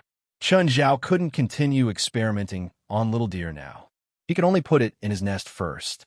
The power of yin and yang that he'd just distributed shouldn't be 50% each. According to the situation, yin and yang should be 25% and 75%. That way, when the power of yin destroyed little deer, yang could keep up with the recovery speed. But Chen Zhao himself was a perfect 55. This was because his body was strong enough.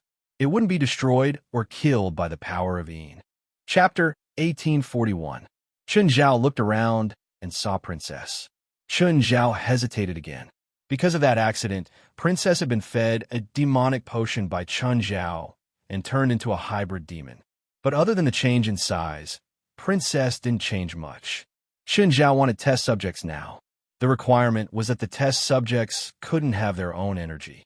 For example, Black Ma, White Ma, Beelzebub, Raymond, Carrie, King Kong, Abitos, and Amon weren't suitable. They all had magic power that would conflict with Chen Zhao's immortal power. Secondly, they needed a strong body. In this aspect, Princess was the strongest among all the pets. She was also the pet that could support Chen Zhao's power. Princess, come here. Princess immediately ran to Chen Zhao with her short, thick limbs. Princess was the closest to Chun Zhao. She was different from the deer. To Chun Zhao, the deer was just a test subject. It could even be used as dog food at any time. Chun Zhao didn't feel burdened at all, but Princess was like a family member. In other words, they had feelings for each other. So, Chun Zhao couldn't test it like he did with the deer. After experimenting on the deer, Chun Zhao had some experience and was more confident, so he decided to try it on Princess. Chun Zhao sent strands of yin and yang energy into Princess's body according to the ratio of 25% and 75%. The princess immediately sensed this energy with her keen senses. After it was sent into Princess's body, it rampaged around just like how it had been in the deer's body. However, Princess's body was many times stronger than the deer's. Because of the difference in ratio, the damage and recovery were basically the same for Princess.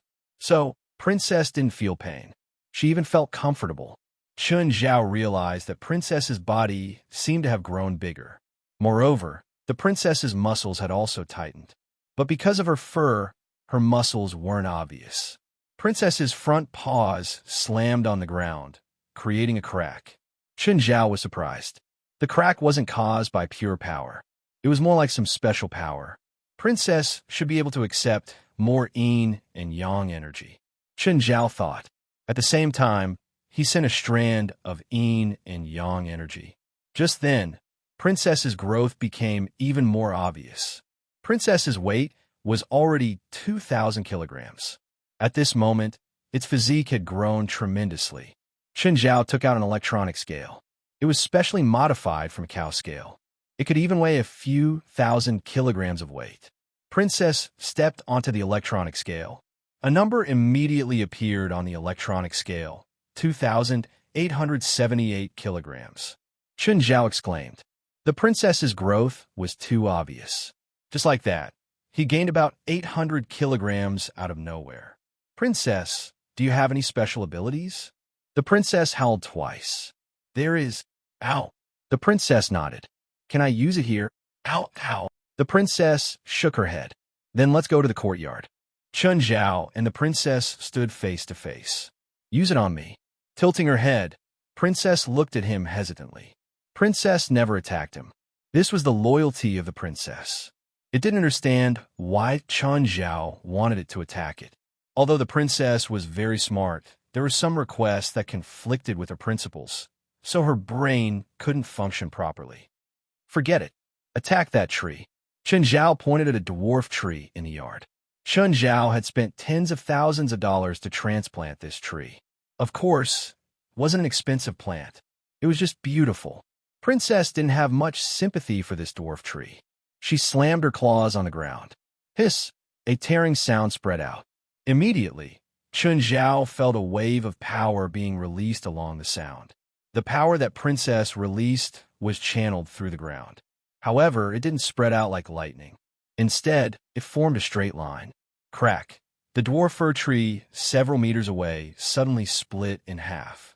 It was as if Princess was born to use this power. The new power she'd obtained was different from Chun Zhao. Chun Zhao had also obtained an unfamiliar power before. But after he obtained it, he didn't know how to use it at first. He had to explore and practice on his own to slowly familiarize himself with it. But Princess did it directly. Of course, this was probably because of her animal nature. But Chun Zhao was more curious about the mechanism by which Princess obtained this power. It wasn't the mechanism itself, but the process of obtaining the power. How was it triggered? Beelzebub had once said that after demonization, creatures had a certain chance of obtaining special abilities. But Princess had never obtained special abilities before. So this didn't count as awakening a special ability?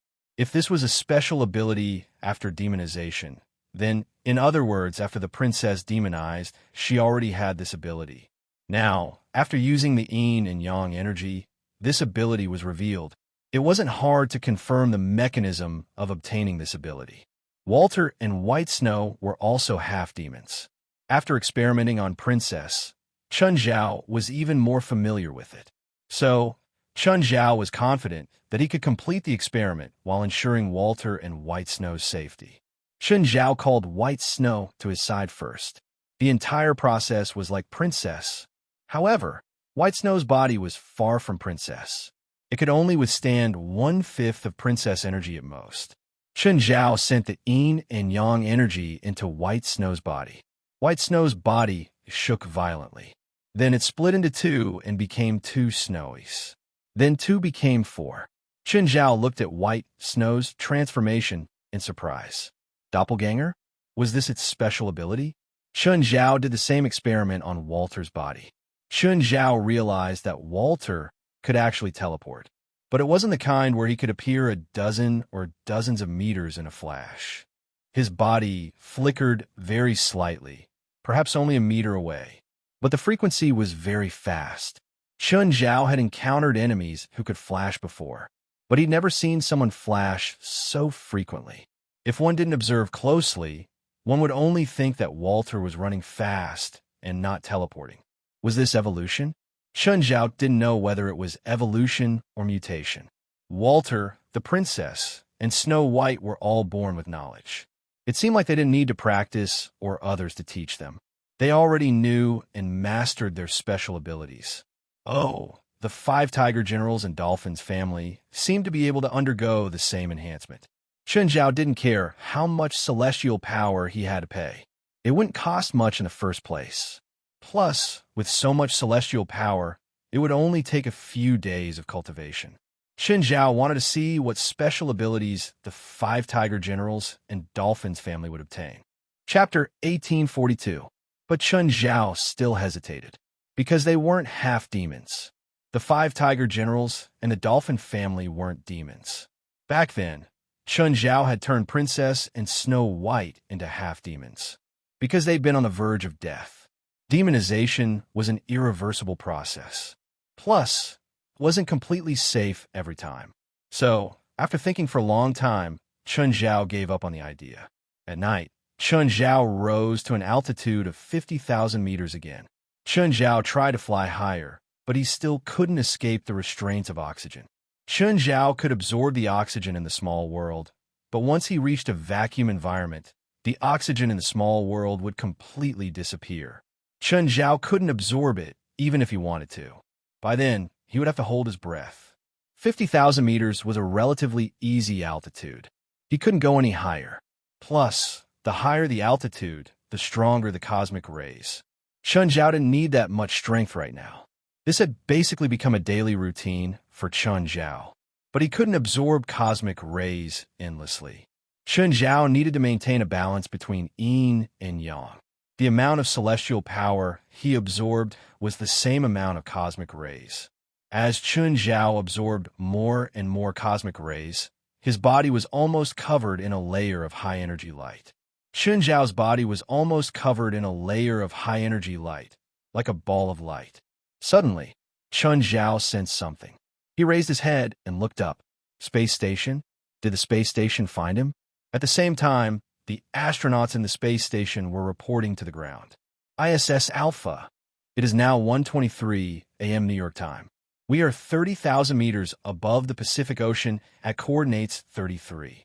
1555 E, 118.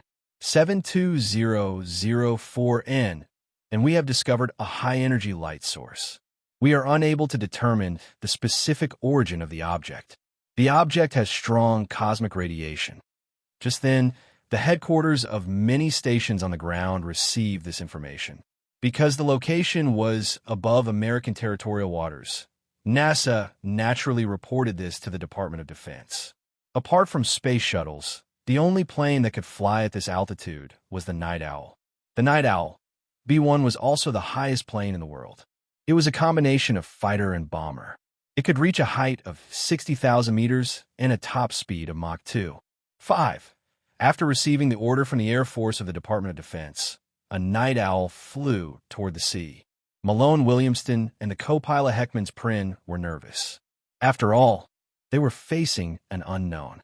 Even the instructions given to them by the Air Force Command were vague. Soon, they discovered a high-energy light source in the distance. This is Nightingale B-1, serial number S21. We have arrived above the area where the incident occurred. We can see the high-energy light source with the naked eye. Air Force Command, please issue an order. I repeat, can you communicate with the other party through radio waves? I've tried to communicate with him, but he didn't respond. Launch a Stinger missile at this object. Please repeat, do you want us to attack the object? Yes, you heard me right. Attack the object. This was the habit of the Americans. They would always launch probing attacks on unknown objects in the sky above their territory. This was mainly because after September 11th, the United States was overly nervous about its territorial security. Even if it was a commercial airliner, once it deviated from its course, it would be regarded as a threat and shot down. Target locked. Please confirm the missile strike command again. Attack. Malone and Hemmons Prin looked at each other and exchanged glances. Malone activated the missile lock-on system. Fire 2 Stinger L-12s. Suddenly, Chen Zhao felt Nightingale and the missile flying toward him. Fuck! Chen Zhao cursed and moved instantly. This wasn't an RGP missile. Stinger L-12 was an airborne missile. The Stinger L-12's speed reached Mach 5. Most aircraft couldn't avoid the Stinger L-12's pursuit. Chen Zhao realized that the two missiles were moving extremely fast. He suddenly lowered his altitude and exploded with speed. However, the two missiles were still locked onto Chen Zhao. Serial number S21. Report the strike result. Stinger L-12 is tracking the target. It hasn't hit the target yet. The target moves very fast and is very strong in the air. The two missiles were almost at the same speed as him. However, Chen Zhao didn't plan on destroying the two missiles. Instead, he played hide-and-seek with them. There were very few people who could compete with him in this game of speed. Chen Zhao kept performing various actions in the air. It wasn't just the two missiles. Even the plane was tracking him. Chen Zhao had an idea. He suddenly did a backflip in the air and flew toward the Nightingale. Oh no, that object is coming toward us. Dodge, dodge. The two missiles tailed Chen Zhao and flew toward the Nightingale. Immediately, the two pilots shot out from the cockpit. Boom, boom. With two huge explosions, the Nightingale turned into a fireball and fell from the sky. Seeing that his toys were gone, Chen Zhao dove into the sea. A thought suddenly popped up in his mind. Maybe he could find a group of American airmen to play with every day. He looked up at the two parachutes slowly falling from the sky. God bless those two unlucky pilots. Chen Zhao muttered to himself, gloating. Chen Zhao gloated to himself and left via the waterway. In the water, he was even faster than on land and in the sky. Not only did the seawater not obstruct him, it even pushed him to the highest speed. Moreover, the seawater could block the surveillance of the satellites in the sky. Chen Zhao didn't care how much of an impact he'd caused today. It had nothing to do with him anyway. Right now, both the International Space Station and the American Air Force were in an uproar. To Chen Zhao, being captured by the International Space Station was an accident. He really wanted to shoot down all the satellites in the sky, but he knew that it was impossible. Even the lowest low Earth orbit satellite was hundreds of kilometers from the ground. There were even higher ones, such as the International Space Station. At its lowest, it was more than 300 kilometers from the ground. For now, Chen Zhao couldn't fly that high, but he believed that one day he would be able to use his body to challenge extreme heights. As for traveling in the sky, it could only stay in Chen Zhao's mind for now. He'd gone too far just now. It was probably 2,000 kilometers from the shore. Chen Zhao silently returned to Mingyue Villa. Suddenly, he saw a cruise stop on the sea. Chen Zhao was a bit surprised. Why would the cruise stop at such a remote place? 9 Heaven's Divine Emperor. Chapter 1843. The ship definitely wouldn't stop in the deep waters before reaching the port. This was because it was a very dangerous thing to do. The size of the cruise ship was too big. It could be knocked over by the waves when it stopped. A ship could have 3,000 to 4,000 people, including the crew. They could face this danger at any time. So, the ship would only stop at the port. The waves at the port would definitely be small. Moreover, there were ropes to secure the ship and protect it. Because of this, Chen Zhao stopped to observe the ship. It wasn't that Chen Zhao was a professional. It was just that when he'd bought the ship, The professionals had told him about this. Just then, a small boat approached the ship. Chun Zhao was in the water, but he could still see the people climbing up from the boat. He knew a few of them. They were from his psionic team. The Blue Giant, the cruise ship, was 368 meters long and 55 meters wide, with a capacity of 4,500 passengers. But right now, the ship was suffering from a disaster. Chill. Don't make a sound. A man forcefully covered the mouth of a woman whose face was full of tears. The two of them were hiding in a narrow cabin. The man was also very nervous and terrified. The small cabin was filled with a terrifying atmosphere. I'll let go of your mouth now. Don't make a sound, understand? The woman nodded slightly. Jack let go of the woman's mouth. She didn't make a sound. The two hid in the cabin in fear. Occasionally, the sound of heavy objects colliding could be heard from the cabin's metal door. The woman held a silver cross in her hand. She mumbled something as if she was praying. Jack glanced at her. Are you a tourist? The woman nodded and glanced at Jack. He was wearing a sailor suit. It seemed that he was a crew member. I'm Jack. What's your name? Maeve. Do you have a communicator or something? Jack asked. Maeve took out her phone. Yes, but there's no signal. Jack's face was filled with disappointment. Maeve trembled. What was that? I don't know. Jack shook his head. Just 2 hours ago, the Blue Giant was suddenly attacked by unknown creatures.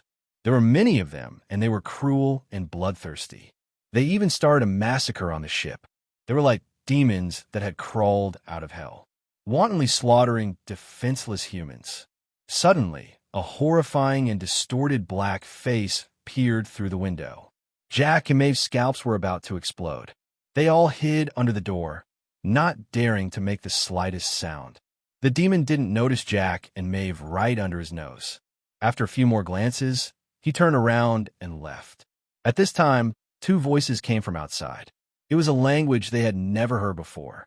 At this moment, the silver cross in Maeve's hand suddenly felt a burning sensation. Maeve immediately covered her mouth, her other hand holding the cross tightly. She was afraid that she would cry out in pain, but at the same time, she did not dare to throw the cross away. This small cross seemed to be her only support. Jack stood up carefully and glanced outside. At this moment, the face that should have left reappeared. Jack met Jonah's eyes. Then, a claw pierced through the hatch in Jack's chest. Maeve covered her mouth, her face full of fear and panic. He curled up in a corner, not daring to make a sound. Jack's body was trembling, but from beginning to end, he did not look at Maeve. This might be his last responsibility as a man. His heart was pulled out by the demon, and his body slowly fell to the ground. The demon outside scratched the hatch with its claws. Maeve's body was already stiff. The hatch was directly cut open, and Maeve finally saw the full appearance of the demon who killed Jack.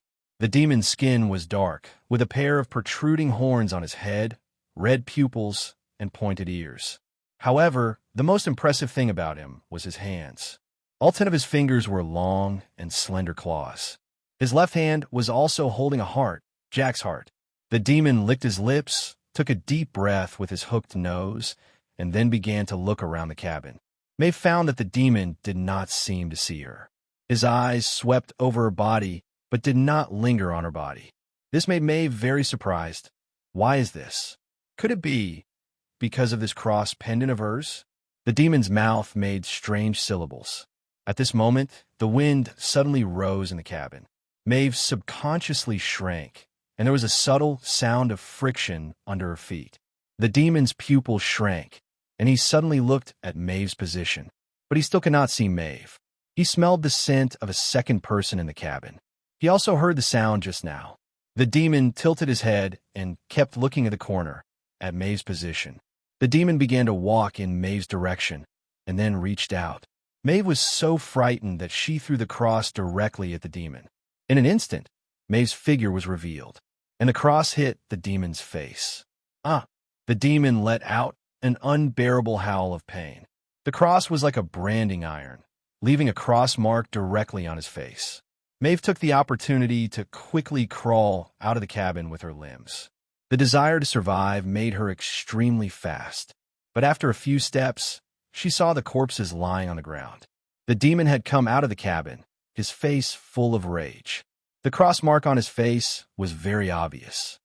Run, keep running. The demon licked his lips. The demon's human language was not very smooth, but Maeve could understand it. The demon's face was full of mockery. He wanted to talk about being a mouse. Maeve suddenly turned and rushed around the corner. The next moment, Maeve suddenly grabbed the cross. Stealth, stealth, stealth. The demon came to the corner and did not see her. The demon strolled past in front of Maeve. But after 2 steps, he stopped and turned to look at Maeve, a cruel smile on his face. Maeve's face was extremely pale. She did not know if she was invisible or not. Your smell, you deceive my eyes, but you can't deceive my nose. The demon came in front of Maeve again. Maeve could smell the disgusting stench of the demon. The demon opened his mouth, revealing a mouth full of fangs. His breath was so close. Maeve gripped the cross tightly. Give him another one? Should I give him again? Suddenly, the demon's movement stopped, and he froze in place. Slowly, the demon's body leaned forward and fell in front of Maeve. Maeve shrank back in fear and looked down. There was an arrow in the back of the demon's head.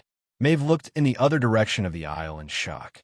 She saw a hooded woman standing at the end of the aisle, holding a small crossbow in her hand. Chapter 1844. Maeve collapsed to the ground. The hooded woman walked over and looked down at Maeve. Just then, a few more people came from the other side of the aisle. Fritz looked at Maeve and stretched out his hand. Can you stand up? Maeve slowed down and looked at the people in front of her with a pale face. Who are you? Fritz helped Maeve up. Someone who specializes in this kind of problem. Maeve suddenly broke down. Why did this happen? Why? For Maeve, what happened here was like a nightmare. Clatter, clatter. Just then, there was a dense sound from the front of the aisle. Then, a demon with a wooden staff appeared at the corner of the aisle. The demon was wearing a tattered robe and was extremely skinny, not even as strong as an ordinary person. There was only one eye on his face, no nose, and no teeth in his mouth. He made strange syllables. He was surrounded by very small demons. Those little demons were only the size of a fist, and their bodies were like balls, with only a mouth full of fangs and short limbs. These little demons were very good at climbing. They could climb onto walls or ceilings, and their movements were very fast and agile. The skinny demon pointed his wooden staff at the crowd. The group of little demons suddenly charged at the crowd. Burner of the wilderness, reveal your true form. Sam Mira quickly used ancient god magic, and a fiery ethereal blocked in front of the crowd. The little demons pounced at the fiery ethereal, but before they could get close, they were blocked by the scorching heat and were easily roasted to the ground. The fiery ethereal closed in on the skinny demon. The skinny demon pointed his wooden staff at the ethereal, but before he could release magic, the staff had already been ignited. The temperature around the ethereal was very high. Let's go. We'll follow behind, Sam Mira said. With the ethereal leading the way, the whole process was very smooth. Occasionally, demons that popped up from a corner were instantly burned to ashes. Maeve was completely shocked. There was actually such a supernatural thing in this world. Demon. Magic. So weak. As soon as Sam Mira finished speaking, the ethereal was suddenly smashed by a figure that suddenly rushed out. It was a muscular monster, a tall demon. This demon's body wasn't very large. It could only be said to be sturdy. He was 2 meters tall, and his head was 2 to 3 times the size of a normal person. He had a pair of bull horns on his forehead. It had almost no neck, and below its head was its shoulders. Its skin was bright red, and its body was so strong that it looked like hundreds of muscles were piled together. The muscular devil, let out a strange laugh. Roar! The tank roared and rushed towards the muscular demon. Pong! The arms of the tank and the muscular devil pushed against each other as they wrestled with each other. Tank's body was no smaller than this muscular demon, and his strength was similar.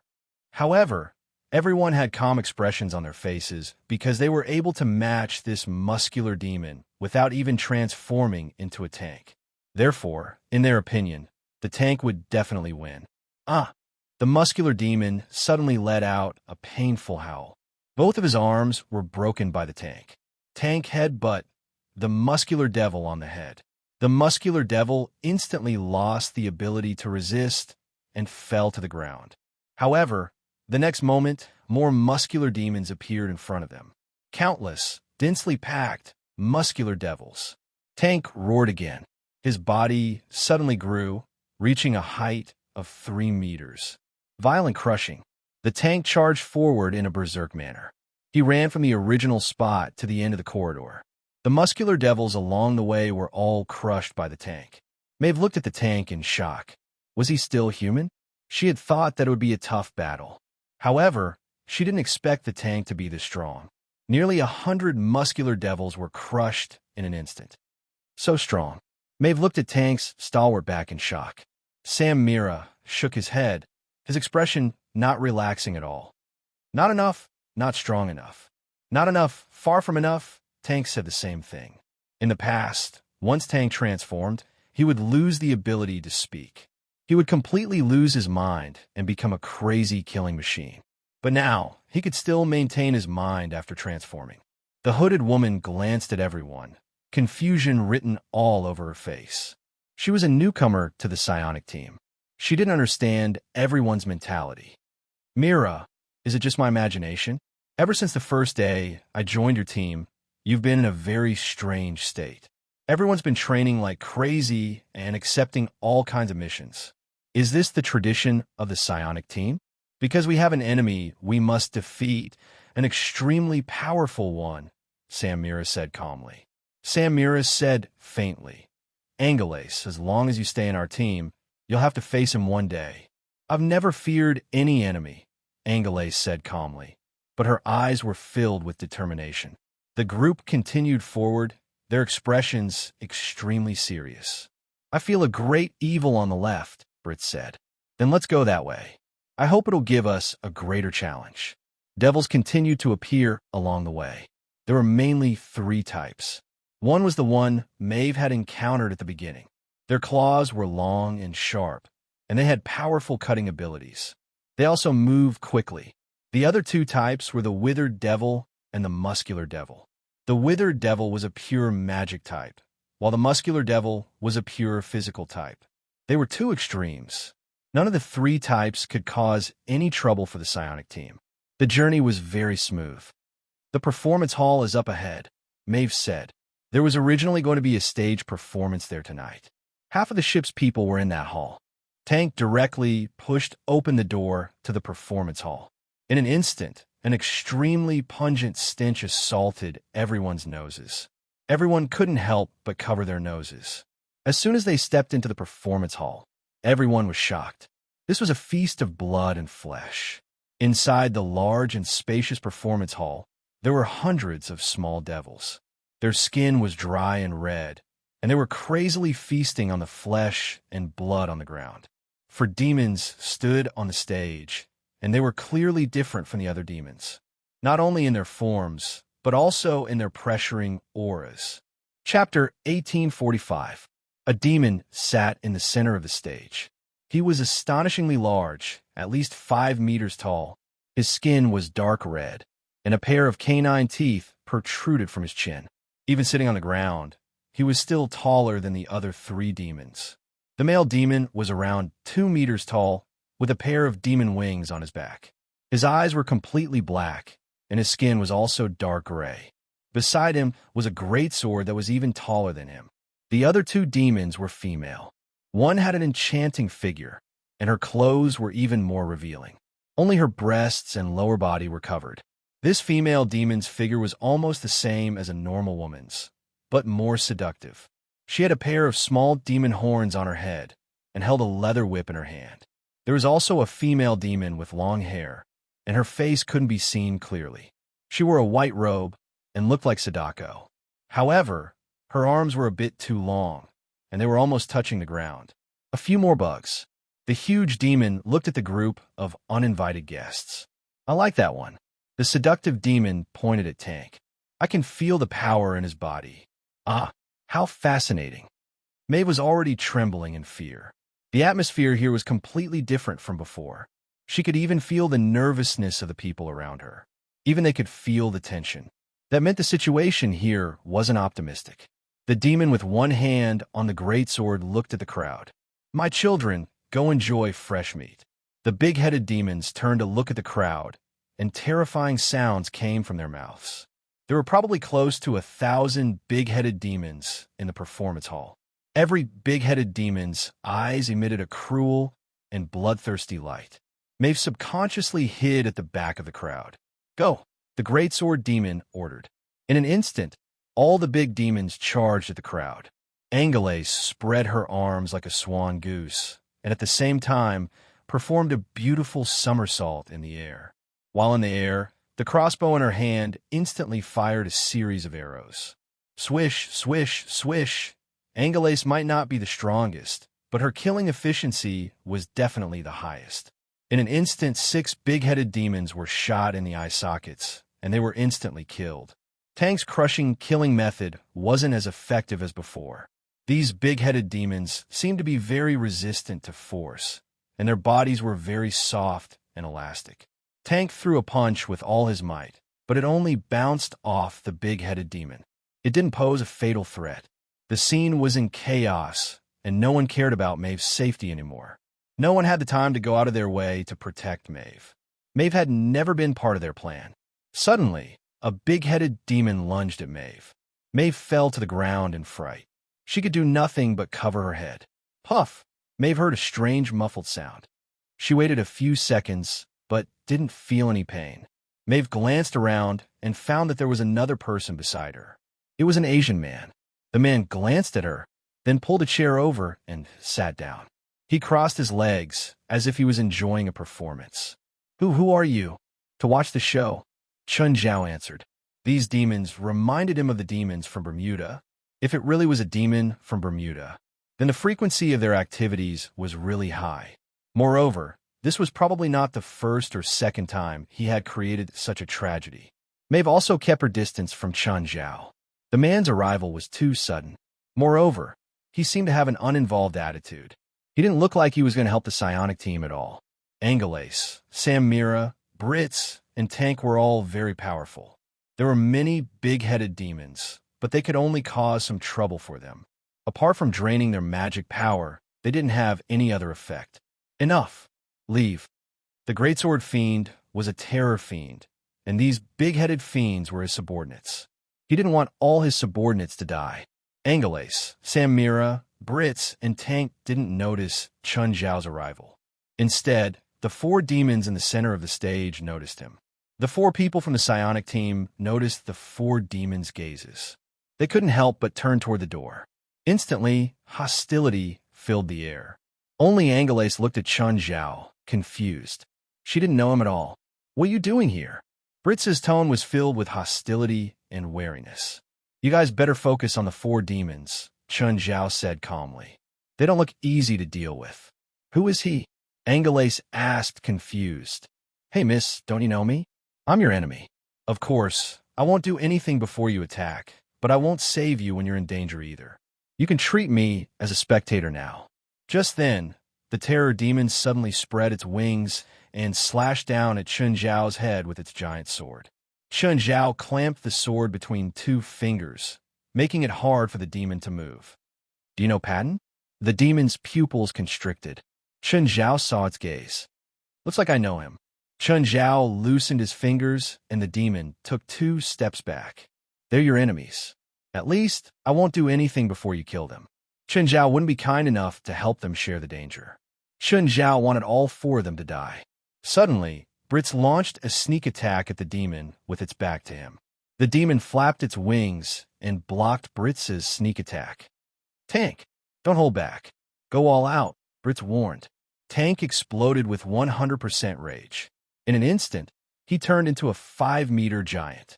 He charged at the demon with all his might. The demon's expression changed slightly, and it slashed at Tank with its giant sword. But when the sword hit Tank's fist, not only did it not cut through Tank's fist, but it was deflected by Tank's fist energy instead. Tank roared and pounced, pinning the demon to the ground. One punch, and another punch. Tank attacked like crazy. Each of his punches carried a destructive power. He looks much stronger than last time, Chun Zhao thought. Seeing that it couldn't beat Tank, The demon immediately called for help. "Hurry and save me." Just then, Angelace, Brits, and Samira each chose an opponent. They left the demon to Tank. Tank had become stronger, but his fighting style hadn't changed at all. It was still full of violence and madness. Chapter 1846. Brits was facing the demon that looked like Sadako alone. The white-clothed demon's figure was erratic. Once she moved, she slithered around like a snake. It was hard for Brits to catch her figure. It was as if she had no bones under her white clothes. Every time Brits shot a spell, it was about to hit. But the white-clothed demon could always twist into an unimaginable shape and avoid Brits' spells. Nevertheless, the white-clothed demon couldn't get close to Brits either. The two were in a strange stalemate. Or perhaps neither was using their full strength. On the other hand, Angelace and Samira were working together to fight against the bewitching whip demon. The whip in the leather demon's hand waved in an impenetrable manner. When the whip landed on the ground, it tore a ghastly crack in the ground. Angelace and Samira didn't dare to touch the whip at all. If they touched it, their skin and flesh would be cut off. Angelace's bow and crossbow seemed to be a part of her. Any movement, any angle, could make a shooting motion. Moreover, every arrow was extremely accurate. Even the whip demon often had to rely on the whip to defend and block the crossbow bolts. Samira summoned the blood spirit. The large amount of flesh here made her spell extremely powerful. The blood spirit was made of blood, but its appearance wasn't distorted. It looked more like a fierce red beast. The whip demon's whip swept across the blood spirit. It caused great damage to the blood spirit, but the blood spirit could recover in the blink of an eye. It had to be said that the environment here gave Samira a home ground advantage. The battle between the tank and the sword-wielding terror demon was the most intense. The tank's rage grew and gradually suppressed the terror demons. The battle between the two messed up the entire theater. Neither side gave way to the other. Maeve watched in awe. It was different from the one-sided suppression before. The two were evenly matched, so the battle was especially intense. Maeve glanced at Chun Zhao again. She realized that he'd taken out a beer from somewhere and was drinking it. He was really watching the show. "Aren't you going to help? No matter what grudges you had with them before, at least now you should be the enemy of those monsters. If they lose, you'll have to face those terrible monsters alone," Maeve said. Chun Zhao glanced at Maeve. "I hope they're all dead." Chun Zhao stated his goal honestly. It wasn't convenient for Chun Zhao to attack, but that didn't mean he didn't want them dead. If the four of them died here, it would be a huge blow to the psionic team. The battle seemed to be balanced, but in reality, it was not stable. As Tank's rage meter soared, his combat power also increased in a straight line. Pung! With a loud bang, Tank's fist smashed the terror demon's greatsword into pieces. At the same time, the terror demon was sent flying. Tank roared. He didn't chase after the terror demon first. Instead, he looked in Chun Zhao's direction. He seemed to have lost his mind, but in his mind, there was another voice reminding him. Suddenly, Tank came to his senses. If it was in the past, tanks would definitely not be able to maintain their rationality when their rage level reached 80%. But now, when Tank's rage value was close to 90%, he actually regained his sanity. A crazed, mindless monster and a rational monster were two different concepts. Tank turned to look at the huge demon. The demon stood up. He was even taller than the transformed Tank. With a roar, Tank charged at the demon at a shocking speed. The giant demon raised its palm to block the Tank's brutal punch. He was much stronger than Tank. Tank's fist was grabbed by the demon, and then he swung it out. Tank's body was sent flying like a cannonball, crashing into the wall behind him. Chun Zhao suddenly stood up. The demon's aura was very similar to King Kong's. They were both subordinates of the King of Power. Chun Zhao stared at the enormous demon, his eyes shining. King Kong had once said that if he wanted to strengthen his body, he had to gather the blood of 100 subordinates of the King of Power. He had to use the blood of the King of Power subordinates to strengthen his body. The demon noticed Chun Zhao's gaze. That gaze made him uncomfortable. It was a naked desire. It was like a hunter and his prey. The demon had wanted to get rid of the other humans first. Then he would attack Chun Zhao.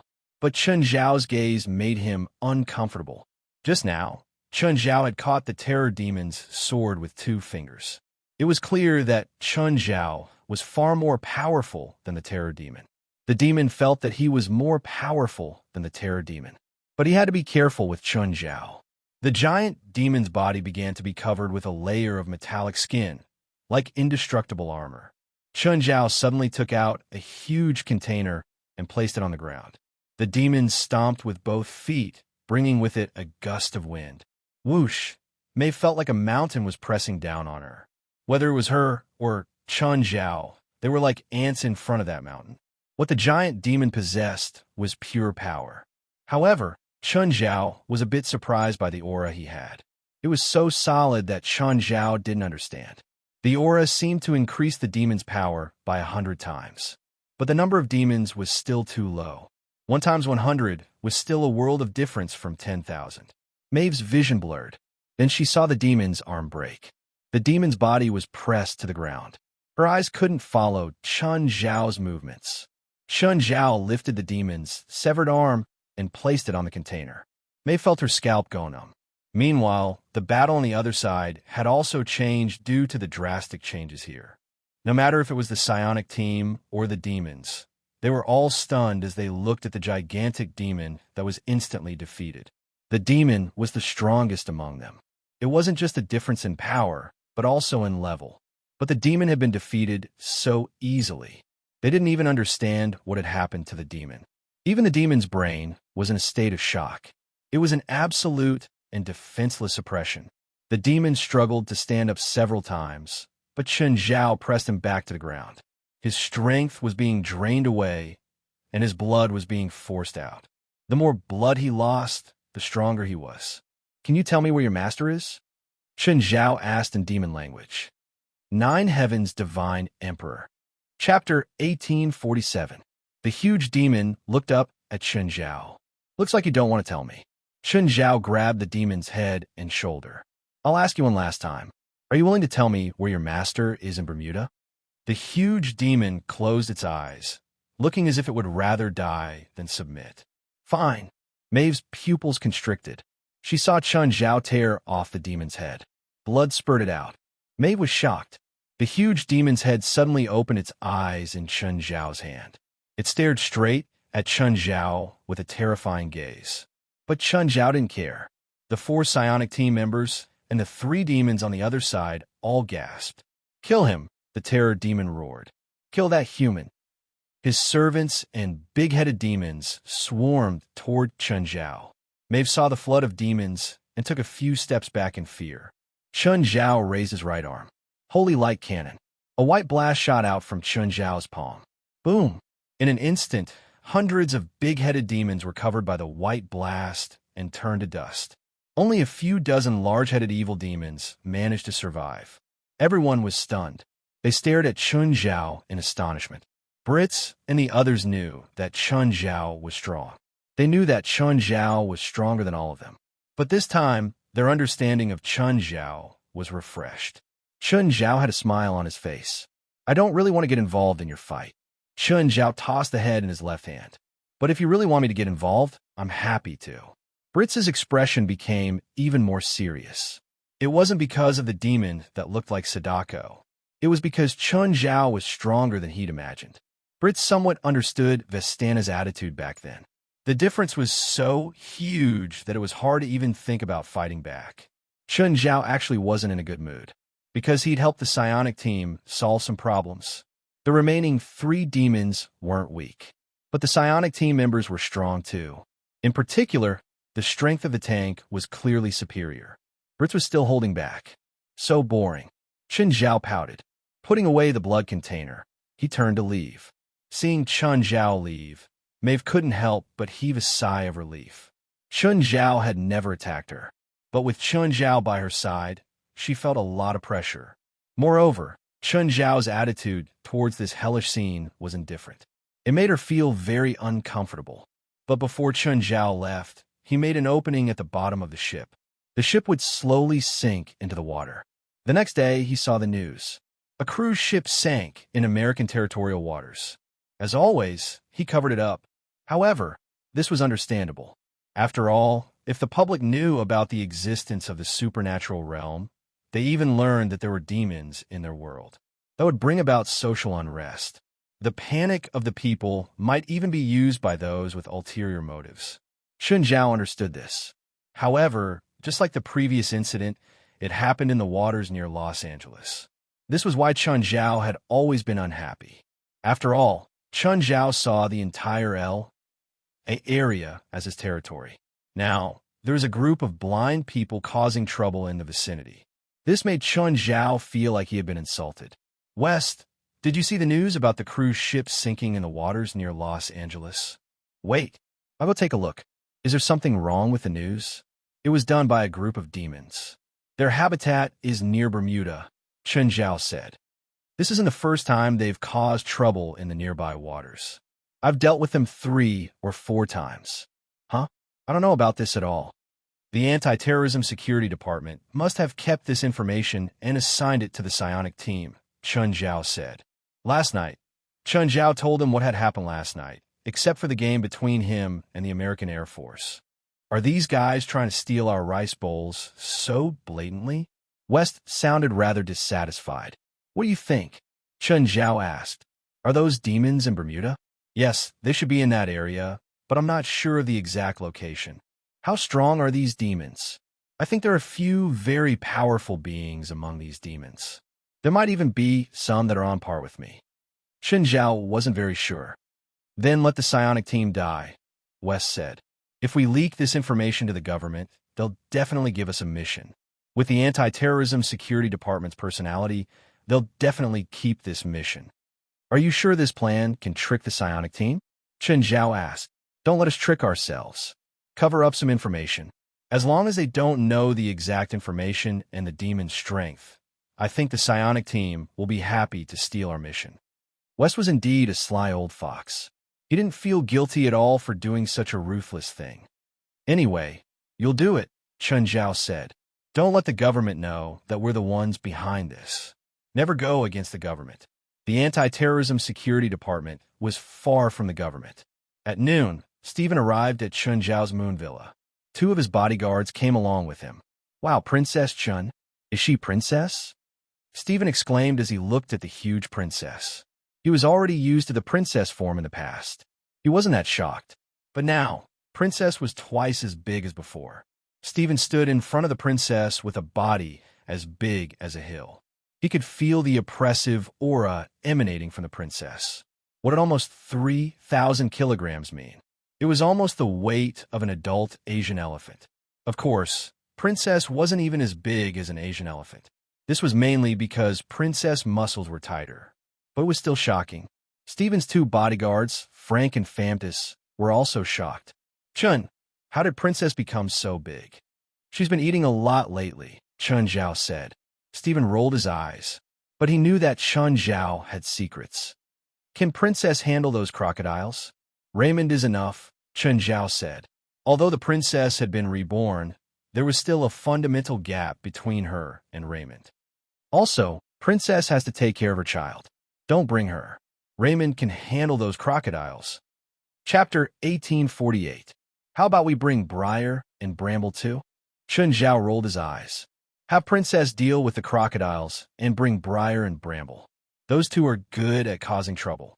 Have them deal with the crocodiles. Don't get eaten by them. Fine. Actually, I want to bring Princess, Briar, and Bramble to my house. I'll call Raymond out. Oh, what car did you drive? Chun Zhao asked. Big truck. Sure, no problem. Chun Zhao clapped his hands.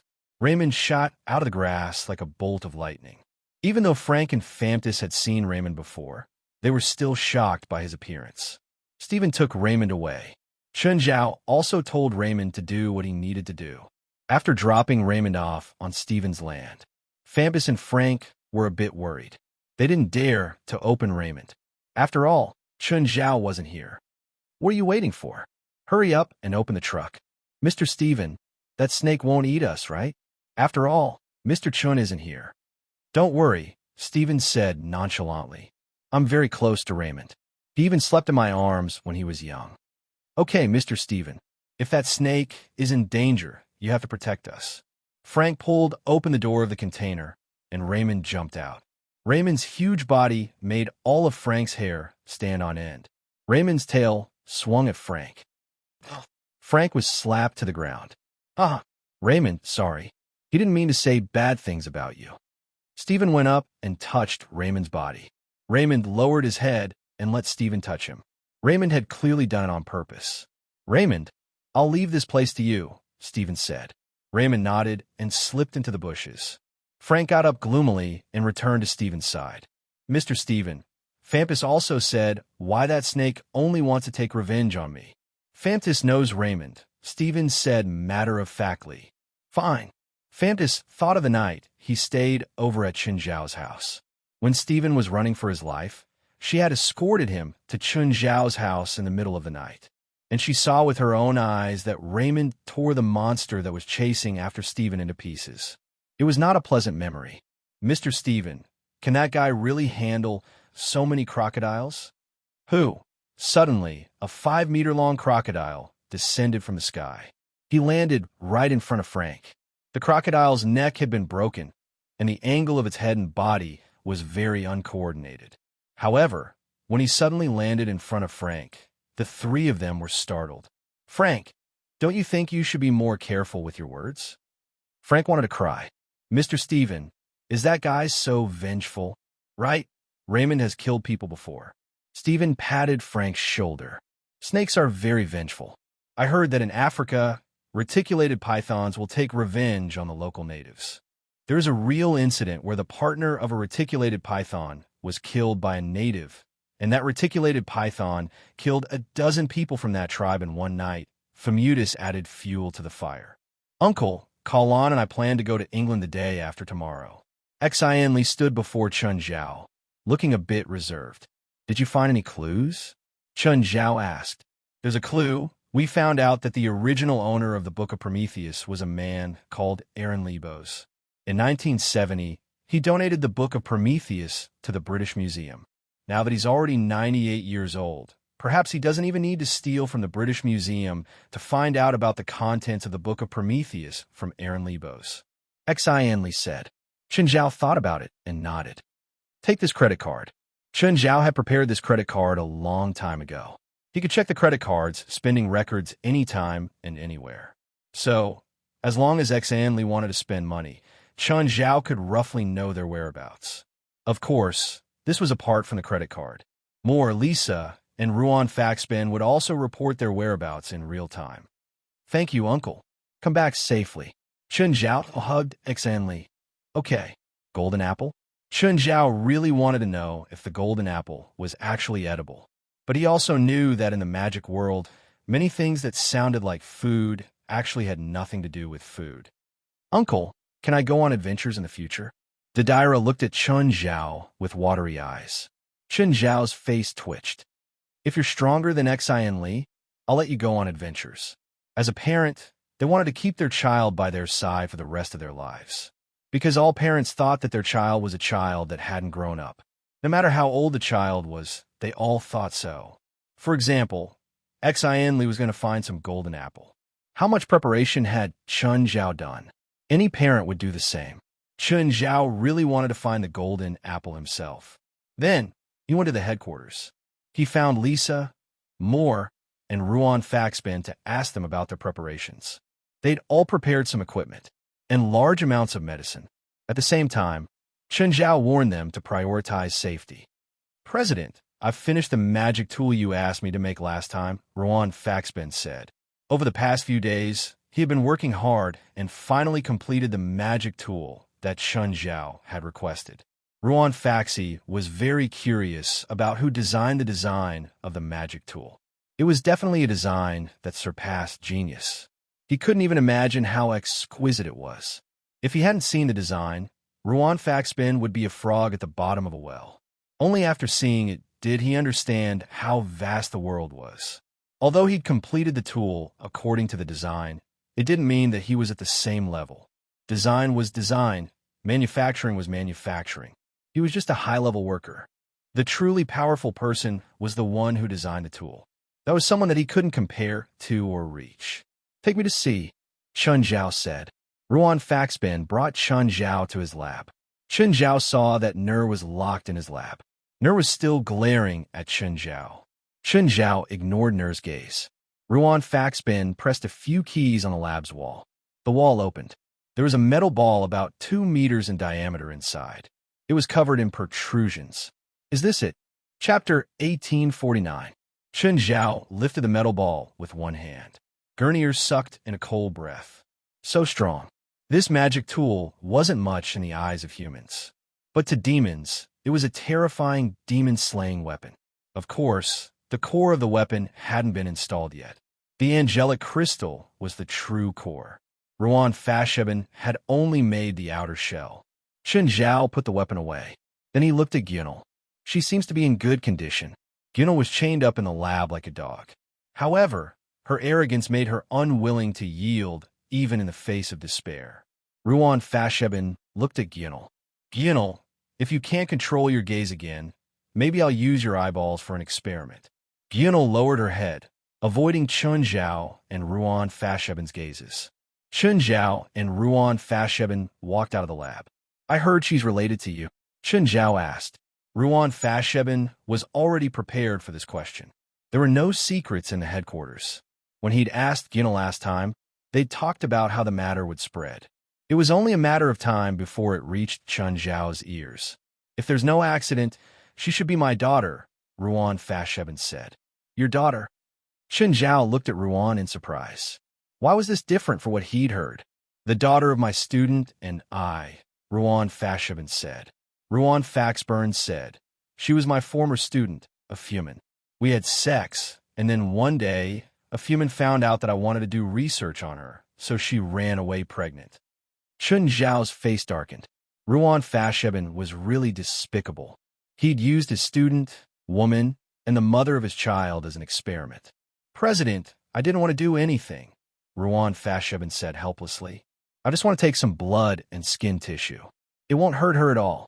She's thinking too much. You never thought about getting them back? Yes, but she's purposely avoiding me. What can I do? Ruan Fasheben said helplessly. My connections are limited. I can't find them either. Then what do we do with her? Chun Zhao asked. Let's lock him up for now. Ruan sighed. Send her to the dungeon, Chun Zhao said. At least the conditions there are not bad. Just then, Chun Zhao looked in the direction of the lab. She doesn't seem to be well behaved. Didn't you chain her tightly? Ruan Faxburn scratched his head. The lock was randomly found. Gurnier poked his head out and glanced at both ends of the corridor.